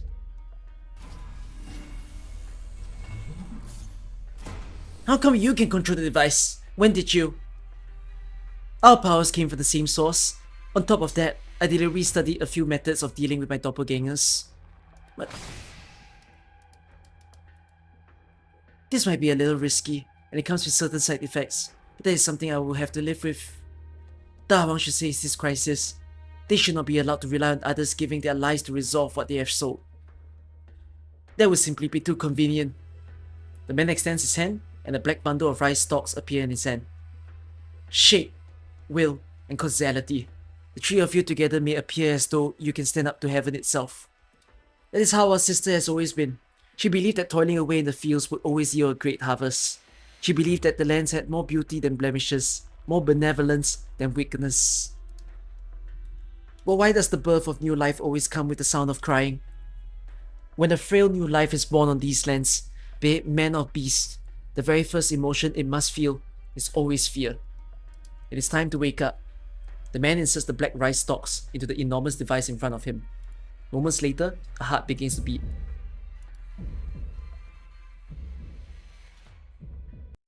Bro, I only had that small section left. I almost completed ST2. And then there's when one of you signaled to me, hold on, I think you skipped the story.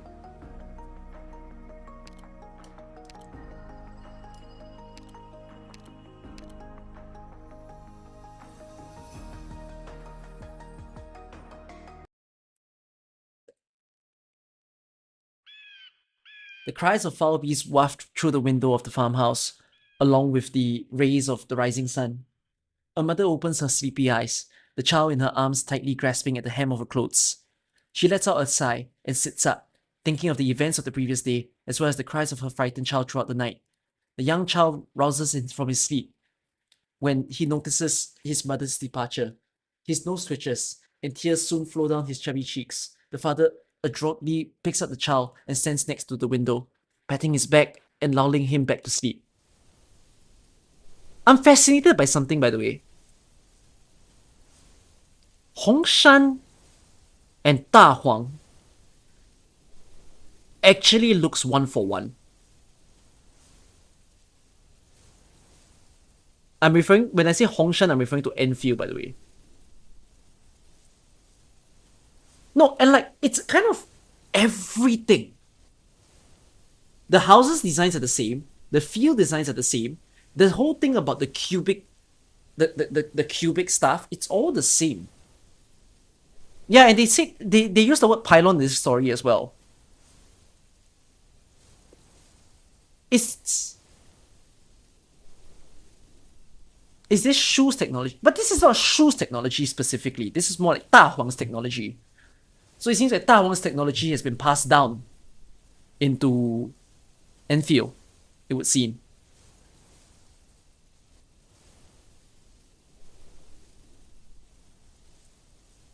Amazing. Hush, hush, there's no need to cry. Look out the window. There's nothing there at all. Look at the flowers and look at our fields. Everything's fine, so there's no need to cry. However, the child bawls even louder, even stretching his arm to point at the window. The mother and father follow his gesture and look outside, where they see a strange pale beast standing at the farmland's edge. It stares back through the window of the family of three.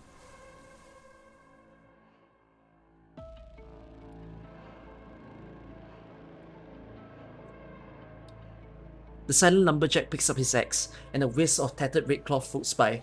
He rubs that coarse gash, as if remembering something. A pair of strong, calloused hands, not quite bleached, but with distinct joints, coalesces with blood and mud. The hands tied a strand of red silk to his arm, before they fell lifelessly to the ground. Those hands once lifted a heavy weapon. They once stroked his face. They once held a crying child. The hand's master has slightly darkened skin, and when she smiles, she reveals her white teeth and shallow dimples. He stands before the woods along the riverbank. Among the tree trunks are tied strips of red silk, wooden placards engraved with blurry names dangling from them. A gust of wind blows, the branches sway, and the wooden placards make crisp sounds.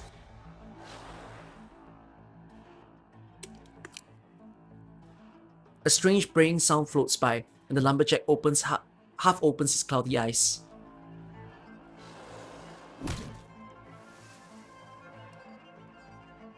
They've returned. They shouldn't be here.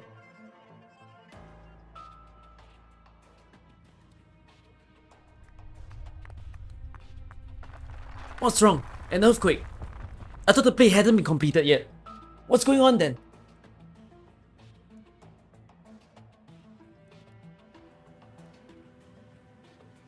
Huh? Watch out! That was a close one. My head. What's happening? All the sky poles are out of control. The sky poles seemed affected by some disturbance, passing over the people's heads in swarms, blotting out the sky in a manner reminiscent of an insect plague not seen in ages. Look at that! What's with the color of the sun?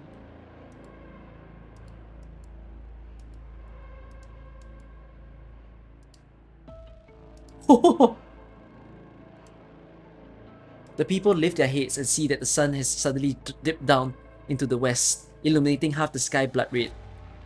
Everyone is stricken with a sense of fear. A primordial fear has existed within human hearts since ancient times. Catastrophe, pestilence, disease, famine. This realm is no longer the home they have known.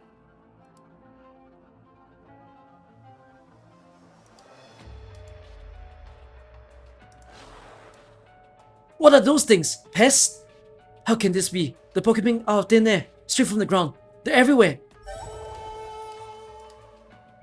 What's going on? Why are these animals not listening? Are you okay? I've never seen animals like these before. They almost look like they're not even animals. They're more like the monsters from the popular operas than pestilence beasts. They're even popping out from the ground. Let's give this a try. A gust of wind suddenly rises, and the monster's body is torn into fine threads. However, it snaps back into its original form in an instant and continues to crawl forward. More and more monsters begin to rise from the soil. Wherever they go, crops wither and the land dries up. It didn't do anything. Watch out! Zola, what are these things? Get back. This isn't something I can explain in a sentence or two. Zola plucks a strand of silk with his long sword. Before he can raise it to eye level, the silk thread disappears on the wind. Are they the same? Yes. The candle holder looks up towards the center of the city. A tower of white jade stands there, emitting an ominous light. The skybound white jade capital of 12 pagodas and 5 cities. The ancients once envisioned a city that reaches the heavens, but now it has become a source of calamity. He did it in the end. How much do you really know? There's no time to explain. Hersheng, do me a favor and rescue all the people here. Go gather all the farmers and have them stick together as much as possible. No matter what you do, don't leave anyone alone. Remember, don't be afraid of them. If you have to force yourself, do not feel fear. What about you? What are you going to do? I'm going to shut down that device. You're doing this on your own again. This is my duty, even if I have to put my life on the line. What kind of talk is that? Did anyone ask for your life? Why are you always up on your own pedestal, acting like as if everyone's looking to you to save them? Well, Xiao He is right. This is a problem you can solve on your own. It's you. What should we be doing now? This is happening because of the contamination on the north bank of the river. The flood allowed them to penetrate Ta Huang's defenses. Don't panic. The tensions from the Chamber of Heaven's design is on their way. But first, we need to organize everyone together. Strength in numbers. This is how we'll be able to look after each other. Come together and protect those in need. Let's get going, Greenbacks.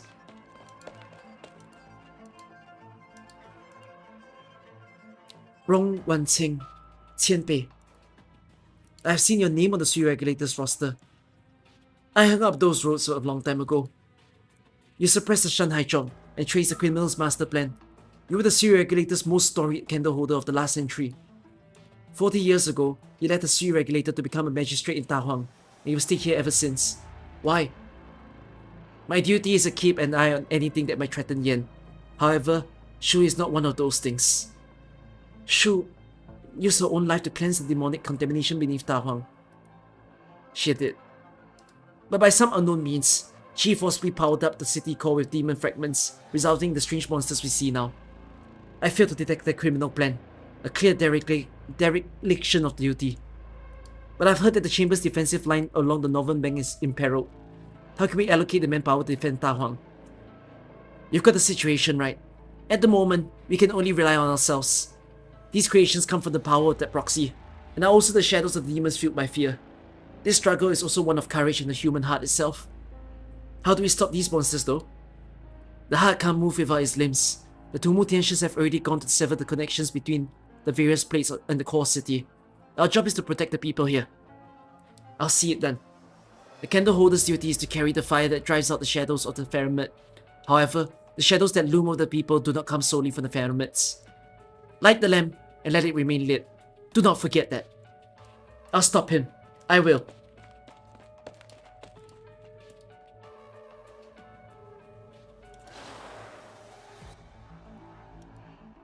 This is the debt that you must collect.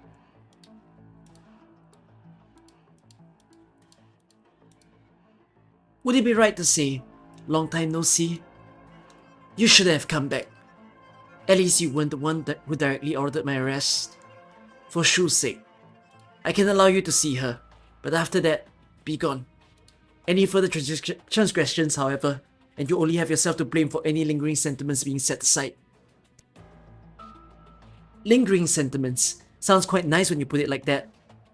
If by lingering sentiments, you're referring to trapping her here for a millennium to be your workpiece, then your tone suggests that you would prefer we went back to the days when Great Yan was hunting all of you. No. Life is self-centered and zero-sum, and that much is true for beasts as it is for humans. I simply want to make a deal with you. I promise to you the successful completion of the 12 pagodas and 5 cities, free from the threat of demons and catastrophes. Additionally, the next 3 years shall be beneficent, such that you have ample time to stockpile food and recuperate. In exchange, I ask that my sister be freed from this place. You make it sound like Ta Huang wouldn't be able to overcome this challenge without you. The demons run rampant, and the catastrophes are capricious. You should be fully aware of Ta Huang's situation. How do I know I can trust you? Is it not amply clear to the Sui Regulator what our abilities are? I will do as I stated and uphold my side of the deal.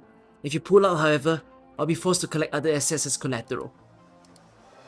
Just know that I, too, have lingering sentiments when it comes to this land.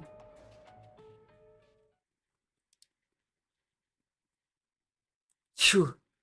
I did promise you. I did promise to let you leave. You would do as you stated. But if it's my life you would collect, we'll just see what these demons' blasphemous methods can do.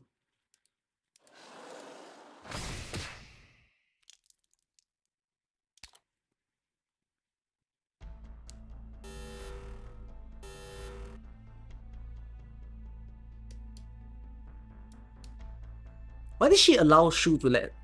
why did she allow to let Shu leave? Can I understand that now?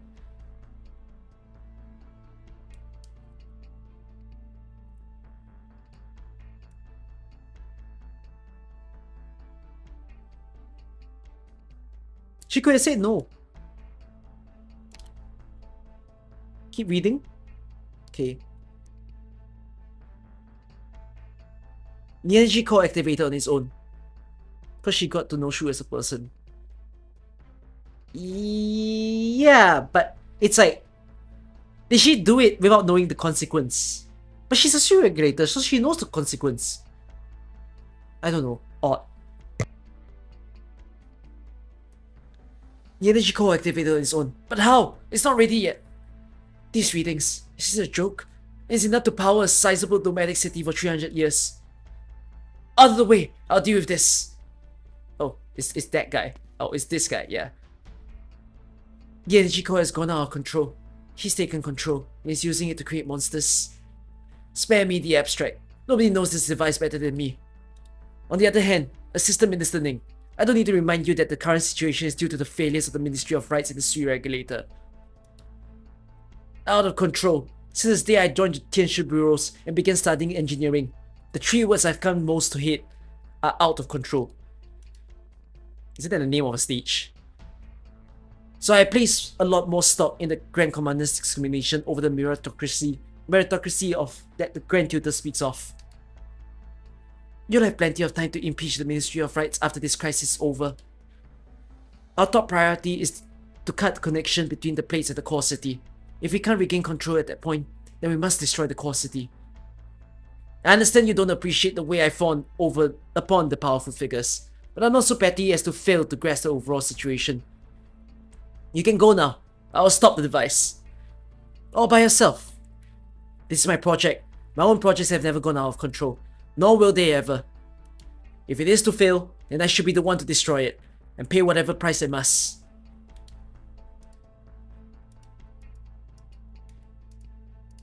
You want to help me finish this project. Why? I find you a sagacious partner, Assistant Minister 1.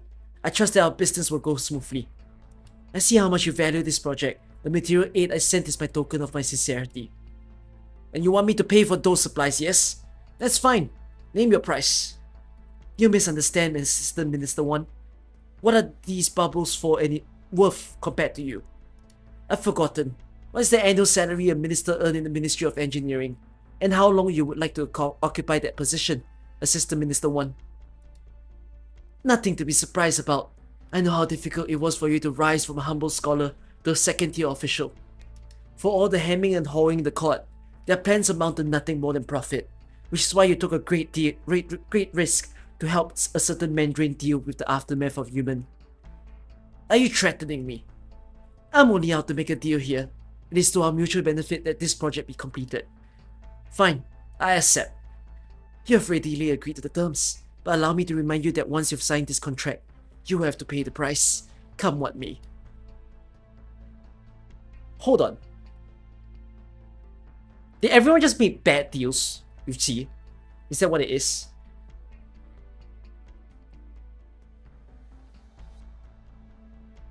That's it, right? Is this what the storyline is?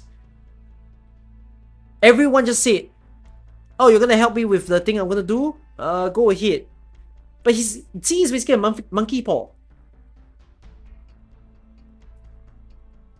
No, it makes me think, is there a consequence for colluding with G in IS6? Don't tell me. Okay, spoiler territory. I'll find out when I play IS6. Yeah, he's Genie in the Lamb. No, but Genie in the Lamb have no consequence. It's the monkey's finger. Like the one where if you pluck a finger, you get your wish, but something else bad will happen. All under heaven live for profit and die for profit. Do you think the only thing that matters to me is the minister's robe? It's a lot of you who underestimate me.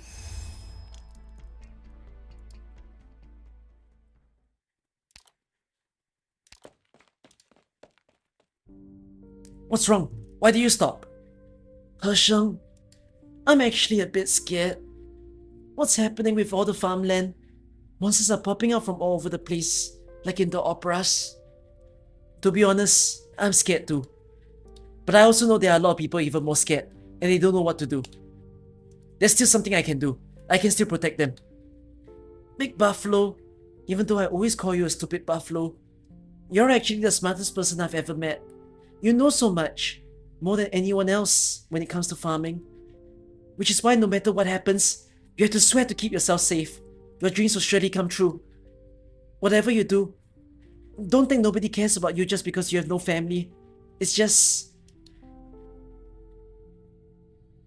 What's gotten into you all of a sudden? I don't know. Maybe it's because I'm scared that I'm blurting out all these things I normally keep buried deep down. If only Shu were here, she'd know what these things are. Who? What did I just say? Who is Shu? But there was someone with us. She knew everything. Oh. Oh,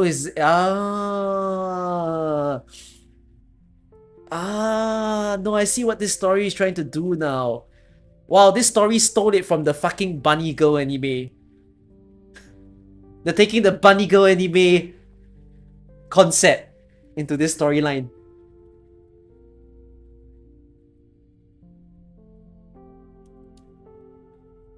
I don't know. A couple days ago, someone stopped me along the riverbank and told me a story. Oh, that just... Yeah, wait. What's the name of the girl? What is the bunny girl's name?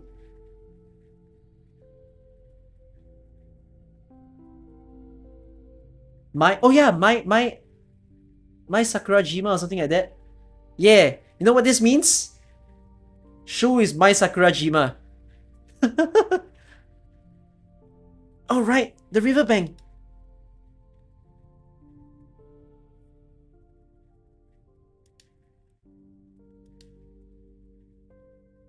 How about this song? Not a fan, huh? Is Come Home Soon, Little Flower the only song you like? Did I tell you that I got into a fight with Hersheng? He said that if I kept skipping school, all the good students would go to Baizhao, but I had to stay here. So mean, right? Don't you think he's just trying to provoke me for no reason? What's wrong with the way I am anyways? I just want to stay here and wait for my parents to come back. Hey, why are you chasing me off again? Okay, I'm leaving. Oh, watch why you're singing the X.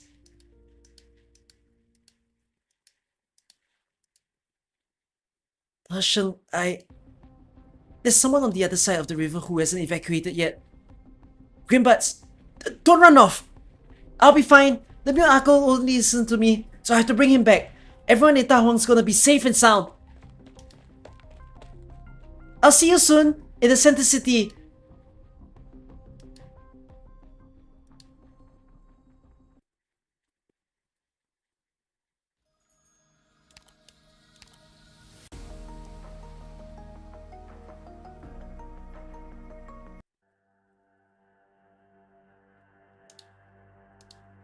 Uncle? Milk Uncle? Where are you? Don't try to fight those monsters, okay? Come out already, and let's get out of here together.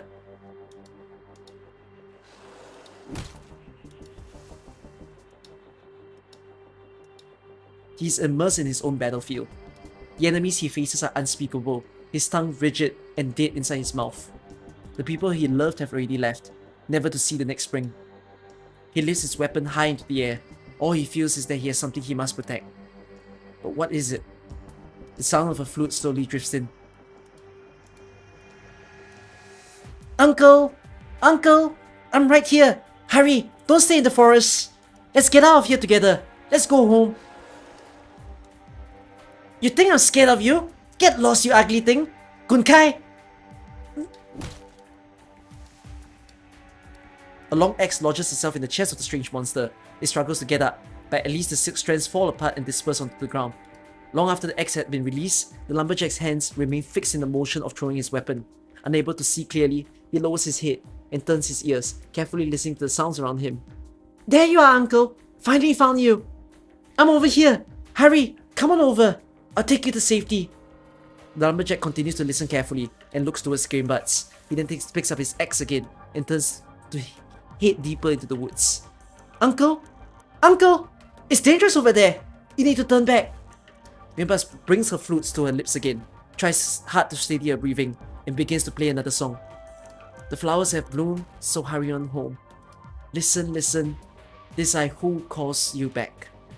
But the lumberjack does not stop. Several monsters lie prone in the grass in front of Green Butts. His cloudy eyes are unable to discern the things in front of him, the world spinning endlessly before his eyes, the blood in his veins raw, drowning out all other sound, until a sharp cry pierces his ears like a needle.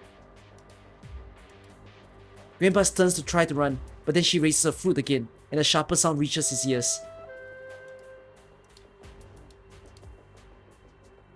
The flowers have bloomed, and it's time to come home. He takes a step forward. A tiny white figure is holding his hand. Uncle, let's go. You don't know how to get back, do you? Why don't you want to go back? Are you afraid you'll scare the others? I promise nobody's going to be afraid of you anymore. They won't treat you like a freak. If anyone tries to badmouth you again, I'll bonk them in the head with my flute. So let's go back together, okay? The red silk tied to his arm suddenly loosens and is blown away by the wind, floating lazily in the sky. Large teardrops roll from the lumberjack's cloudy eyes, but Green Butts does not notice. Run, Uncle!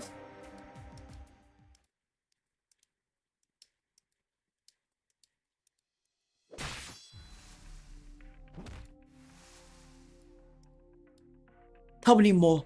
Is there really no end to these monsters? All we can do is try our best to block them here. How is it possible to stop them from being afraid? Who's even seen a battle like this before? A vast field sprawls in front of him, countless terrifying monsters continuing to sprout from the ground. Behind those two, a large number of people queue up in a long line and march slowly towards the city center. Cries erupt from the team. The Tumultians barely manage to erect a defensive line with their original arts, standing between the people and the monsters. The ground beneath their feet shakes, and a few more cries burst from the crowd. What happened? The plate was just disconnected from the core city. Control of the various soil parameters in the experimental plate depend on the core city's power supply. Now that it's been cut off, the field will become fallow. Xiao... What is this in Chinese? 笑别独自. Oh, I don't know what this phrase is.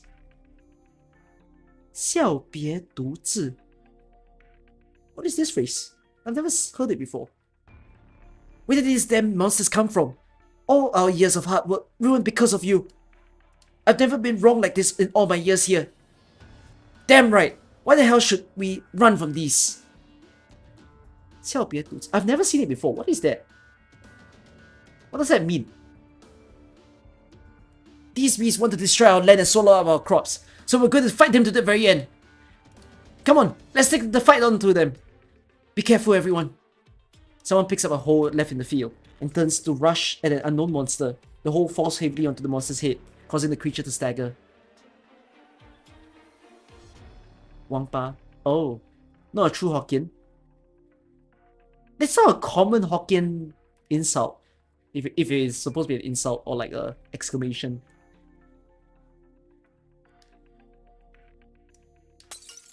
A haphazardly tossed bottle of pesticide shatters against it, causing the monsters to whimper. It's working! It's dead! It's working! We did it! I get it now! These things will transform from the pests in the field! 骂了个巴子! Wow, what is this phrase as well? Wow, I don't know what it means. They're not monsters at all. Nothing to be scared of. Get her up and let's get rid of the beasts messing around with our crops. Others answered the call, and more people picking up whatever tools they can get their hands on and joining the defensive line. Some even sing at the top of their lungs. Let the wild plains, rivers, and mountains come. Harsh is the east wind, the frozen moon, heaven's fickle, raging thunder. May the scent of rice fill heaven and earth, north and south, and fear neither drought nor flood. If only I was the wind in spring rain, bringing spring to the people.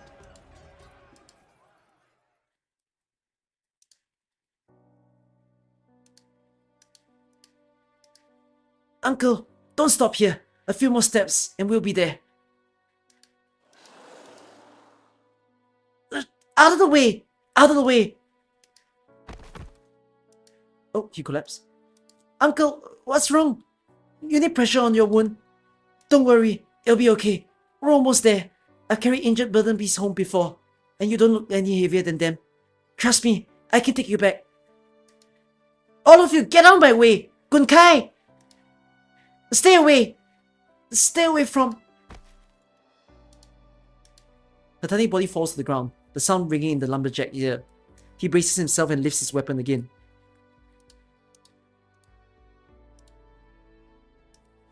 And he screams. Halt! Shh. 注视. Alright, come on down. Oh, 天使. Did they change this name?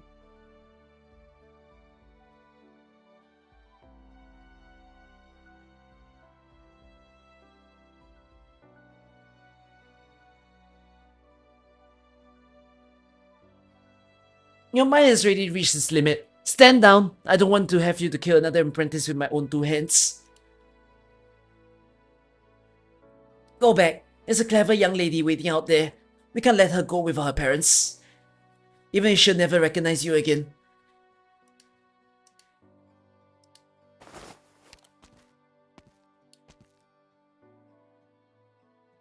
It's been difficult for all of you. I'm slightly confused. What did they mention about the old Tianshi? What was the old Tianshi significant in this? I thought I'd head back to Ta Huang to recover from my own injuries. But imagine running into something like this. You better hope I don't get my hands on you, needle prick. The person that knew Shu before. Was old Tianshi mentioned in the other storylines? It was, right?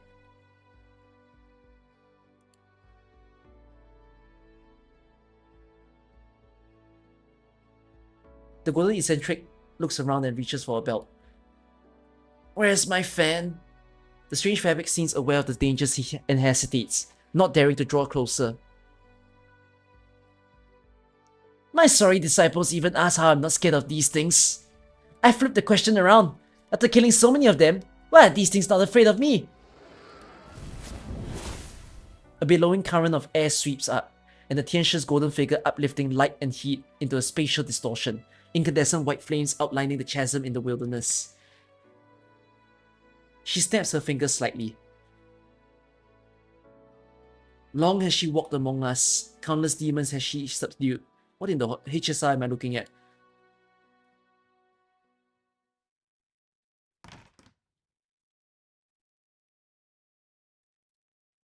Grow, flex, mulberry, and fields. Grow as the sun rises. Drive away all evil, and bring new light to heaven and earth. La la la. La la la. The cocoon has formed. It is time to weave.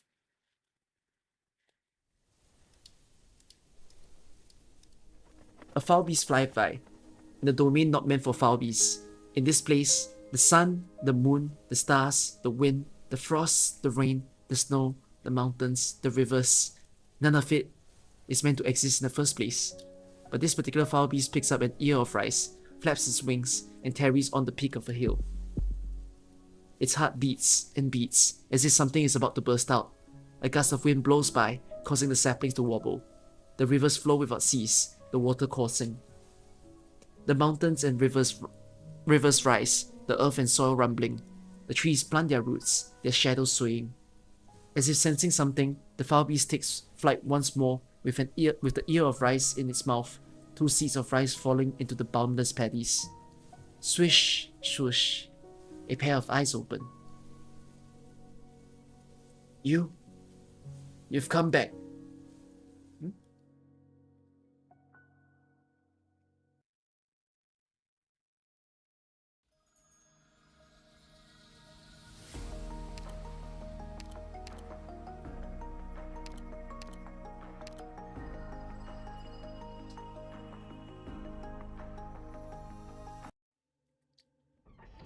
Oh, Malak the Pasa is son of a bitch. Oh.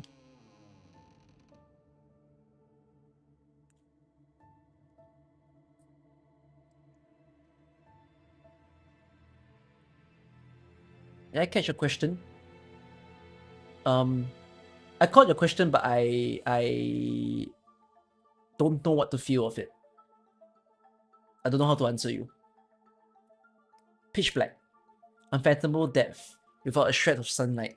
The stifling atmosphere almost feels as heavy as the roof's own weight. The roof of a tomb. What's going on? Why am I back here? Wait, old thing, still alive? I came to see you. The sound emanates from behind the heavy door before her. You've been sleeping for so long, and you're still pissy as ever. Drop the scary act ready. Can you ever do anything after lying here all this time? Nothing to be afraid of, right?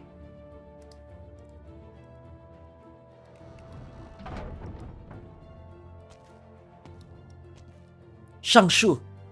Which mountain is this? Why isn't there a single road sign? What year is this even? Judging from the houses by the road, this is like Shangshu before it went nomadic. What does it look like the city I saw when I first got here? A man hangs from the steep cliff with a rope, engraving a sentence with the hammer and chisel in his hand. Wait! You! Up on the mountain! What you doing?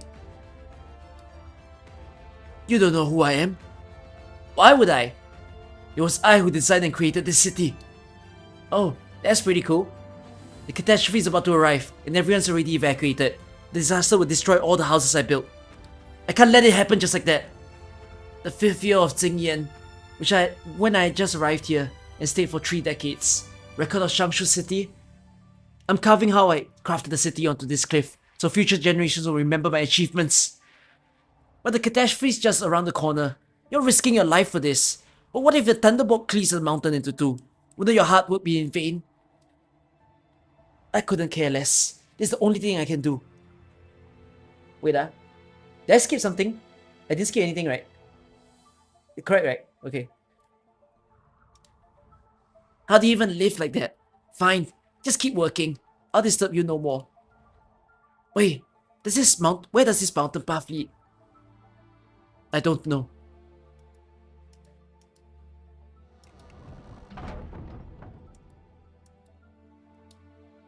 It's you. Sir, I wish for you to grant me a sword. What for? To save, to avenge. I've told you, my swords don't come cheap. Why are you offering? My life. Again? I should have said no already. Do you hate me for giving you that rusty piece of scrap metal?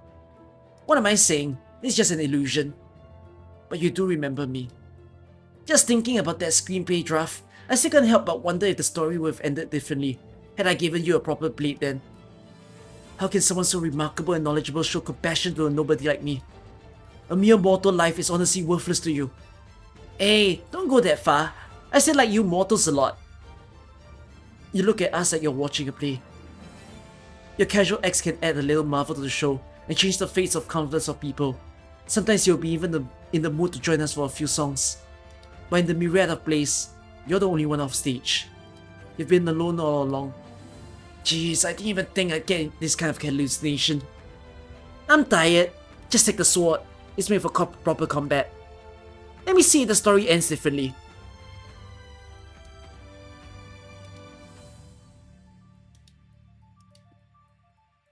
Sir, a young man asked me to deliver this package to you before the day of Dongzi. Don't you have the guts to see me in person? I suppose he's passed on by now. The bag is empty.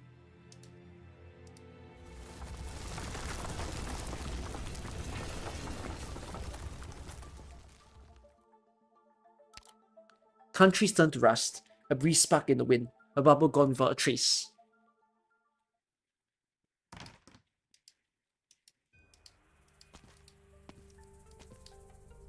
What's this? Sir, I've been anticipating this for a long time. You've been waiting for me. I'm puzzled by something that I'd like you to clarify. Do elaborate. I went to collect references at the edge of the city today and saw an odd foul beast perched by the riverbank. I've never seen a foul beast so beautiful. I was just about to whip out my brush and paper when it flapped its wings and vanished from sight.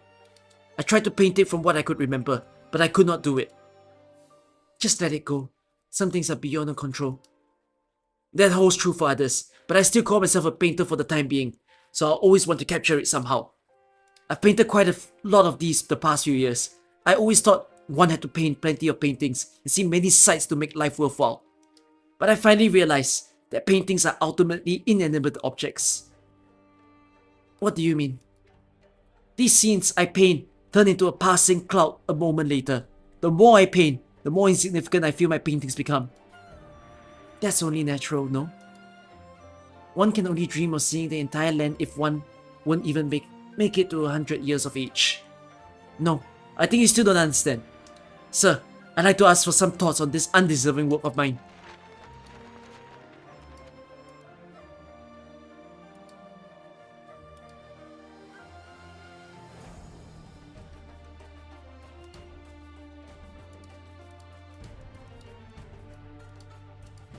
Is this a painting?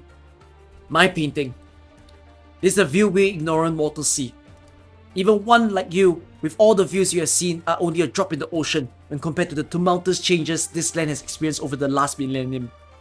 Please, take a good look once more, for we only have this one dusk. Halt brush, wind scroll, as besotted as drunk, one dusk to ash.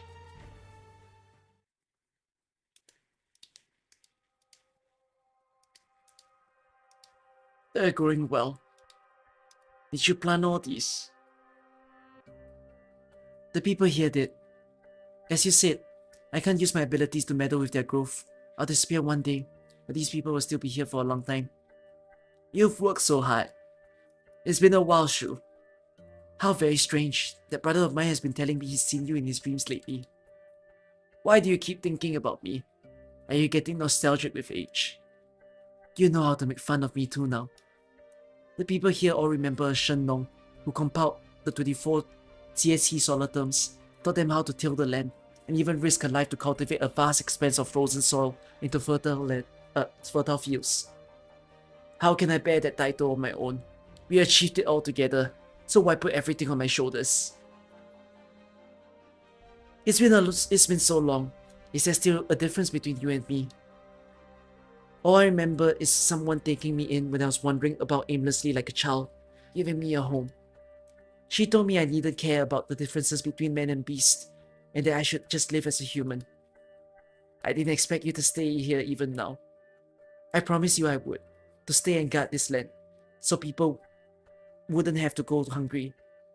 Oh Shu, have you ever resented me? 1,000 years, how can you call this devotion? This is clearly incarceration. Even though your consciousness is gone, you're still trapped here by your ties to this land, rather than go free. All because of one mistake I made. I don't resent you for it, only myself, for not going north in your place. Shu, you know I've never seen you as Xian, the whole time we were together. I almost forgot that you weren't mortal. I only realized when we parted ways. I had my own selfish motives, a human selfishness. I wanted to beg you to stay, to continue helping the people here. All of my kin need you. But I wasn't sure if you would love them, as you loved me. I'm afraid I let you down. So we failed in the end, right? You never found the seeds, and I never managed to grow crops on original tainted soil. We couldn't even protect this land. Man can prevail over nature, but when would that happen for real? Shu, do you regret it? You knew that everything I said would come to pass, didn't you? Yes, I always knew. You shouldn't have met me here. You're only a shred of consciousness left in this device, and I'm a memory within. Thanks, Celtic. I am you. Whoa, what? To Whoa! frown.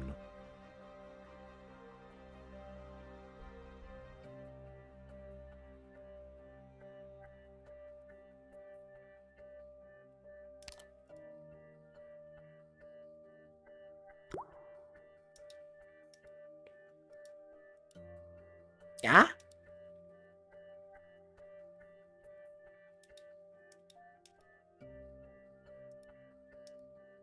You're still here.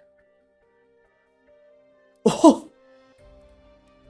I'm always with you. A command to one in rage, and greed for life and fear of death. I nearly forgot why I even created you back then.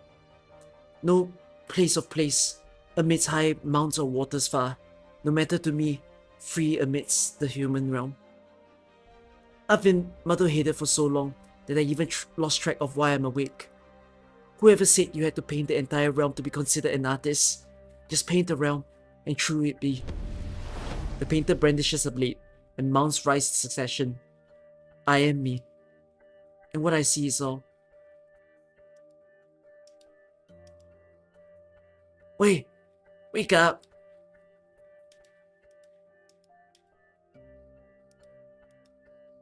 A director can't be sleeping on set, right? That's crazy irresponsible. What's wrong with taking a snooze when you're tired? Which one are we shooting this time? Mecha Faramid versus Faramid. Oh, isn't that the screenplay I stashed away in the bottom of my drawer? You mean it's that bad? I swear, this year is the last one. Anything can be spun into a good story. That's what legends and strange tales are. I gotta ask, Lil Lava, what makes you so willing to humor me for so long? The legendary weapon you promised. When are you going to give it to me? Sure enough, you're still after that. Would you miss me if I were to vanish one day without a trace for good? Nope. If that day comes, no one will remember you. The weapons, tools, cities, and those films you made will all vanish. You know that. You're right. I shouldn't be seeing you here either. Yeah, you called it. The dumb stuff I waste time on and on again and again all amounts to nothing in the end. But I can't help it. I just want to have some fun and leave some memories behind. Leave something behind and have fun. That's enough for me. Thanks, Lil Lava. It was pretty fun making trouble with you at Rhodes Island. Humiliating. I ended up giving myself a lecture with something I crafted with my own two hands. Letting people go through these old and irrelevant memories just like that is really something. Well, enough of that. We answered that question that we managed to split off from chaos. You're just a heart, so stop dreaming about taking us back in. We worked hard to be free from that pitch black tomb. We're not going to go back into living under a shadow old thing. So I'll... 2 bits!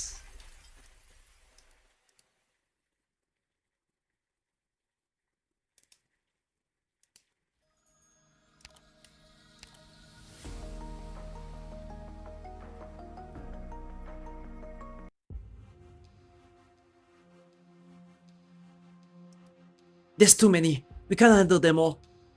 We might not even manage to save the nearby fields. The situation is dire. We should prioritize saving the people. Am I imagining things? They don't seem as fearsome as before. What's that sound? The plate is separating from the core city. As I thought, the vitality of these monsters is bound to the Tahong's energy core. So once we break that connection, they'll grow weaker. Hold on, has everyone managed to evacuate here? We notified the entire city, but is everyone here? Everyone from residential sections 1 to 4 is here. Sections 9 to 12, all present. Everyone from 6 to 8 is here, but we haven't heard from the group dispatched from section 5. What? They were on their way for the city center when they encountered a patch of farmland under attack. Things were going badly, and that's when we were lost contact. The energy core has broken down, and our communication systems went with it. I'll go look for them. Wait, you're always you're always chiding me for acting tough, and now you're dashing ahead of us. We don't even know how many monsters are swarming that place, and you plan on charging forward alone. That's my experimental plot. I know it better than anyone else. The residents there usually help me with their farm work. I even lied to them, saying my research was going well lately. It's fine if you want to go. Just take me along. I run fast too. I can help. You're not from here. You got nothing to do with the people here, and you're even a year younger than I am. Hersheng was promoted to an intermediate Nongye Tianshi in the year 1101 at the age of 17. When I was looking through the intel on Da Huang, I checked the Tianshi's bureau's roster and found you're a year younger than me. So don't need to act tough on such a critical juncture, boy. Shall I Tao? What is that? Never heard of that. Do you normally speak like this back at home? I never speak like this, Sing Chiu. Enough talk, let's go already. Boy treatment. Was the legend a lie? The blurry rice paddies stretched to the horizon. This is a patch of living fertile land. The wind plays ever so. The wave of rice has song. A nascent consciousness is born here, and a voice speaks to her. You're back. You seem exhausted. Are you alright? So you're already awake. Where am I? Have I always been here? Why do I have memories from long ago? I saw so much. War, death, plague, famine. The disaster from above the roof washes over the land, leaving only devastation behind, followed by endless war and upheaval. Civilizations perish, life fills with dread. Why am I trapped here? Just who am I? I feel so frightened. The outside is frightening. Pain. I can hear the cries of many. How can I put a stop to all this suffering? I remember now, someone gave me a name. Sui. I am you. The weeds overgrow, drowning the entire land. The longest dark of night condenses into this single moment.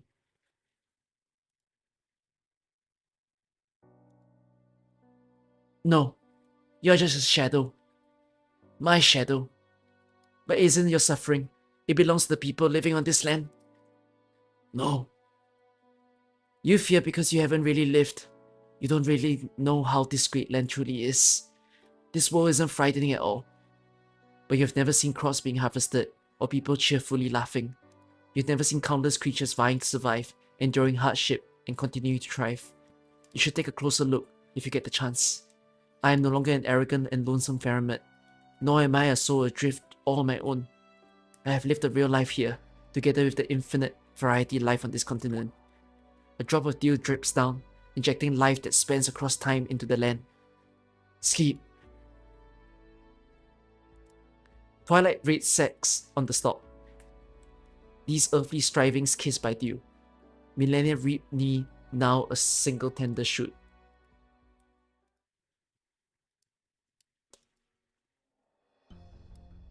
Over here! Help! Stay away! What?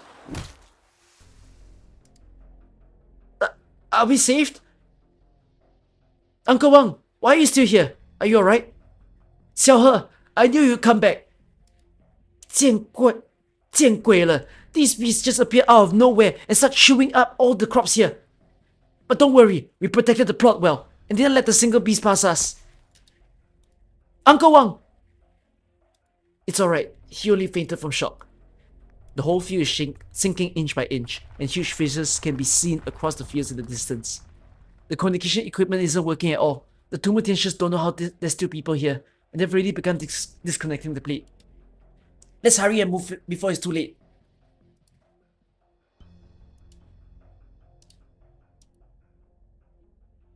What a deep ravine. Have we been left behind? Pardon me! The young candleholder carries the farmer on his own and leaps into the air, crossing the gap in just a few steps. You're amazing! Zola goes back and forth between the two separated plates, transporting one by one those left behind to safety on the other side. But the space between the plates continues to expand at a speed visible to the naked eye, and his steps gradually grow heavier, until the last trip when a gust of wind blocks him back up as he almost loses his footing. Careful now. Many thanks. Everyone's safe now, so hold on to me and I'll bring you over too. There's more of them.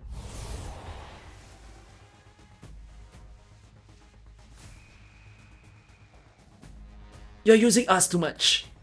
No need to worry about me. The students of the Tianshu bureaus aren't as weak as we think.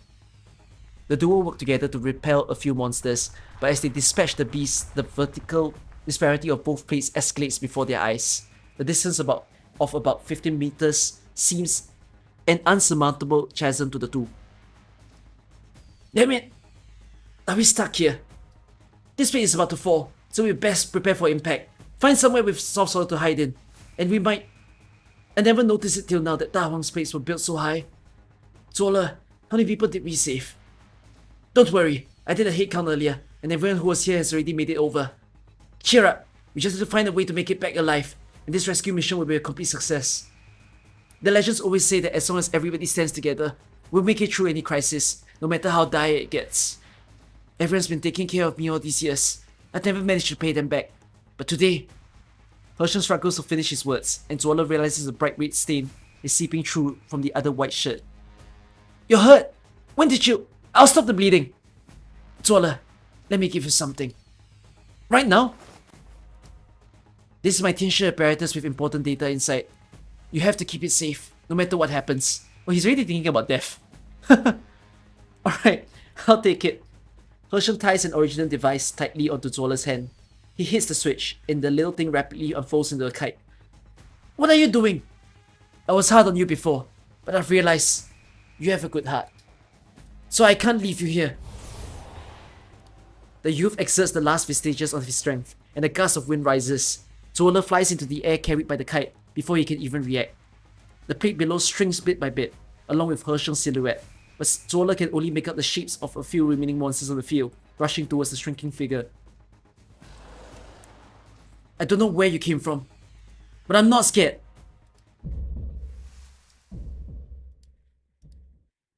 Huh?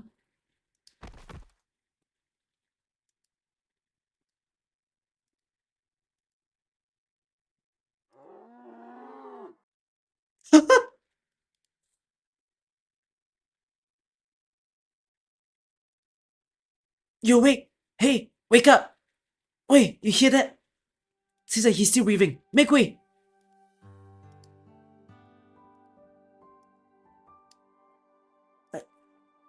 Mianmian? Stop aching me. I don't have any trees on me. Hershon opens his eyes to find himself lying in a field, surrounded by a plethora of worried faces. He seems to have returned to a day he does not remember, the first day he came to this land. Is everyone alright? Everyone was about to look for you when Mianmian suddenly showed up with you in tow. But why did you? Thank you for saving me. The monsters... Did we beat them? Yes.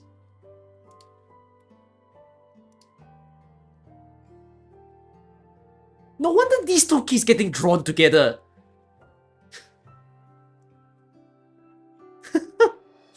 I've seen a lot of fan art of people drawing these two together.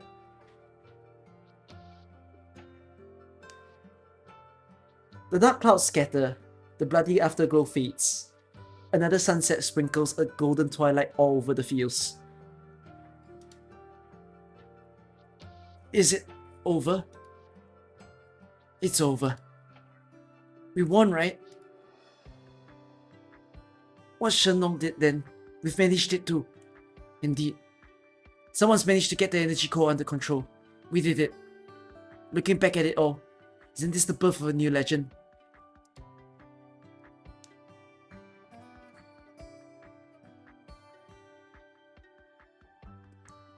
Now that things have died down, we should head back. Wait, if my eyes don't deceive me. That's plate A5, the one saying experimental plot. In an overgrown field nearby stands a single rice stalk. Zola, help me out. Why do you want to go back? It's still dangerous.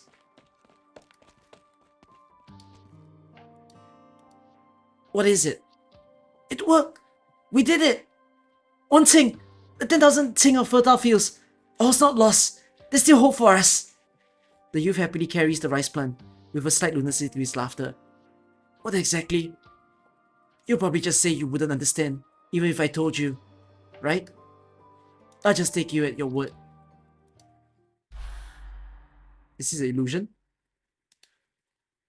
For these creatures to grow, they must endure a calamity. Those that survive will break out of their cocoons, and those that do not will have their lives quietly suffered, snuffed out in the darkness. No living being can escape the cycle of destruction and rebirth. What exactly is he planning? The Pharaoh's heart?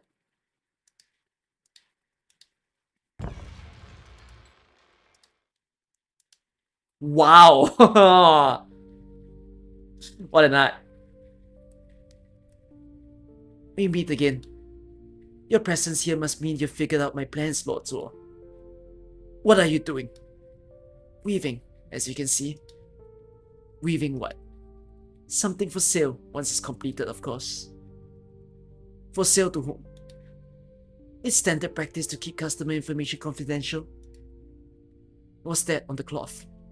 Scenes from across the country, or perhaps to phrase it in your words, the splendor of Yen.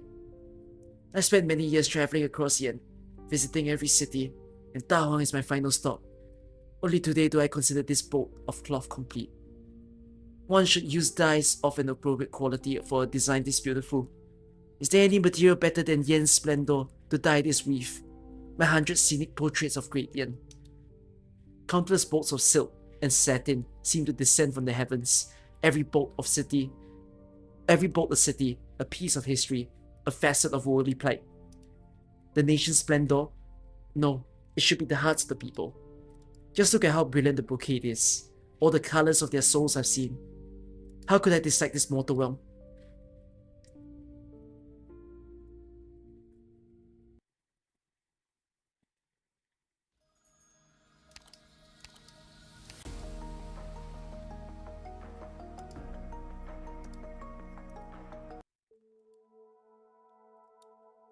So this is what heaven looks like to those insignificant souls.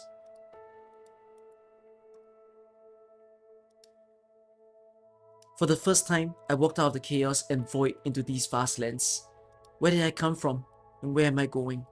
I still carry memories of that enormous body, and I seem to have some kind of divine power, as well as a lifespan that far exceeds those of the masses I see before me.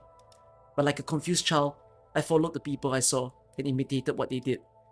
After a great length of time, I met 2 teachers. There is a barren swath of land in the northern reaches of Yen. I'm trying to reclaim and farm the uncultivated fields there with the locals. It's fun to watch crop after crop grow out of the soil. If you don't know where to go, why don't you come give us a hand? What is the place like? It's much colder than the towns here. Plus, those things from beyond though are a bit dangerous. But you wanted to find out what man is like. It might just be the perfect place for you. It's T that she's speaking to, right? You'll have all the time you need to find your answer.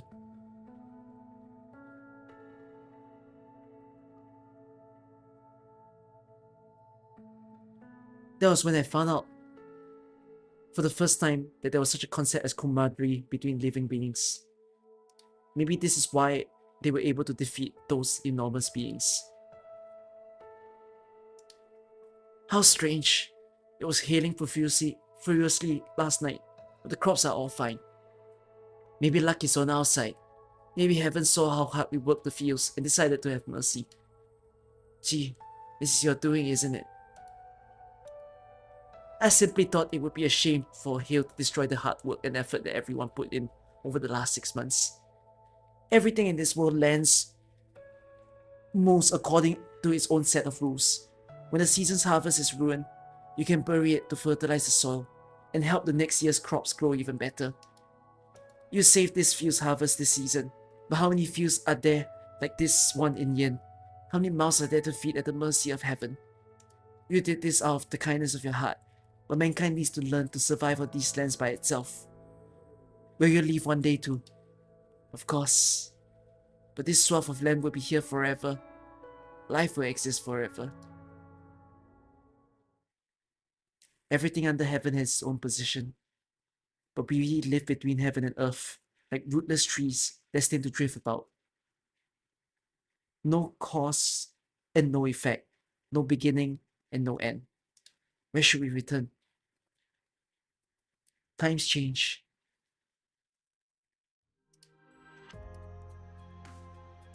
You're a merchant here for grain, you say.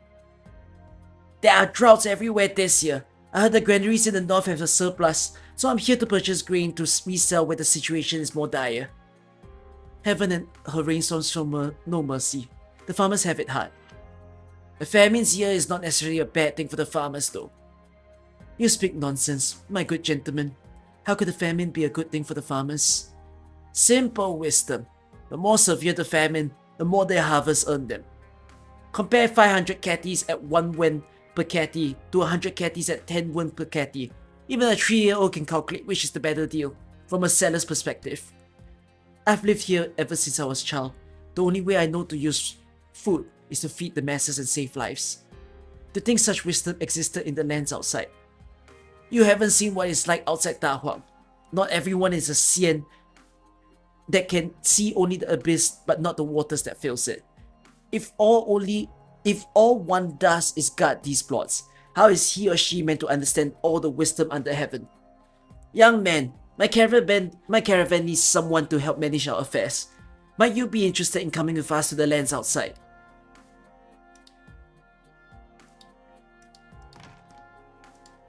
Get me a room. Per the old rules, the cargo goes in the warehouse. You pay first, then you get your room.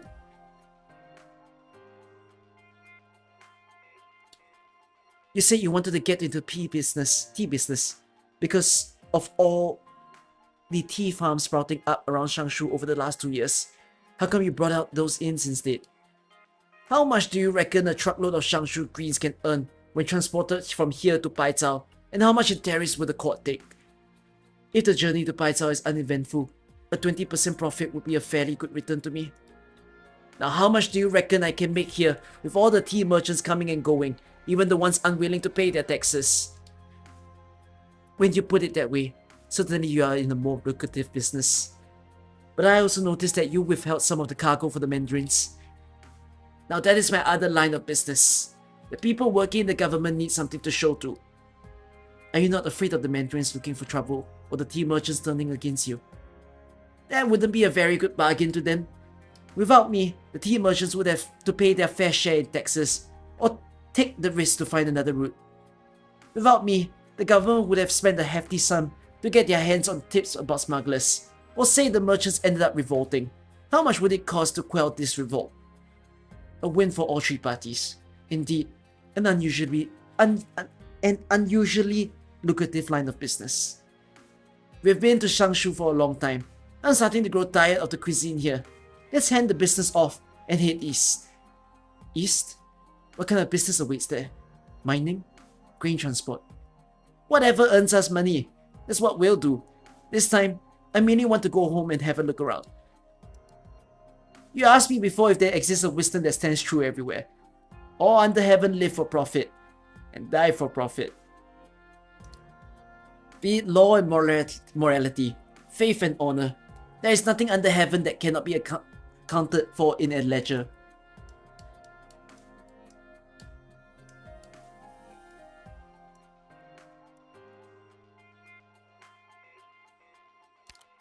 See, you just have bad influence. By coincidence. Thank you for that.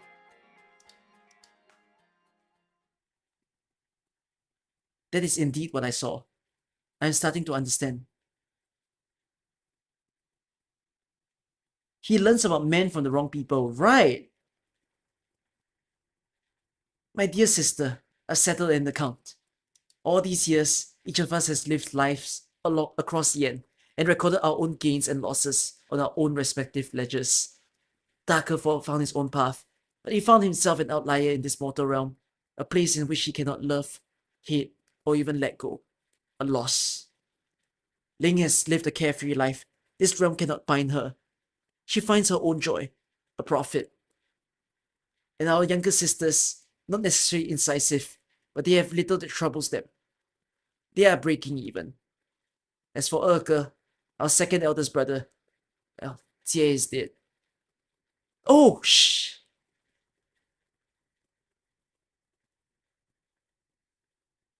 Extra confirmed. This is the line that confirms it. No matter how you slice it, a tremendous loss. Our family has been under the Yenny's thumb for over a millennium. I truly cannot see how we are gaining anything from this transaction. Most important is you, my dear sister. Has the question of profit really never crossed your mind? A substitute. Yes. I place my bet on a conclusion. For revenge and for us. How is it even possible? 1/12 is no match for the whole. What are your chances? How confident are you? I've worked this out over a long time. There are 19 lines on the weighty board, both horizontal and vertical. All the moves one could make have already been calculated. The white player is compensated 7.5 points, giving black less than half a winning chance. Truly a most difficult task of my own. That is why I need your help. If I were to tell you there remains a shred of hope, and that this is the only way, would you be willing to put your wealth and life on the line?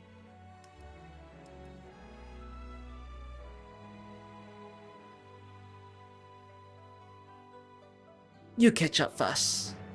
Perhaps it's time to give an explanation for your actions. What form of explanation would you like, Lord Suo?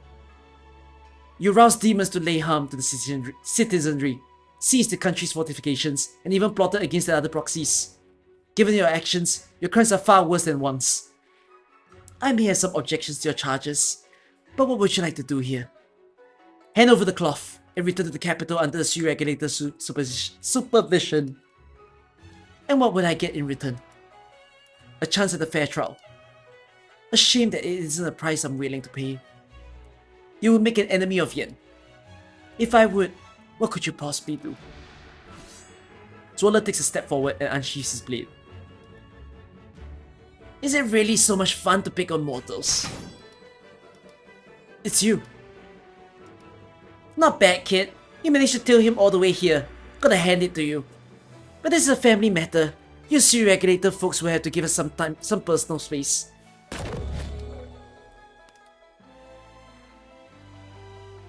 You escaped the heart. You are moving faster than anticipated. Seems like my little sisters have grown up.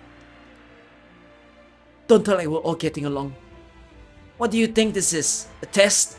And here I thought you were actually trying to off us. Don't be ridiculous. So you've been laying low all these years to weave this cloth. Making clothes out of Yen's splendor. Not bad. He needs this before he goes see it. Having traveled all around Yen, I thought it's a shame when I finally decided to weave Da Huang into it. So you two are in on this together. And he's finished preparing already.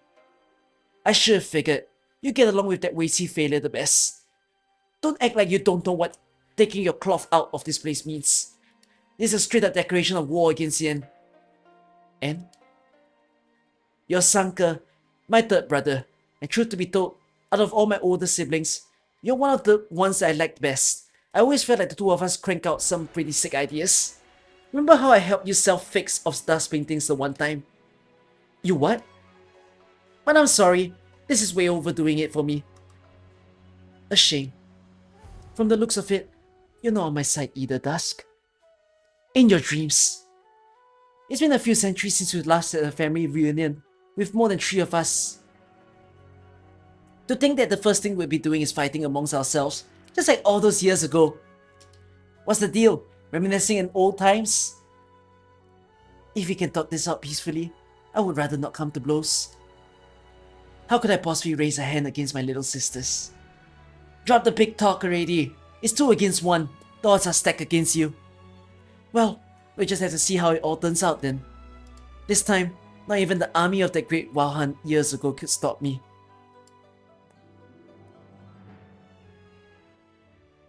So what the hell is the boss? Now that I'm at this point. Oh wait! No, is the boss just a random demonized monster? Is that just it? It's just his summons, just like Dusk, the way she summons free. It's Sui's heart. Oh! See his name? Yeah, let's go check it. I mean, I can't fight it now because the event is... it's not saved yet. Slumbering or Sui. Born from the heart of an awakened Faramid. 1,000 years twisted into shadow, the executors of Faramid are never alone. The executors of Sui are never alone, for fear has always been by their side, to wait in boundless chaos or tread the needle in search of a shred of enlightenment. So it's a heart. No, I can't play the boss, guys. Wait, can I? Yeah, I can. Sorry, guys. Oh, I need to buy the materials. I forgot to buy the materials. Let me do that.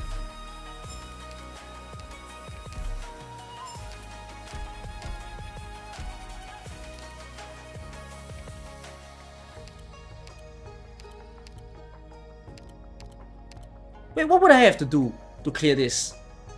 Ling, Dusk, Mian, Zola. Wan Xing, Green Buds. 6. That's not that hard. Yeah. That's possible. I mean, I wanted to mention this. Here, People's Souls has one of the easier bosses. Oh yeah, and Shu. Why did I forget Shu?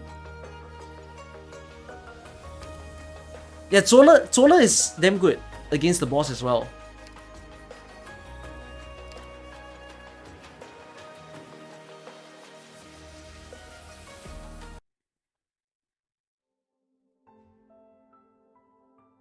Whoever thought it'd snow like this? The fierce ranges have been covered with a thick layer of despair-inducing white. The bits of yellow dotting it are the heads of grain that were laboriously planted only a month prior. How many plants would still be alive after 10 days? One dares not think. A must-be stumbles around, barging into the silent field of wheat. Even the sparse crops in front of it are an unexpected joy. It sniffs around carefully, calculating how much it needs to tide it over, and how much would be left to take back to the cave to feed the skin. Until a thick metal hole crashes down on its spine. 3 more heads of wheat are gone. The angry farmer snatches the beast that has been ruining the crops, so angry that he wants to skin it to make a whole meal. However, the carcass is so emaciated that it hardly weighs more than a few teals. With a long sigh, the farmer digs a hole in the ground and buries the beast's body.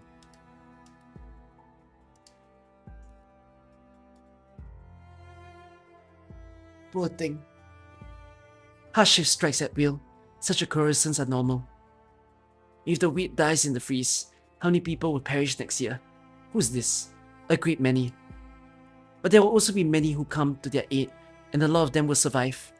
Life itself will not cease.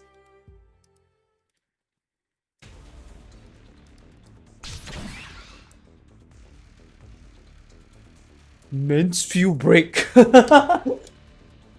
The firmament is as a veil. The ethereal satin silk seems to be infinitely weighty, firmly separating the two combatants and pressing towards them. Mian, let's wrap it up. It took a considerable amount of effort to build this heart for you. It would be a terrible shame to see it torn apart in this conflict. You aren't in a position to be making small talk yourself, and you took your head off with that firecracker blast just now. Where'd all that destructive might of yours go? Why don't you make a massive pair of scissors and cut his little fabrications to bits? You put some effort into it too. He's about to turn your painting into papercraft. Oh, it's my fault now. Cut me some slack here. He just turned that big old firecracker I built into a pile of threads. Has he always been able to do stuff like that? Didn't think he'd ever have the will to work on his powers over the years. But the question is, why does he seem to have a good grasp of what our powers are? Hold on. Is it really just one guy we're up against? Time's almost up. I surely would like to stick around to chat more, as rare as our reunions are. However, the unfortunate reality is that I'm short on time and must bid you farewell. I really wished I didn't have to use this. The next time we meet, I will have to make amends. If we meet again, that is. scream. To think you strike down your own sister. What a disgrace. Sure. I didn't think you'd just go and disappear altogether. But are you alright? I sincerely hope you weren't just trying to scare us on purpose. Think of it as a much needed rest. Sorry for worrying you. And here I was wanting to see my little brother again. Lo and behold, the scene I come back to. Does he really not see this place as home anymore? My dear sister. I know that look. That's the look on your face whenever you have done something wrong. How long has it been? 67 years. Then you have to stay for dinner. If you have anything to say, you can say it at the table. I'm sorry, my dear sister. I can't listen to you this time. So you're taking orders from someone else now, huh? The one who's been behind the curtains this whole time. How much longer does he plan to stay hidden? Whatever it is, would it be better to tell me face to face?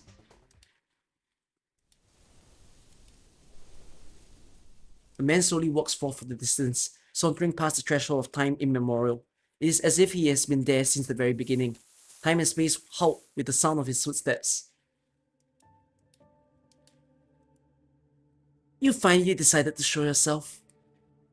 There is a whole crowd. What a lively gathering. You all are still inclined to such excitement. Wait, didn't he go insane? The atmosphere of our little reunion isn't quite what I expected. What happens in the movies when a relative on the most wanted list suddenly shows up at the doorstep? Is he actually the real deal, or just a shadow? Any shenanigans the Wacy failure tried to pull wouldn't surprise me at this point. It'd be a big deal if he put another Suisang out of his ass though. So what's the plan, Shu? Are we fighting? Shangshu, Yumen, and now here. Don't you think you've gone too far? Small sacrifices for the greater good, each unto their own. Nothing more, nothing less. Look at all the devastated fields out there, and all the suffering people. I can't forgive you for talking like that. Upon careful consideration, there still remains 2 lines of inquiry regarding who owes this debt. Then you stay here so we can tally it up. This account has been accumulating debt for over 1,000 years.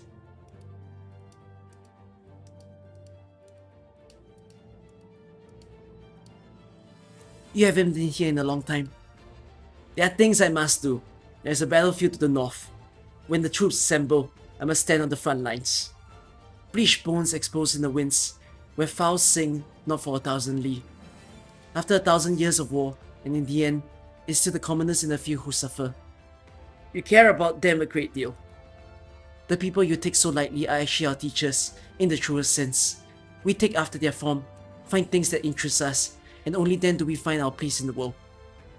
We have nothing in common with them. Not a single thing. What is so different about us? Pheromones may have lives spanning tens of thousands of years, while mayflies die as quickly as they live. But in the end, we are all lives born under heaven. Everything that has a beginning must also have an end. Warfare and slaughter. Why exactly do you choose this path? What value do you see in it? Law and order. I recently learned the game. Wei Qi. The rules are simple, but the underlying principles are quite the same as the art of war. It has demonstrated to me a singular wisdom. As chaotic and disorderly as things may appear, master the rules, and the final outcome will fall into place. The final outcome that we've all been so keenly focused on. This dead silence. This is the outcome that you see. Not just for us, but for all things living in these lands. How ironic. If death is the effect, then does that not make life itself the cause? Do you never get tired of standing watch here? Everything in existence is worthy of being cherished, just as it is now. All things have their time. People, beasts, mountains, water, grass, trees. They are all alike in this regard. That is the Tao the people speak of. That is the Tao. You mean Tao as in tail? The grass becomes lush and green every spring. We have come, and we have existed. Is that not enough? So you have resigned yourself to this end. That's not what you really think. I was simply wondering, have we ever lived as our true selves? Wait, don't tell me you. I've been contemplating this for a long time, calculating. Finally, I've seen another outcome. Not far away, the green sapling pokes its head out from underneath the snow. I know you can see it, Shu. The haggard man stretches out his hands, his fingertips still covered with rough calluses. Can you read my palm for me? Endless solitude, Kelper's blood, death nigh inexorable. Inexorable. Or is it exorable? Exorable. I'm very much looking forward to that. I shall be waiting.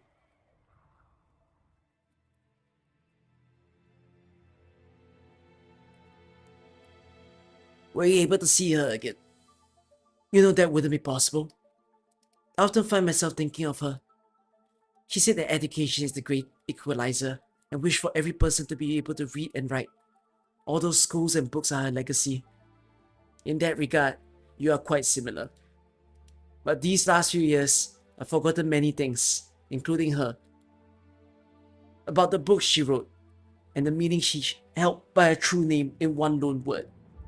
I can clearly recall that she once played a game with me. She wanted to tell me something during that game, but I've already forgotten what it was. I thought, yes, even we cannot escape this influence. You have regrets. I want to find a remedy.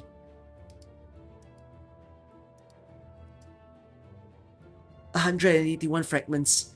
Everyone thought you had lost your mind. Perhaps. What do you intend to do? I wish to return to that husk. I require its power. I will slay it, and then I shall become it. In using its power, I'll plot a great windfall for all beings in this realm. It'll cost you your life, but the rest of you will live, and truly be yourselves. Shu, lend me a portion of your power. The 12 of us, with each additional portion of strength, comes another chance at victory.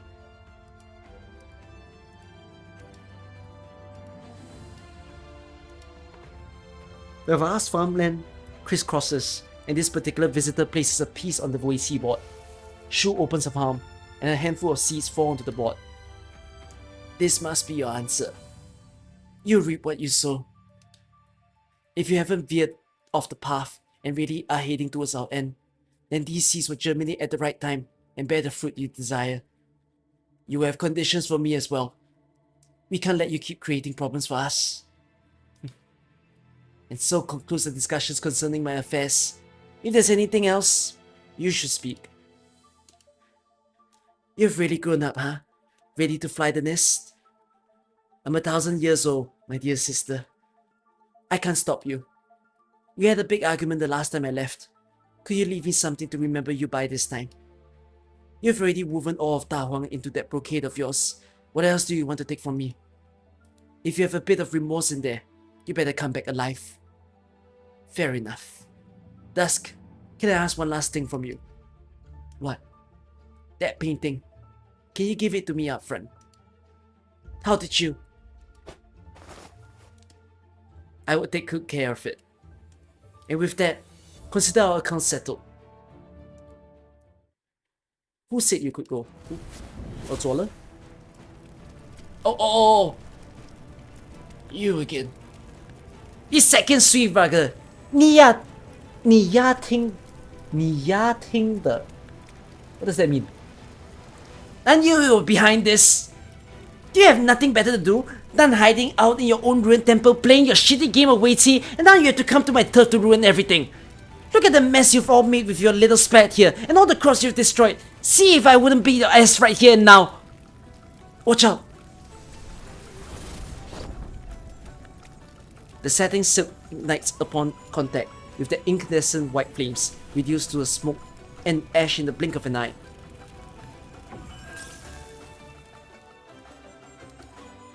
Original arts that can reverse decomposition? Where did you learn how to? No, that's not it. This is causality?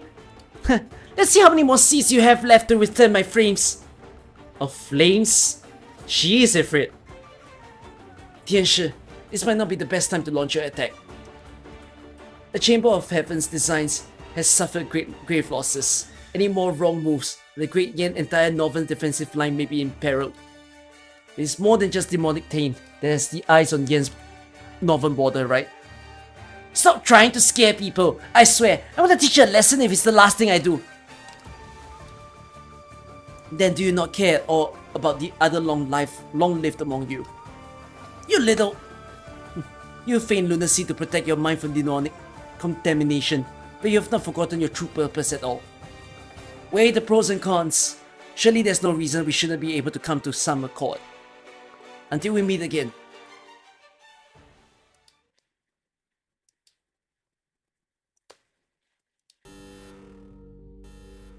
Is it over? Yes, it's all over now. You were willing to throw away your life for this project. Why? To become renowned for such a grand accomplishment. And then what? I have a dream. Cities interconnected for 10,000 li, stretching to the palace of heaven. No longer would anyone across this great land want for shelter from wind and rain. What is the point of being a Tianshi without any accomplishments to his name? Must you stand head and shoulders above the rest in order to lay the bricks of the city of your dreams? Are you one of the heavenly Xians? I'll trade your life for your dream. The skybound white jade capital of 12 pagodas and 5 cities.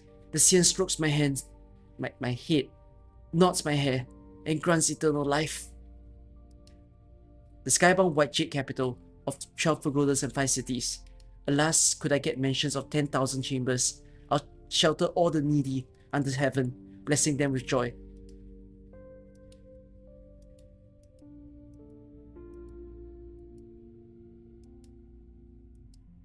You're awake. Where am I? Wait, I forgot who Rong Wansing is. Is it the Xiangchang? Xiangchang, right? Yeah. Don't worry, the monsters are gone. You saved me. I wouldn't say that. You were lying unconscious on the ground when I found you, so I went over to try to wake you up. 多谢. You're the old Xiangchang of Diaohuang, but the responsibility does not fall solely on your shoulders. It might not be necessarily be a good deal to exchange your life for the safety and stability of this place. That's my choice to make. What matters is that Dahuang is safe. You care a lot about this place. Of course I care. I spent most of my life here, and my roots run deep. Take care of yourself. I'm off. Goodbye, Shu. You deserve your freedom.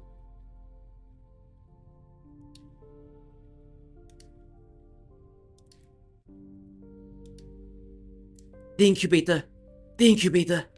The rice plant can still be saved. There's still hope for the experiment. Here you are. I found it! Found what? This is the one rice plant. The one that survived the Wansing Project's experimental plot. It isn't impossible to grow crops of original contaminated soil. Laosh's experiments proved it. Wait. You're... Judging from your clothes, are you a Shoye Tianshi from the Bureau? I don't think I've seen you before. Yes, I haven't been here very long. The young man scratches his head in confusion, as if he has forgotten something. It's as if he has dreamed a long dream, and the emotions from it still vaguely linger in his heart. He just can't remember the people he met or the things he encountered. After spacing out for a spell, the young man cracks a smile. I'm an apprentice of the Tianshi Bureau, called He Sheng. I guess I ought to call you Lao Shi now. Hello, He Sheng. I just discovered a very important crop, one that can grow on soil contaminated by Originium. This has been a long-term project. As long as this crop can be widely distributed, we'll be able to reclaim tons of wasteland into usable farmland, and nobody will go hungry again. It might take a while to reach that goal. Maybe even a really long time, but at least there's a glimmer of hope now. In that case, are you willing to devote the rest of your time to that goal? Yeah! I wish you luck. Do your best. I won't keep you from your research any longer. 再见. You're leaving already? I was hoping to tell you a bit more about the project. Maybe get a few pointers.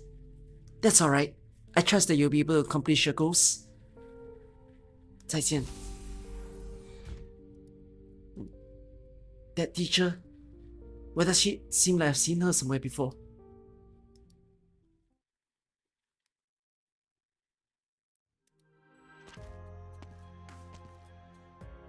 Off to deliver the goods, Laopo. How are the fruit prices this year? Famine year. Each catty of grain is 3 won more expensive than last year. I suppose when everything's accounted for, your coin sack's a bit heavier than it was last year. That's not necessarily a good thing. Farming's all about putting food on people's table. Never heard of farming about getting rich. Let me teach you a method to make a little extra money. Just keep it at the back of your mind when selling your goods. Sell your highest quality crops locally at a normal price to increase your reputation. For your average quality stuff, mark up the price and hire a caravan to ship it far away as a novelty product. What are you going on about? Never anything so silly. The best crops are for the family and friends first. You sell the average quality stuff, then use the rest as feed. You youngsters have way too many sly tricks.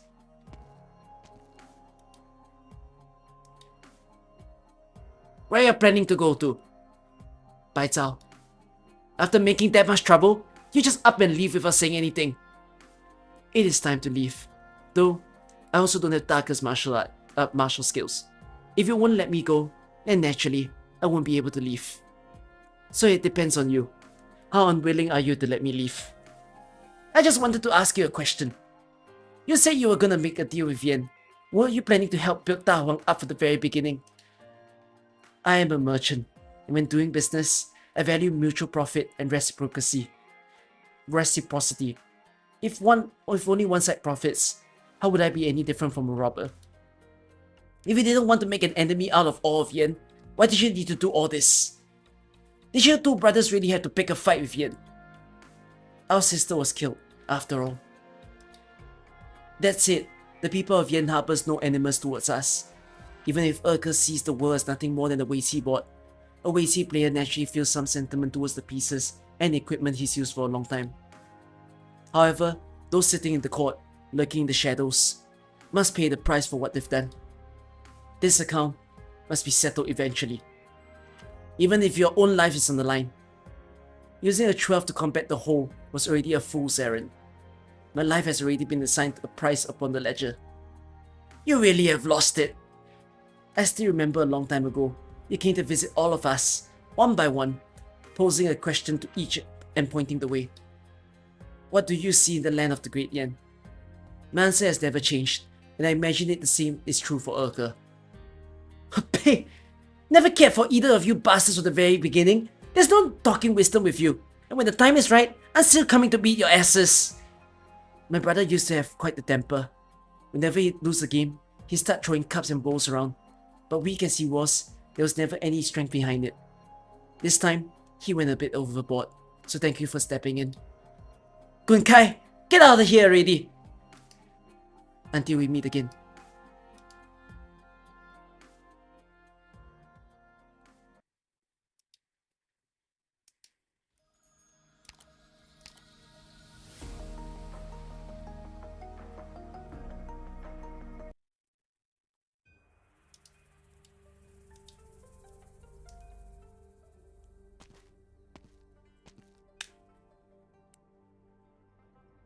Random NPC.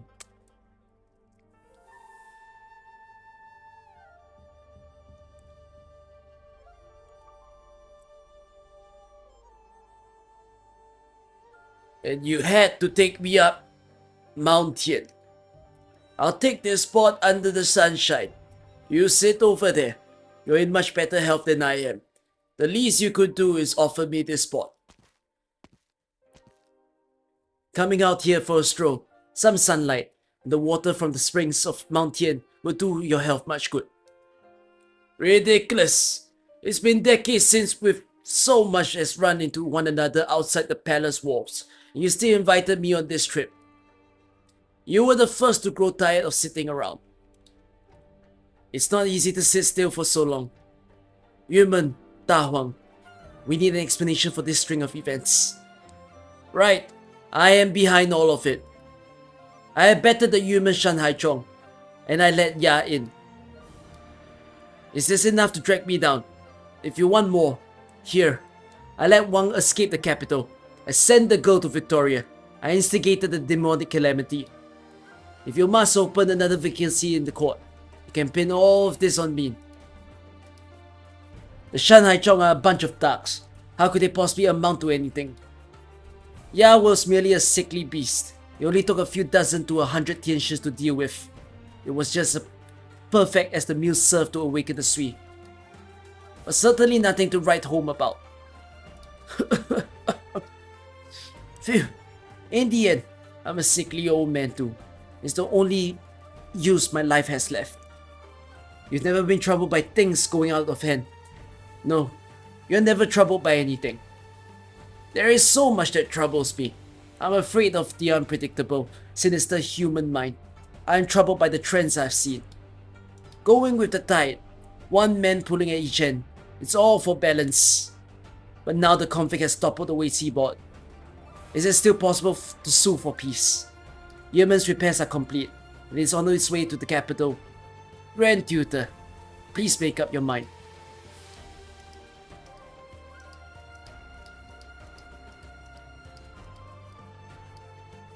A letter of reinstatement. I should have been the one to deliver this. The Imperial Court is already aware of the Da Hong affair and the acts of the two perpetrators. I was about to ask you guys, is Lei Zi somehow not in this story? Before I started reading this, I was like, I feel like Lei Zi should appear somehow, right? Because they were probably going to tease the next few stories. Right now, the Sui Regulator, the Tianshi Bureaus, the 6 ministries, all of them are in a frantic mess. I happened to be passing by Da Huang on business, so I lent them a hand. It was Mother who asked you to come, am I correct? Dossier. Seems like the court has come to a conclusion regarding the crisis instigated by the proxies. Yes. Humans' repairs are complete, and they have started sailing towards the capital once more. In the end, it comes to this. You're rather calm. I thought you'd be yapping about how much you want to head back to the front lines. Lately, I've been trying to comprehend a certain wisdom. It is because we fear that we are anxious. The more we are afraid of facing an unknown enemy, the stronger our urge to charge towards it, all for the sake of giving ourselves an explanation. But I'm not afraid anymore. The proxies may have the ability to bend heaven and earth, but in the end, they too have human emotion. In that sense, they are not different at all. Our opponents are not untouchable, and so there is nothing to be afraid of. Lord Zuo, I have no intention of becoming your enemy. However, I do hope you take what I said to heart. The days ahead of us are long, and there shall come a time that we meet again. Not bad. Seems General Zuo didn't send you here for nothing. I am ready for deployment. Where should I go? Yumen, Baizhao. Don't be so hasty. We'll have to get you back to your old role. There is a place that comes into contact with the proxies quite frequently. The court isn't completely oblivious to them, but per protocol, the Sui Regulator should launch an investigation. Road silent?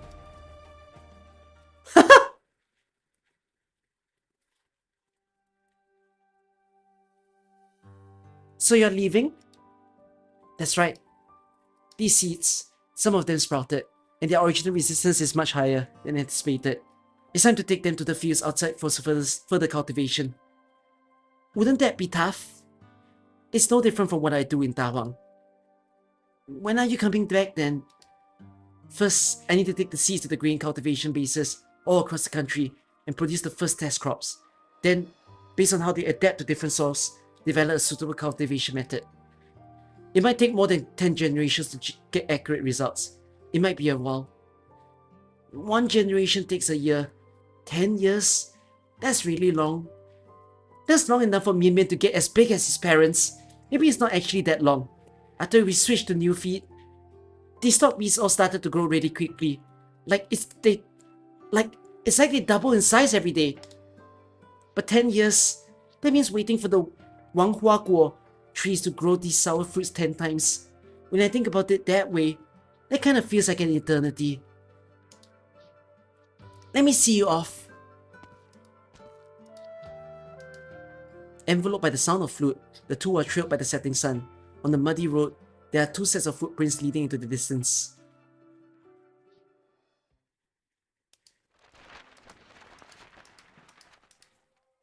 Jiangnan. Taka once told me that he wanted to travel to Jiangnan after leaving his post. It has been centuries since he last had the taste of Jiangnan's summertime water chestnuts, and since he has gotten so used to the sight of the yellow sands, perhaps he should enjoy some rest in a quaint riverside town. Careful though, don't break this painting.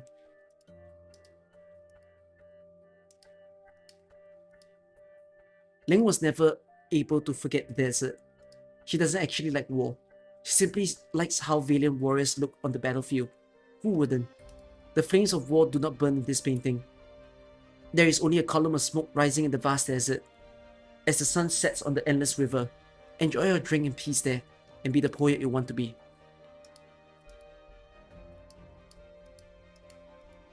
Nian loves lively places, but a place like Shangshu is a better fit for her than Langmen.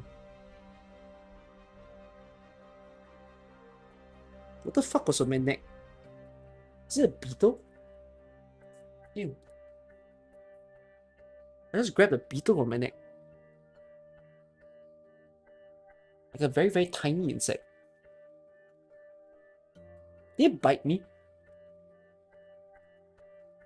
Okay guys, I'm becoming Beetle Man tomorrow. I don't know, did it bite me? No, I don't think it did.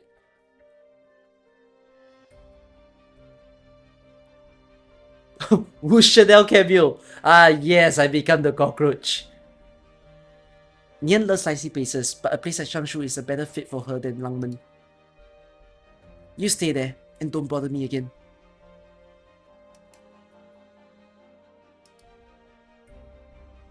I should have painted him a Weiqi board, and nothing more.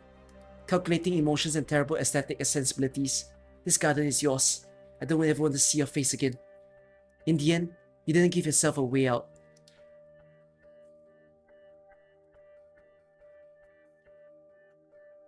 Jie, if it wasn't for your constant nagging and you playing the older sister card the whole time, I really would have asked you to teach me calligraphy. Ling, 二哥, 大哥, Nian, Jie. So Jie is Shu? This will do. Despite all the effort I put into it, who knows if these paintings will remain when everyone wakes from their dreams? Oh, Jie is the dead one. Oh. But she didn't draw I mean, at least in the description, she hasn't drawn everyone, right? There's no Shu mention, there's no Ji mention.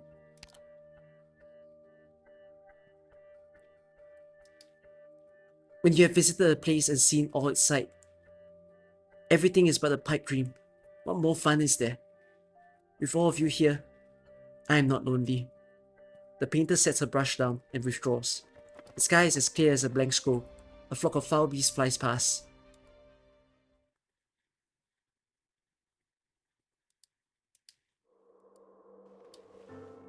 How does it fit? This is the only cloth I have. If you rip it, I couldn't get you another. It fits perfectly. Perhaps it's too late for me to ask, but how do you think your chances are? A life and death struggle. This game will be decided by a mere half point. From the sound of it, you could easily lose everything, and you are beyond the point of no return.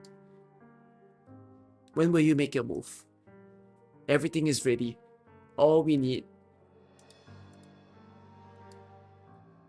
I will come see you soon. When you open your eyes and see the pattern on this robe, will you remember how you felt back then? 1,000 years ago, that fear deep inside our souls, that disgrace etched into our bones. You best remember. I will come see you very soon.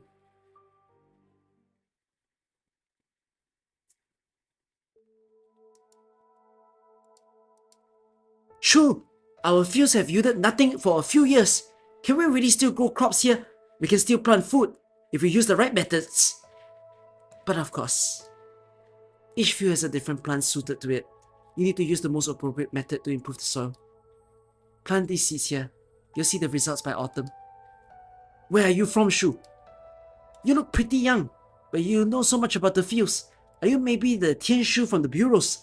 What exactly is a Tianshu anyways? The people who study specialized knowledge. and pass it on to others.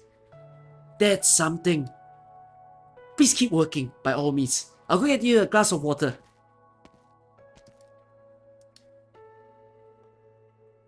Young voice. Mellow Lush, the 7th month, the 9th bit, weaving winter clothes. Here comes spring to bring the sun, and warbling of orioles. Orioles. 9 was the time to lay the garden, and 10 to reap the joy of harvest gains. Plant your millers last year and with ham and beans and all the grains.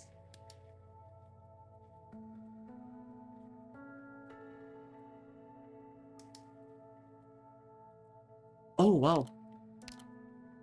Mellow Lush, the 7th month, the 9th bit, weaving winter clothes. Winter comes early in Ta Huang. We need to ready ourselves some proper clothes soon. My dear sister, should I make you a set of new clothes? I wouldn't need it. I've developed a new weaving method, which uses satins that are light, durable, and colorful.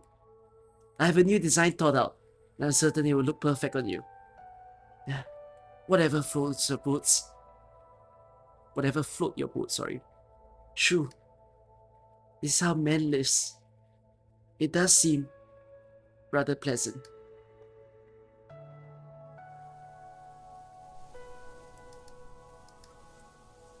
Yes. You've truly lived now.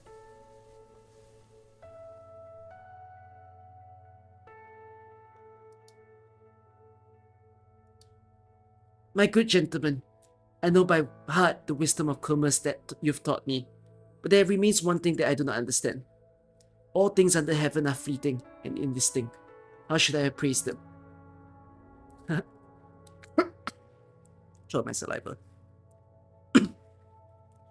Take a look. How much is this jade pendant I'm wearing worth? I know this pendant. It is very common and worth at most 2 taels of silver. But this pendant was left to me by my mother. I have been carrying it around for as long as I can remember. To me, it's priceless. In the end, appraisal means appraising the human heart. I shall remember. It's almost summer, just the season for Jiangnan lychees. The climate is dry up north. The lychees there are hardly sweet, and simply don't compare to the lychees back home. I thought I would go back home and open a trade route for selling the southern lychees up north, only for there to be a river standing in my way, stopping me from ever going back. It's a shame that this ring came at a terrible time. It will be summer in 2 days. Once your body warms up, we'll hire a boat to cross the river. Forget it. I know in my heart that this is the end of the road. Why must man always go against heaven? How old are you this year? Ages are not very meaningful to my kind. But if we must, I will be exactly 50, come Xiao Shu. I can tell you are not quite the same as mere mortals. I envy your long life. Still, now that I consider it, such a long life would be full of hardship. No matter what you are, I am 83. You have followed me for so long. It certainly wouldn't be a bad deal for you if I called you my adopted son. Indeed, I was fortunate to have met you and have seen the boundless sights that these lands have to offer. Fate brought us together. I have nothing much to give you. Aside from that worthless business, this one mantra is all I have. All under heaven, live for profit and die for profit. I have been reciting this mantra from the day I began starting business, and it helped me triumph over many rivals. But if everything under heaven could really be summed up with just the word profit, this might be just a rather boring place.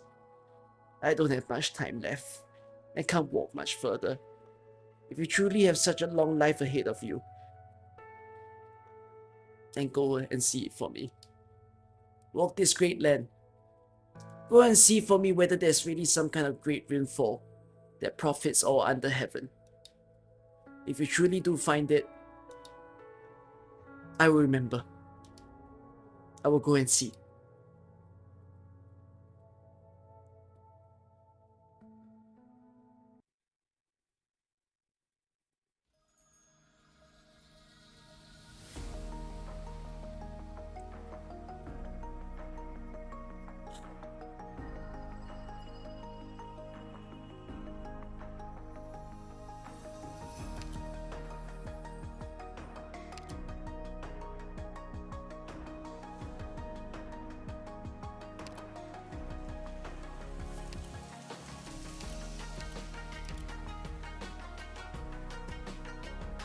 Wow, I think it misses the mark of 10 by a very small margin though. I think it would be a 9.5. I feel like it's very close to being the 10, but it's not the 10. I think it's 9.5. And I don't even like giving decimals.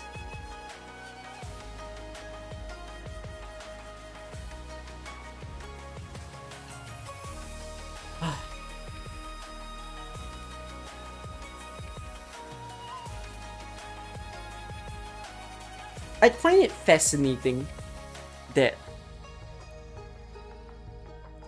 the plot line of Sui, there's a very different way of writing that I see from this Sui storyline. The previous one I think had a lot of mentions of family, but actually in this one,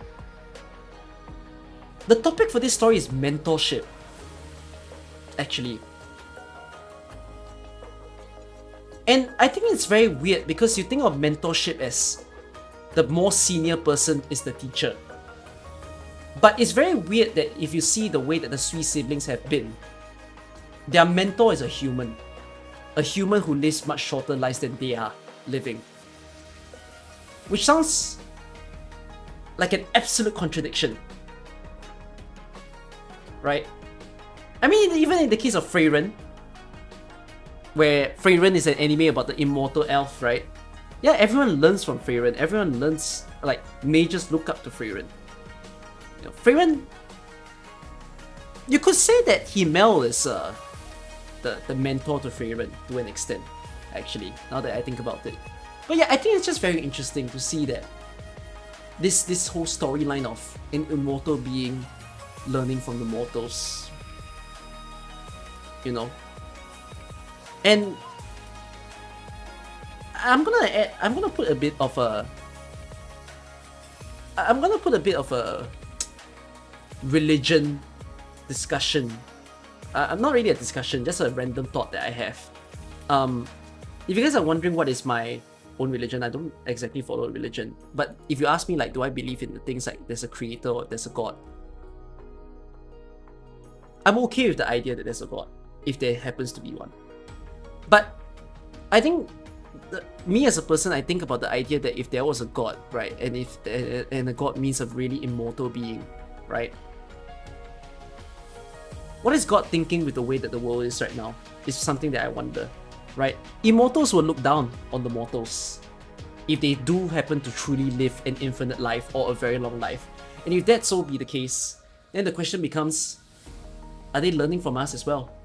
What are they doing with their power?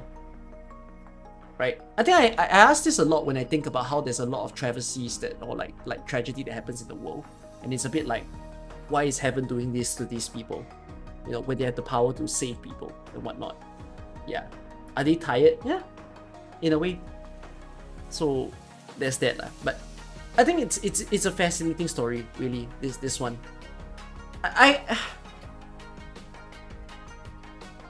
Wow, I mean, it feels a bit harsh that I don't want to give it a 10. I think it does deserve a 10 though. You know, but I'm just gonna say 9.5. I think the friendship between Green Butts and Wan Xing is very cute. Wan Xing and Zuola, cute but less cute than the Green Butts and Wan Xing. I want to read 3 of their automated records. I want to read Shu. Actually no, maybe I'll read all 4. I'll read everybody on this banner. I just want to scroll through.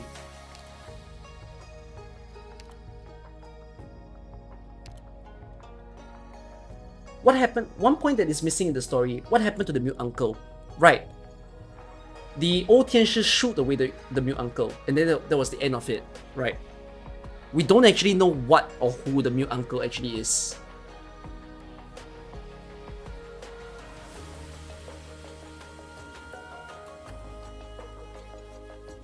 He did disappear, right?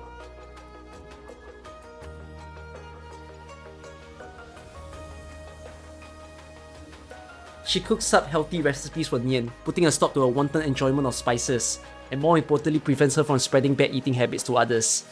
urges Das to occasionally dabble in physical exercise.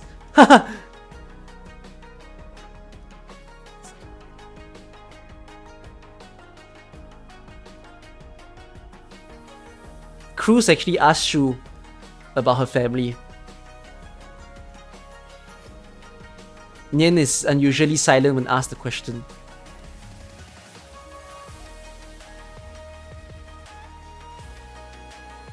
Mr. Nothing also went in contact with Shu.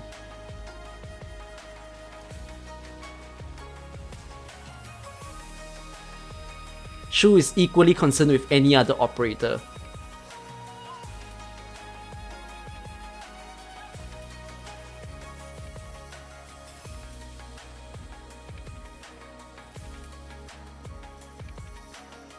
Huh. Why did she join Rhodes Island? Just to reunite with the siblings? June 6th. What a nice birthday.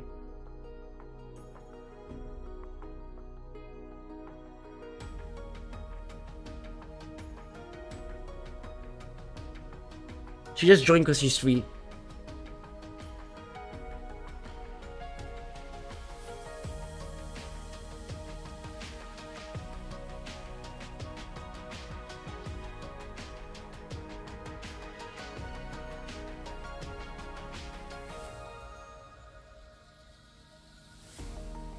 But this is a full-on storyline. Look at this. Look at this archive file. This is a... This might be a story note. She goes with their number. Gen 1 Feb 2 March 3rd. Oh, okay. Didn't know.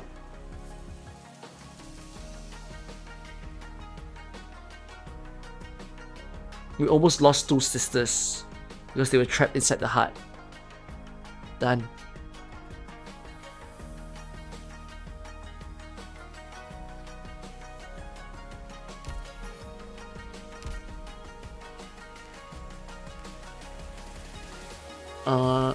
I'm not gonna read it so in depth now. I might read it more in depth next time. I believe she might have a operator record as well. Oh, she does. Oh, yeah, she does. I have to read all their operator records someday separately. Do you have it as well? Yeah, you do. Yep. Okay. Let me see Wan Xing. What's this skin supposed to represent? Clothes Wan Xing wears for work. White singlet, tight-fitting yet breathable pants. And a dirt-repellent apron.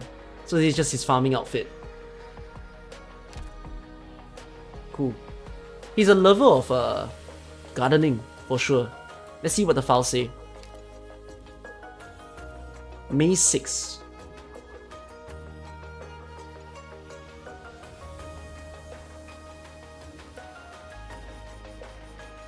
Oh, everyone started asking him about farming.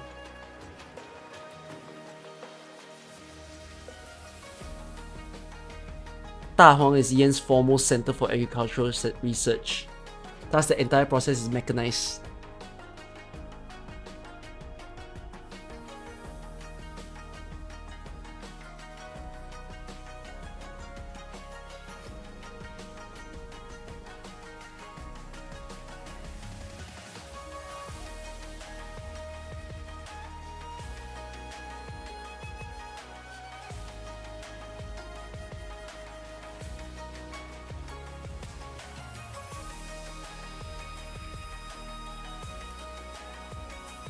Is Shu still tutoring Wan Xing when he entered Rhodes Island?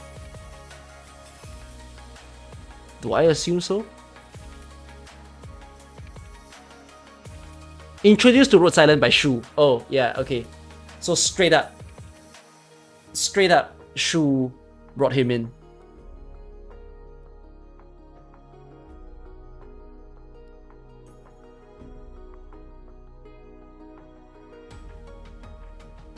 No, but you see, he lost the memories of Shu.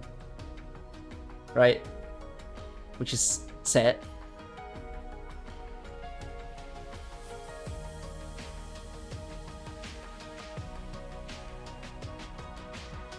Will he be confused? But he addressed her as Lao Shi, you know. So it's like he just took a recommendation of someone that he looks up to for a moment.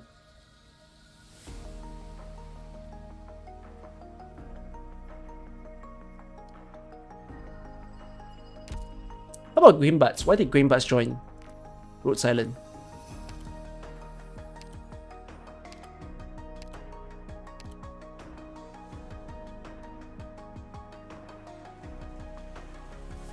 Followed Shu to Rhodes Island, where she now stays as a temporary visitor. Followed?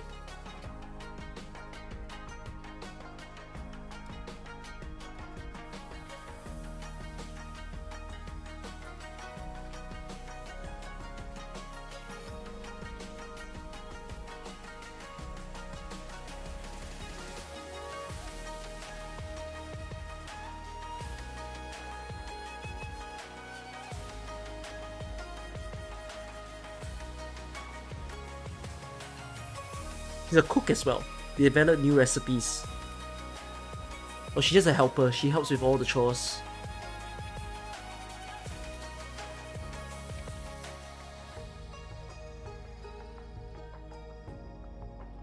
Everyone asks her questions as well.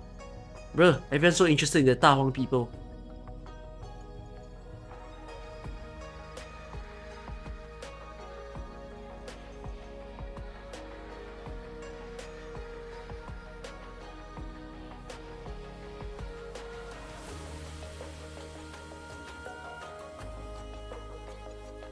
I realized that I don't have the story of her family, right? Because Shu said that they are away, right? We don't have the continuation. It might be either a record or it could be this file that I'm missing.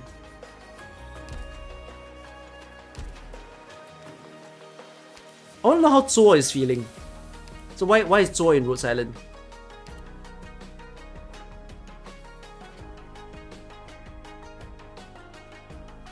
The uncle is her dad.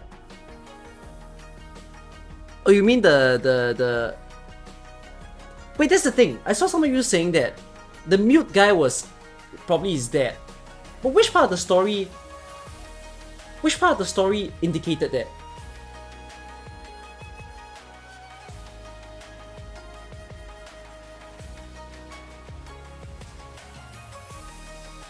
Oh Tianshi said it. But what happened to him to become mute?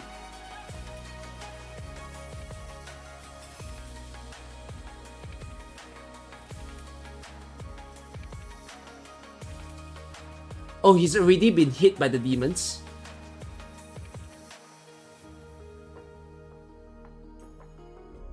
Oh. That's sad. 175 CN. I can pass off as Zola. I'm 178. April 30. Combat experience 2 years? No wonder you suck. Currently stationed at Rhodes Island on supervisory duty. He regularly reports back to Yen. Oh wait, okay, you know what? I'm so sorry, I forgot. He's apparently 19 years old.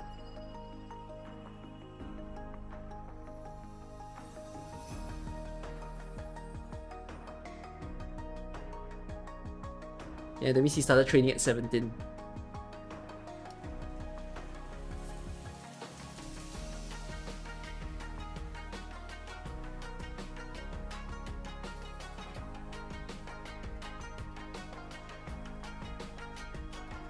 Oh my god, he's documenting all their activities.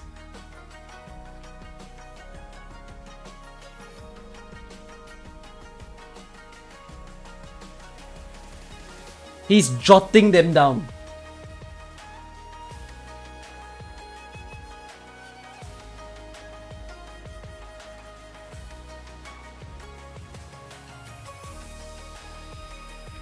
Apparently they're stopping him from tracking the Sui siblings.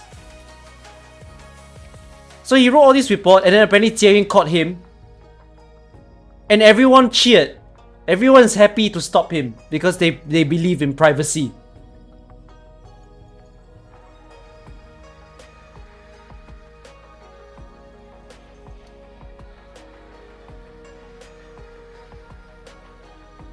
I guess this, yeah, Rose Island doesn't care that they are sweet.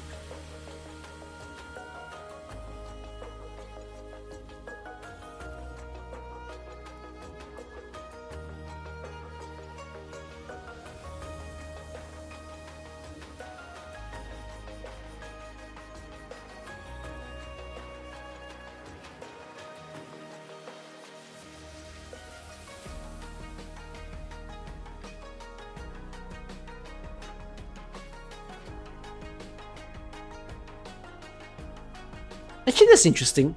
His records doesn't have much mentions of Wan Xing or Green Bud anymore. So he went to Rose Island and couldn't even give a damn of the friends he made. He never learned. What character development? You guys lied. He still thinks of dragons more than other people.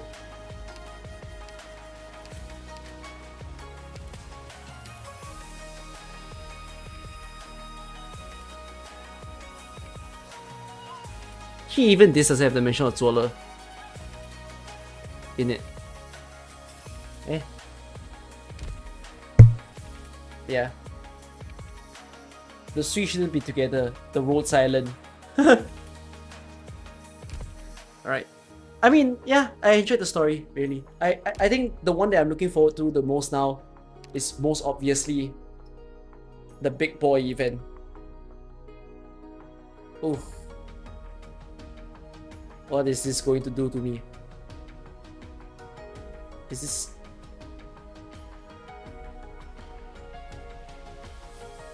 Oh, how is this story gonna play? Alright, anyways. I want to wake up early tomorrow.